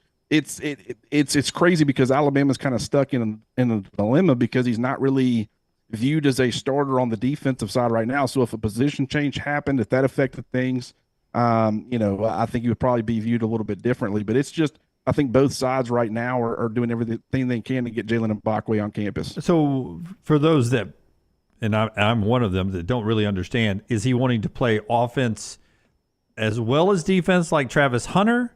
Or is he wanting to make a total position change to be a wide receiver if that is part of his thought process? That's the big question, right? I can't really say. We just know that we've heard that, a position change to wide receiver could be in the cards and that he was meeting with Kalen DeBoer. I did find it interesting, and I don't know how important this is. Maybe it's the fact of, you go back to your own coaches, you get approached with this offer through some back channels. You're wondering if you're going to take it. You approach your coaches about it, whether it be your position coach, maybe your defensive coordinator. Maybe, you ask for some assurances or maybe some financial compensation for sticking around. Maybe you don't like what you hear, and that's why, this happened. But it stood out to me that he mentioned Kalen DeBoer and thanked him in his departing statement. And he also mentioned Freddie Roach, and he made no mention of his defensive coordinator or his position coach. And so I don't know if it's something as far as that front. Does he want to play offense? He had told somebody in some DMs that it was coaching staff related. You have no idea what that means. It's just we're trying to pull together pieces of this, and we don't know what's true and not true, and we don't want to go down the rabbit hole too much with any of this because, like I said, I mean it's very tough to confirm. But from what we have, at least talked to people about, he does seem to want to play the offensive side on the offensive side of the football, and I think that Alabama, through a lot of portal departures and kind of, I think there would be some opportunity there for him. It's just a matter of, he's got a lot of things he's got to weigh here. Yeah, I wanted to ask one other thing about this. I don't know what our next topic's going to be, but these guys know I'm this way in life. I can put you on a list and cut you out of my life pretty quick.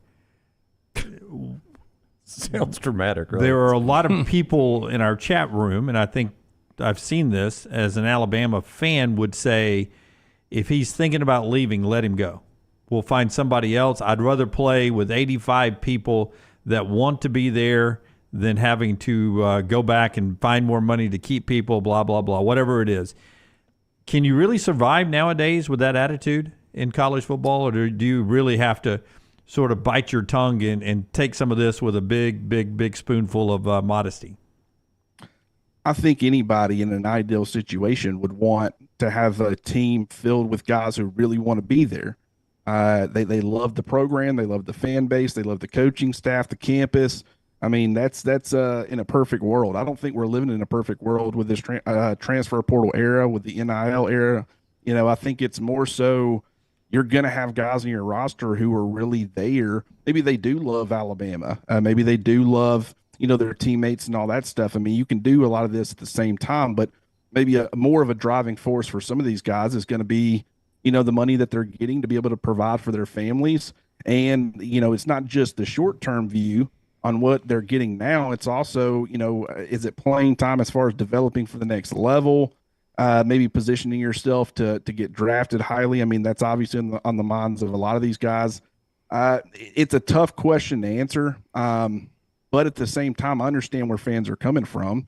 And I think Alabama, they're in a situation right now where if you try to match this, really, I think it was actually quite smart by, how this thing kind of played out as far as a number being attached in the leaks of these conversations as far as 7 figures, because now if he ends up going to Ole Miss, you've now kind of let everybody know they've got a corner coming in who's making, X amount of money. What's their starters getting? And it's kind of like, okay, if you want to take some of these guys, let's be transparent about it. And it's creating a situation where, a lot of guys are going to be comparing money. If you're a starter at Ole Miss, you're going to be looking at this and saying, okay, I should be getting more. If you're at Alabama and you match this, your Alabama's coaching staff, and you decide to match and he sticks around, now you're making all these declarations or announcements, and you're going to have more people maybe viewing themselves as needing or wanting more. It's an unfortunate situation to be in, but I think that's kind of where we're at. More Porter news from Clint Lamb coming up. Cover Crimson in just 1 second. We want to tell you about another great gift idea,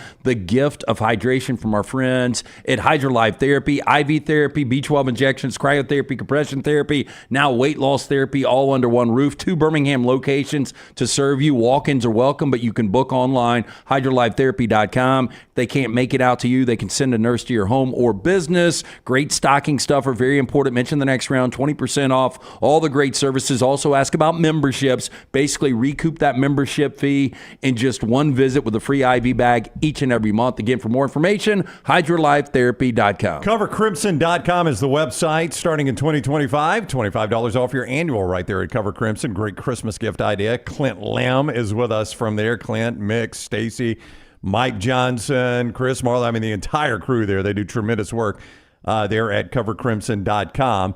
And you could join, like I said, for $25 off the annual starting in 2025. So a lot of people, Clint, know that Mbakwe and Ryan Williams are good friends, obviously, right? So people hesitantly, or maybe not hesitantly, put 2 and 2 together and say, well, if Mbakwe's going, what does this mean for Ryan Williams? So I'll ask you that question. In your opinion, if Mbakwe does leave, what does that mean for Ryan Williams? I think Ryan is pretty locked into Alabama. I mean, there's been nothing that would indicate anything otherwise. I'm not saying that if a guy gets a tattoo, with one team's logo, he can't transfer. I mean, Barry Alexander has a Georgia logo. Reuben Foster, right? Reuben Foster. Yeah. Absolutely. I mean, to say that's going to lock a guy in, I mean, that's not really the case. But I feel like, he seems to have been all in pretty much from the jump. It doesn't feel like anything's changed as far as, understand maybe down the stretch his role. It stayed the same, but maybe his production and his performance took a little bit of a dip. That's to be expected. He's a young guy. He's still growing. But he's going to be a huge part of Alabama's plans moving forward. I think he's, is going to be compensated as such.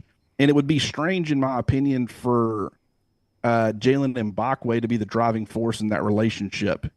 For Ryan Williams to follow Jaylen Mbakwe and not really the other way around, right? but I could be wrong on that. But it feels like that right now. Ron Williams is all Alabama until something changes on that front, regardless of what happens with Jaylen Mbakwe. I don't think fans should be freaking out. They're in two very different situations based off of Alabama's roster, where they sit on the depth chart and things like that, and probably how they're being compensated too. So I wouldn't be worried if I was an Alabama fan. According to ESPN, the number one defensive player in their transfer rankings is Jaheim Otis. Normally, you don't get a number one guy, according to rankings, leave a program and people don't really care. It doesn't seem like many people care that Otis is now the Colorado Buffalo. I think a lot of that has to do with the timing in which he left. Fans have already kind of gotten used to not seeing him around. I think it was the fact that he was banged up last year. He seemed to be dealing with some stuff this year at the beginning of the season before he chose to leave. And so, he really hadn't been the player that he was as a freshman. I think a lot of these rankings and stuff, it's all about what you think a guy could be. And everybody knows that Jaheim Otis is very talented. And, I think his ability to get on campus as a freshman, lose all that weight, earn the trust of the coaching staff and Nick Saban coaching staff, it's really tough to earn, or was very tough to earn their trust. The fact that he was able to do that, I think he really got his career started off the right way through really no fault of his own, injuries and such. I think he kind of fell down the depth chart a little bit. I think other guys were performing well. He was trying to battle back, and it just didn't work out. I think Colorado's getting a heck of a player, though. But, it's just with where things are at with Alabama's a lot of people are going to be concerned with the defensive line. You got Damon Payne, who just entered the transfer portal. You're losing Tim Smith. What's going on with Tim Keenan? Could he leave for the NFL? I think he'll probably end up being back. Maybe I'm wrong on that. But it's just the defensive line in general. Otis had some star power at one point. We all thought, he had the ability to eventually be a pretty big disruptor, really wreck offensive game plans. But just the player that everybody saw as a freshman has not really been who he's been really since. And so while I think everybody's looking at what he could maybe return to and be, Bama fans have kind of grown to expect something a little bit different. So I think that's where there just hadn't been as much disappointment there, and the fact they've kind of already gotten used to him not being around. For those that don't know, Clint has a football background. He played a little football, so he knows X's and O's on a whiteboard and stuff. So when I ask you this question, I'm asking somebody that understands the game better than I do. There are people that I've spoken to that the scheme defensively that Alabama has switched to may not be as attractive to high-end defensive players who are in an NFL pipeline. Do you see a lot of NFL teams play what Alabama's defensive scheme is, what the swarm? Is that a defensive scheme? Is that something that would help you as a pipeline? Because obviously Nick Saban, Kirby Smart, they played what they played at the NFL level. That was you are basically coming in. You're playing an NFL defense already. Obviously Kalen DeBoer's side of the ball is going to be attractive. What about the defensive side of the ball? Is that a selling point right now, you think?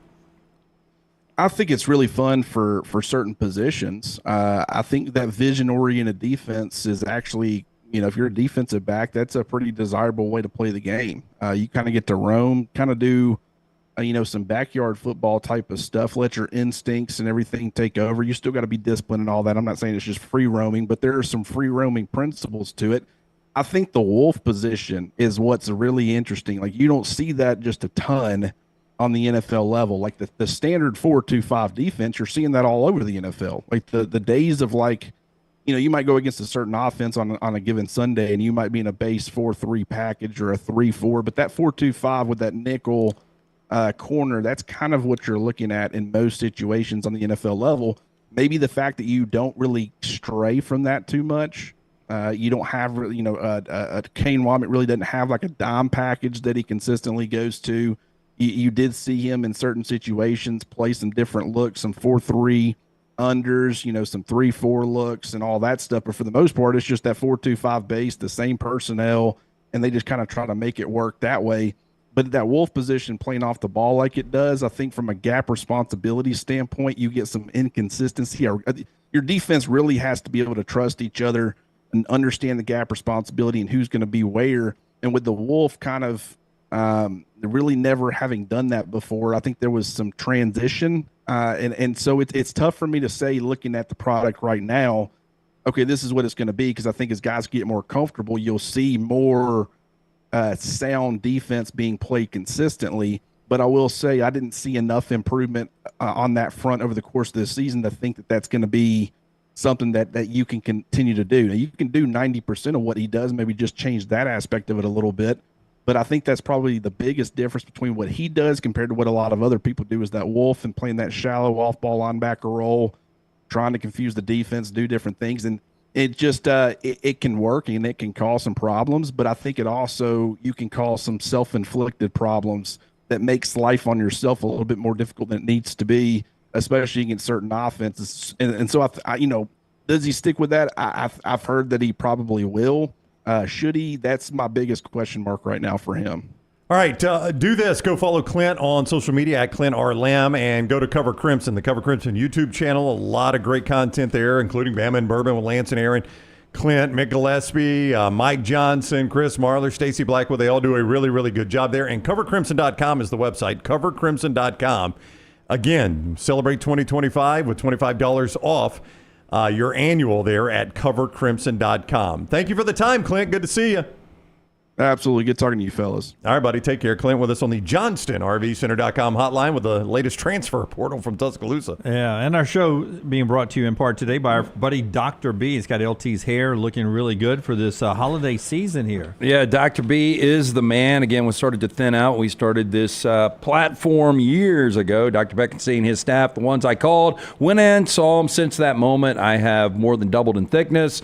I do that non-invasive treatment 3 times a week, 30 minutes each time on the couch. That is it. Dr. B pioneered the use of NeoGraft hair restoration in Alabama, remains at the forefront of hair preservation in the Southeast. He will take pride in treating each patient personally, applying his expertise to produce quality results for more than 20 years. Women and men have turned to Dr. B for a range of cosmetic and reconstructive procedures. He will use that experience, his advanced training and genetic testing to help his patients fully understand the procedures they are considering. Call Dr. B and that great staff today, 205-319-0316 or T3hair.net. A+bathandkitchen.com is the website you need to know. A+bathandkitchen.com. That is where you find my man Brad Bell. I've told you quite a while about the job he did in the master bath at the Brown House. It was functional, but a little bit dated with my wife and I, and it was also kind of bright. We wanted a darker bathroom, so we brought in Brad. After my wife scoured the internet looking for the right guy, we gave him our vision. He did our vision. It wasn't like, no, let me say on this. No, he did our vision. And that's what we have now, and we absolutely love it.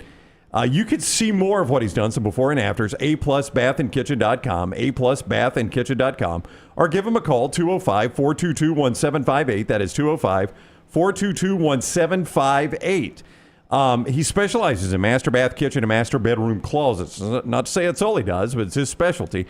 Again, you can see more, A+bathandkitchen.com. All right, James Franklin, this is a lengthy answer from his news conference yesterday.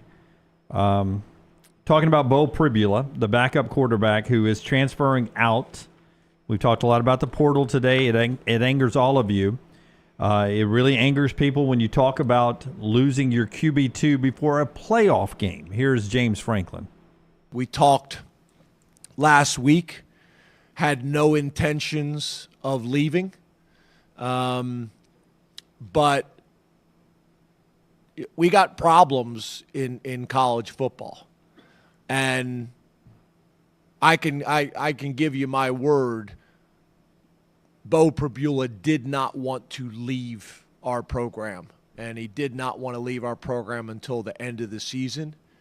But the way the portal is, and the timing of it, and the way our team is playing, and when you play the position of quarterback and there's only one spot and those spots are filling up, he felt like he was put in a no-win situation, and I agree with him. I don't think it's in the best interest of the student athlete. I don't think it's in the best interest of college football, but I think that's our challenge right now, right?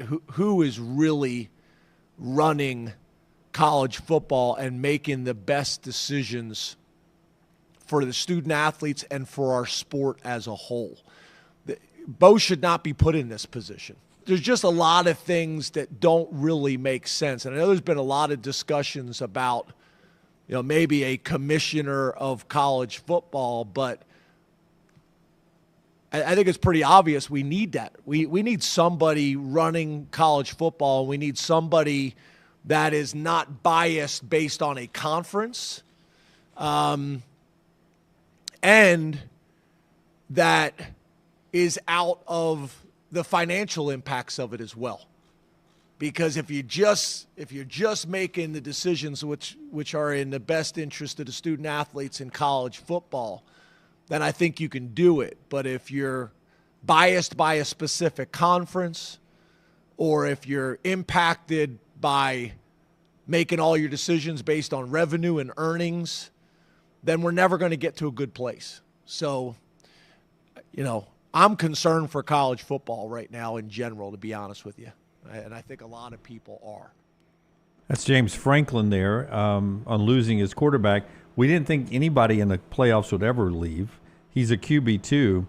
In the rotation, Texas lost a defensive lineman yesterday who's actually in their rotation at defensive lineman before they go to the playoffs. Look, the calendar is all jacked up when it comes to college football. I mean, this is all being done on the fly. There will be major changes in this offseason. I think they'll start with what's going on with Prabula.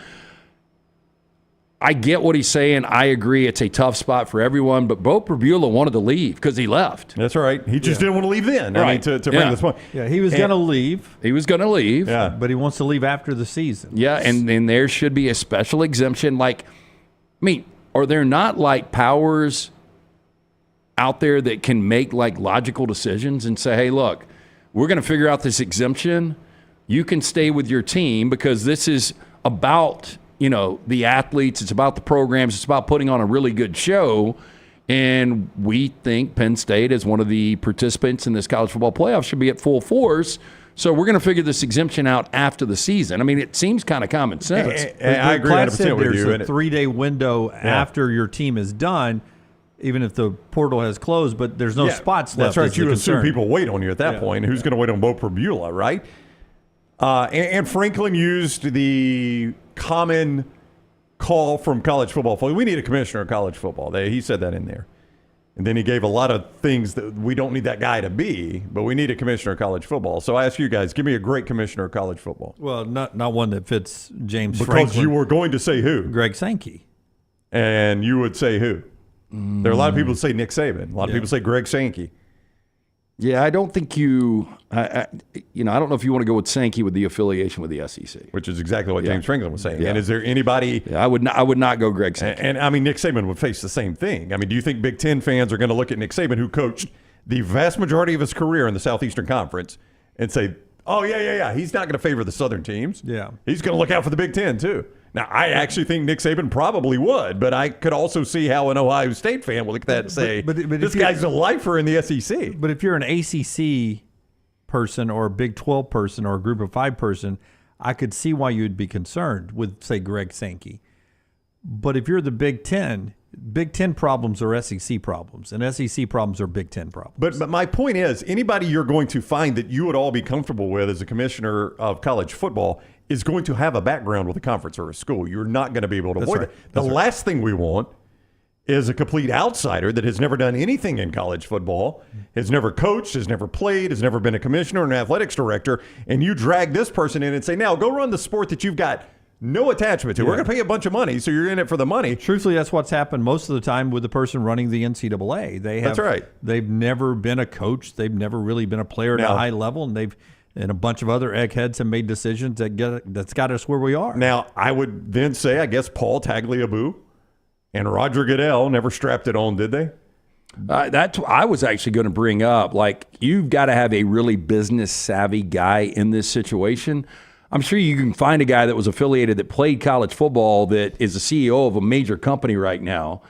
And, I mean, if Roger Goodell... But he played for somebody. Was it an SEC school or a Big Ten school? Whomever. This guy, this Well, maybe this not. This perfect businessman, but I still player. think I still think that affiliation. Of course, they could be a super fan, so who knows? But I'm just saying there are business savvy guys out there, and what this job would pay. I mean, if you're paying Roger Goodell, I mean, the last I saw was $38 million years ago. He's probably making $45-50 million a year. You pay somebody $25 million to run this. You're going to have a lot of people lining up to take this job. I mean, Paul Tagliabue was one of the most influential people in sports history. He oversaw the NFL from the late 80s through the 90s when it exploded into the biggest sport in the world. Yeah. The guy was a lawyer. Yeah. I don't think he played. I'm looking at his bio right now. I don't think he ever didn't played. look like it. No, he Pete did not. Rozelle was the most important one in NFL history. Yeah. And What he was was he? the one, he was before Tagliabue. I think he was a lawyer too. Pete Rozelle, there's his early life. One time, I think he owned part of a team at one point. He might have been. He was a general manager, I think. Yeah. But not of an NFL team. He was involved in sports. So, yeah, I mean, interesting. Yeah. All right, before we get back to the playoffs, games on the field, and Indiana on the big stage against James Franklin's team. Show being brought to you by a couple of great folks. One of them, our friends at Champy's Chicken, who bring you this hour. Champy's Chicken, Highway 119 in Alabaster. Go by there and see Sterling and them for lunch. Order it to watch the games on Saturday. Pick it up and enjoy the triple header of playoff games coming up this Saturday. Also by our friends at Inverness Country Club, LT. Great folks there, ready not only for the holidays, but maybe the best holiday gift possible. Hey, the gift of membership. Look, you're a wife out there. You want to be poolside. You want a little child care this summer, and you want child care year-round. Your husband loves to play golf. Win-win for the entire family. They've got memberships that fit everyone. You can find your sense of community at Inverness Country Club. Child care, again, big plus. You and your wife want a day of golf or tennis. Guess what? You can drop the kid, go have yourself a day on the court or course. Best days happen at Inverness. To take a tour of this unbelievable club, call Aaron today, 205-991-8608, or online, iccalabama.com. By the way, Matthew Sluka, the player from UNLV that walked away, thought he was worth more than he was getting at UNLV and was going to hold out. Still in the portal? Is visiting Liberty today. I bet. Well, Liberty's got a decent NIL. I'm going to say they're not going to give more than what UNLV was going to. Ooh, I don't know. We'll see. I think it'll be close. We'll see. Yeah. It's not going to be on the same stage that UNLV had gotten to there. All right. Next up is Kurt Signetti. Indiana on the biggest stage of my lifetime, biggest stage since 1967, Rose Bowl, from what I'm told, for Indiana. Can they handle the stage? Here's Coach Sig. Light 'em. I'm wondering how you think your team will handle this type of stage where everyone in the country is going to be watching you guys. Yeah, to me and our guys, in my mind, it's just another game. I mean, you prepare for this one like you prepare for all of them. I think for our players, they're going to be excited to play and excited to prove something. I don't think anyone was happy with the way we came out of Ohio State. We didn't give ourselves a chance to be successful, giving up 14 points on the punt team and then having some of the communication breakdowns we had on pass pro. We didn't give ourselves a chance to play offense. So, but I think our guys have learned from that too, and will be better in a hostile environment than we were on that particular day. And at the end of the day, it's just football. The game's going to be won or lost between the white lines, and I want them to go out there, fly around, have a little swag, and play the way we can play. Yeah, they didn't get their best effort against Ohio State because of that punt right before the half. They go right through the punter's very small hands. And gave up a punt return. And then the Caleb Downs, missed tackle. It was almost like punt coverage was in slow motion there. So these two haven't played since 1991, Notre Dame and Indiana. The last time Indiana won a postseason game? Whew. They played Ole Miss in the Gator Bowl a few years ago. I think played Tennessee. No, it was Tennessee in the Gator Bowl, and Tennessee won that game, right? Yeah. I don't know. When's the last time? 1991. Same year. How about that? How about that? And everybody talks about how bad the schedule has been for Indiana. Again, they couldn't control it. It was the 74th most difficult schedule. Notre Dame's not much bigger. No, theirs has not been better. Theirs was 64th. I think the only ranked team Notre Dame currently has in their schedule is Army, and that's only because they didn't do a poll after Army lost to Navy. So Army will be eternally number 19 until they do not eternally. They'll be number 19 until they do the end of the season poll. So Army is currently ranked because they haven't adjusted that. But that is the only ranked team Notre Dame has in their entire schedule right now. The only ranked team. A&M is not ranked. Northern Illinois, Purdue, Miami, Ohio, Louisville, Stanford, Georgia Tech, Navy, Florida State, Virginia, Southern Cal. Well, here's Marcus Freeman of that weak schedule Brown's pointing out. On throwing another element, you have Cinderella, Indiana. I'll call them that. Going in to play mighty Notre Dame in that state. You've got now the potential of snow showers in the forecast for the game Friday night on ABC. Here's Marcus Freeman. A lot of talk about the cold weather and potential snow on Friday night. You guys played one of these games 2 years ago against Boston College. Do you pull anything from that preparation at all, to use maybe to help you guys this week with that?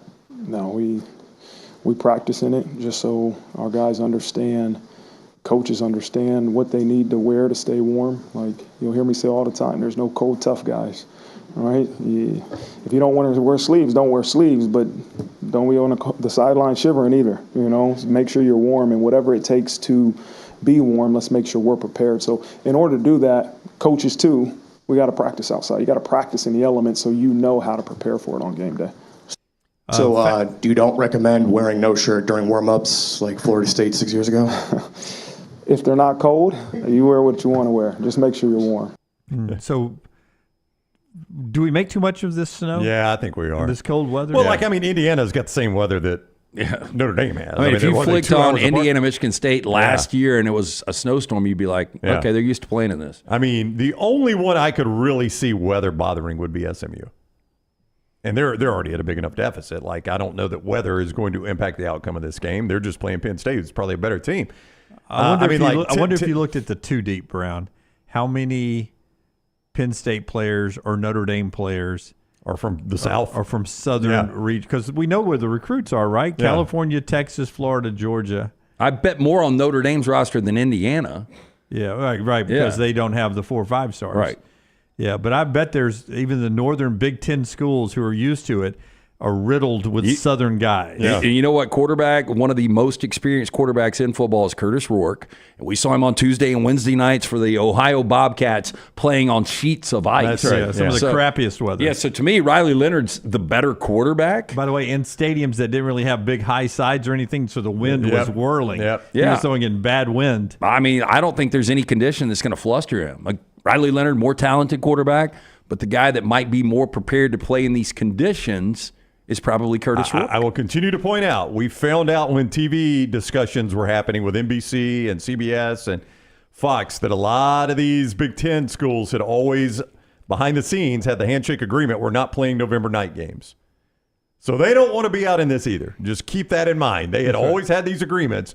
We're not playing November night games. So it's not like they're dying to play a cold game either. Do you guys think there are loose teams coming into this game? I believe Indiana is fully prepared, and I think they're loose. It's been an incredible season. It was year one. Obviously, Cignetti wants to make some noise. Yeah. He's already won the Coach of the Year. So by loose, you mean not as much pressure as the team on the other side. I think there's a couple games where all the pressure's on the other side. One of those is Notre Dame and Indiana. Yeah, Notre Dame in-state, you haven't played them since 91. Your coach just got a massive extension. Yeah, and you're just the fact that you're Notre Dame. Yeah, and you're Notre Dame, and you went out and you paid a quarterback in the portal. Indiana went out and probably paid pennies on the dollar in the portal. Yeah. The expectation is for Notre Dame to win this game and win it big. So I think Indiana will roll into this game loose. I think SMU should roll into the game loose. That was the other one I was going to say. SMU's playing with house money. They lost their conference championship game. They get in. They've been given a second life. I don't know how they aren't just on complete house money. And all the pressure in the world's on James Franklin. These are the games he's awful in. Brown, I think all 4 home teams have a certain amount of pressure more than the visitors. Ohio State's pressure is more than Tennessee's, but I would not put Tennessee in the free pop category there. I don't think they're in the same category as Indiana and SMU. I kind of think they're in the free pop. Me too. I think Clemson's in the free pop. Yeah, well, Clemson's not even supposed to be in this thing, so I'm sure they are. But Josh Heupel here, he gets asked this question, and this is the next progression of Josh Heupel building this program. Look where they are. Here's Josh Heupel. What is it like to be on this stage and have this opportunity when you think back to where this program was in 21? Yeah, again, it happens because of your staff and your players. all buying into a vision, competing towards that every single day. We've continued to take steps. I'm really proud of everybody that's involved in that. But this is the next step that we had to take as a program. And you know, it's a great opportunity, but now it's about what are you going to do with the opportunity. And it starts long before you get to kickoff. It's preparation and practice the right way to give yourself a chance to go play elite football. Yeah, to me, LT, what he inherited to have them here, this is the next progression. Oh, and by the way, with a first-year quarterback. Yeah, it's just I agree with all those things you're saying, but you're still a proud SEC program that I don't think Tennessee fans are going to drive up there and if they lose the game, they're like, yeah. I mean, these are Tennessee fans we're talking about. They expect to win football games. But right then, they will I'm just saying, hurt, but by the time they get back home, it'll be like, I'm glad we made the playoffs. If an Indiana fan and an SMU fan, you're like, my God, I never thought we'd be here. The fact that we're just in the college football playoff is enough for me. I don't think Tennessee fans are to that point. I can see that. It takes, I think, some people a little bit of time to process that we are playing these games on campus again. Yeah. So this sounds weird, but the last time Ohio State has lost back-to-back home games. Oh my gosh! Wow. Well, I would imagine it goes back to because this is now that's just part of it. I imagine it goes back to Luke Fickell. I would say so too. That was a 6-6 season. I was in high school. Oh my gosh! It goes back to John Cooper. 1990. John Cooper, right? Yeah. Wow. Holy crap, Lance. Wow. They don't lose back-to-back games. And again, that could work either way. It could be like, protect the house, go out there, Ohio Stadium, we're going to dominate in front of our crowd. Or it's another thing, somebody whispers to Ryan Day, hey, by the way, y'all haven't lost back-to-back home games since 90. Don't whisper that today. He does not handle those things very well. Who, by the way, who got ran out of town with a good record, too. Show being brought to you by our friends at Hemphill Services, LT. Tell us about Hemphill. And we'll finish this with an Auburn football question. Yeah, today. 205-229-2090. Whether you experience any plumbing, heating, or cooling issues in your home or business, they are ready to serve you. Call Adam, Chad, Andrew, the guys there, 205-229-2090 or hemphillservices.com. And our friends at Way to Wellness, your journey to healthy living. Leslie and her board-certified team can take care of you. They have injection therapy, and they have meal replacements there that'll help you lose weight, control some blood pressure, cholesterol numbers, just feel better about your eating habits. It all starts with going to that website, aplanforme.com, aplanforme.com. It's Way to Wellness, no contracts, no sign-up fees, and that first consultation is absolutely free. Way to Wellness, your journey to healthy living there. Okay, Auburn question here. Picking up a couple of quarterbacks now in Jackson Arnold and Ashton Daniels. And you got Deuce Knight coming in. Where does Auburn, just off the top of your head, rank? Who's got a better quarterback room in the SEC, just off the top of your head? We don't have to do a ranking. Just who's got a better quarterback room? Texas. Because worst case for Texas, Arch Manning's your starter next year, which now I've seen less of Arch Manning than Jackson Arnold, but given the choice, would you go to battle with Jackson Arnold or Arch Manning? This is tough. I think Arch Manning, I guess. Yeah, I mean, I'll buy into the hype a little bit. But, I mean, you're probably at Texas going to have Ewers and, well, I don't know if you're probably going to have that, but if you've got Ewers and Manning back, you've got a really good quarterback situation. It's hard to imagine Manning waiting again. I don't disagree with you. There is no way. I really believe that Ewers is going to, and this is what's interesting because you guys said, and it's almost got to be like a deal, and I don't know how you keep these things quiet because you got 3 days after and there's not a lot of spots, but Ewers would be that coveted quarterback right now. So, if you're Ewers representation, coaches do this all the time. You call said program, hey, hold tight. He's out after this. We're not going to the NFL. Alabama's is interesting because you've got a very little seen Ty Simpson that a lot of people are high on. You've got a Gatorade National Player of the Year coming in. You got some other, Austin Mack and some other guys in depth. Again, a lot of these guys are guys we really haven't seen. So it's kind of hard to factor in Alabama's. I think there's a lot of potential there. But back to what Clad said yesterday, what's the production at Alabama? Yeah. So I see potential. I haven't quite seen the production just yet because they haven't played any. I like Lenore Sellers at South Carolina. Yeah, just based on him, I can't even tell you well, Robbie Ashford was the backup. But he's in the gone. portal. I don't even know who the backup would be past Ashford, but I'll take Lenore Sellers, and that's the best room. No, everybody is saying Sellers for Heisman next year. I mean, everybody. Oh, he'll be in the mix. I think we might have been the first to the party when it came to Sellers. With that said, I know behind the scenes, one of the reasons Mike Shula got the promotion from Shane Beamer was because of him helping out with the development. But do you think the offense looks a lot different? I don't think so. I think Mike Shula can play to Lenore Sellers, and he is one of the 10 early finalists I've seen for the Heisman. Ryan Williams, as an Alabama receiver, is one of the 10. Arch Manning was number 1 on the list as a Heisman finalist. Where would you put Georgia's quarterback room? Because we'll assume it's going to be without Beck. I don't know if that's a safe assumption or not. We have seen one now is he's coming back, not necessarily to Georgia, but that he's not going to go to the Jaden NFL. Rashada is not good enough to beat out Gunnar Stockton. That's right. Now, if Stockton comes in and pulls a Cordell Jones, we probably feel different. They didn't trust Jaden Rashada to take a snap in one play. They brought in a guy that had one arm to take a snap. Yeah, but also the next year after Cardell Jones came in and did that, that quarterback room wasn't very good the next year. It wasn't what everybody thought it was going to be. Yeah. They thought, they got 3 quarterbacks all proven. Auburn's pretty good in that quarterback room. Top half of the league. Probably. Oh, yeah. It's, there's so much unknown still. Nussmeier back at LSU. Yeah, Nussmeier back with Van Buren. I mean, that's a pretty good quarterback. It's a good quarterback room. Solid. Yeah, well, Lagway is good at Florida. I believe that you're going to have top half of the league for Hugh Freeze to be able to survive. I mean, I think he's kind of hitched his future to Jackson Arnold. Yeah. There's no doubt he has. Yeah. Kentucky may be getting Malik Murphy. Yeah. Well, again, that's where quarterbacks go to die. I agree with Brown. Boy, that's one thing. If I was in part of his camp, I'd be like, let's just go through the list. Yeah. These were quarterbacks that were productive everywhere they had been until they got to Kentucky. All right. Final thought after we tell you about a couple of our great sponsors as we wrap up the overtime hour. One of them is our friends at New York Butcher Shop. New York Butcher Shop, great place to stop by, pick up dinner on your way home, or order your Christmas feast. You can do it at the New York Butcher Shop. Great selection of fine wines and desserts, the fresh meat specialty items. Get in and see Jim, 2 locations, Cava Heights, Highway 119 in Greystone. New York Butcher Shop, rare quality, well done, sir. And see America in an RV from Johnston RV Center, I-65, exit 304 in Coleman, 334 in Decatur. Always online, johnstonrvcenter.com. Travel trailers low as $145 a month. Fifth wheels, $45,000 or more in savings. You could see more at johnstonrvcenter.com.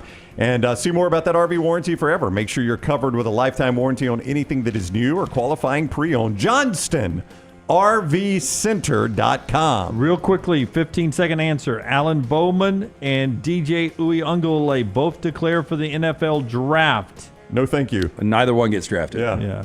TJ Finley back to he's now at Tulane is his destination. This is amazing. Amazing, that guy. Does he start? No. If he does, John Summerall should have taken the Carolina job. There it is right there. TJ Finley, LSU, Auburn, Texas State, Western Kentucky, and now Tulane. That's our show today. Another 4 hours tomorrow. Until next time, God bless you and God bless America.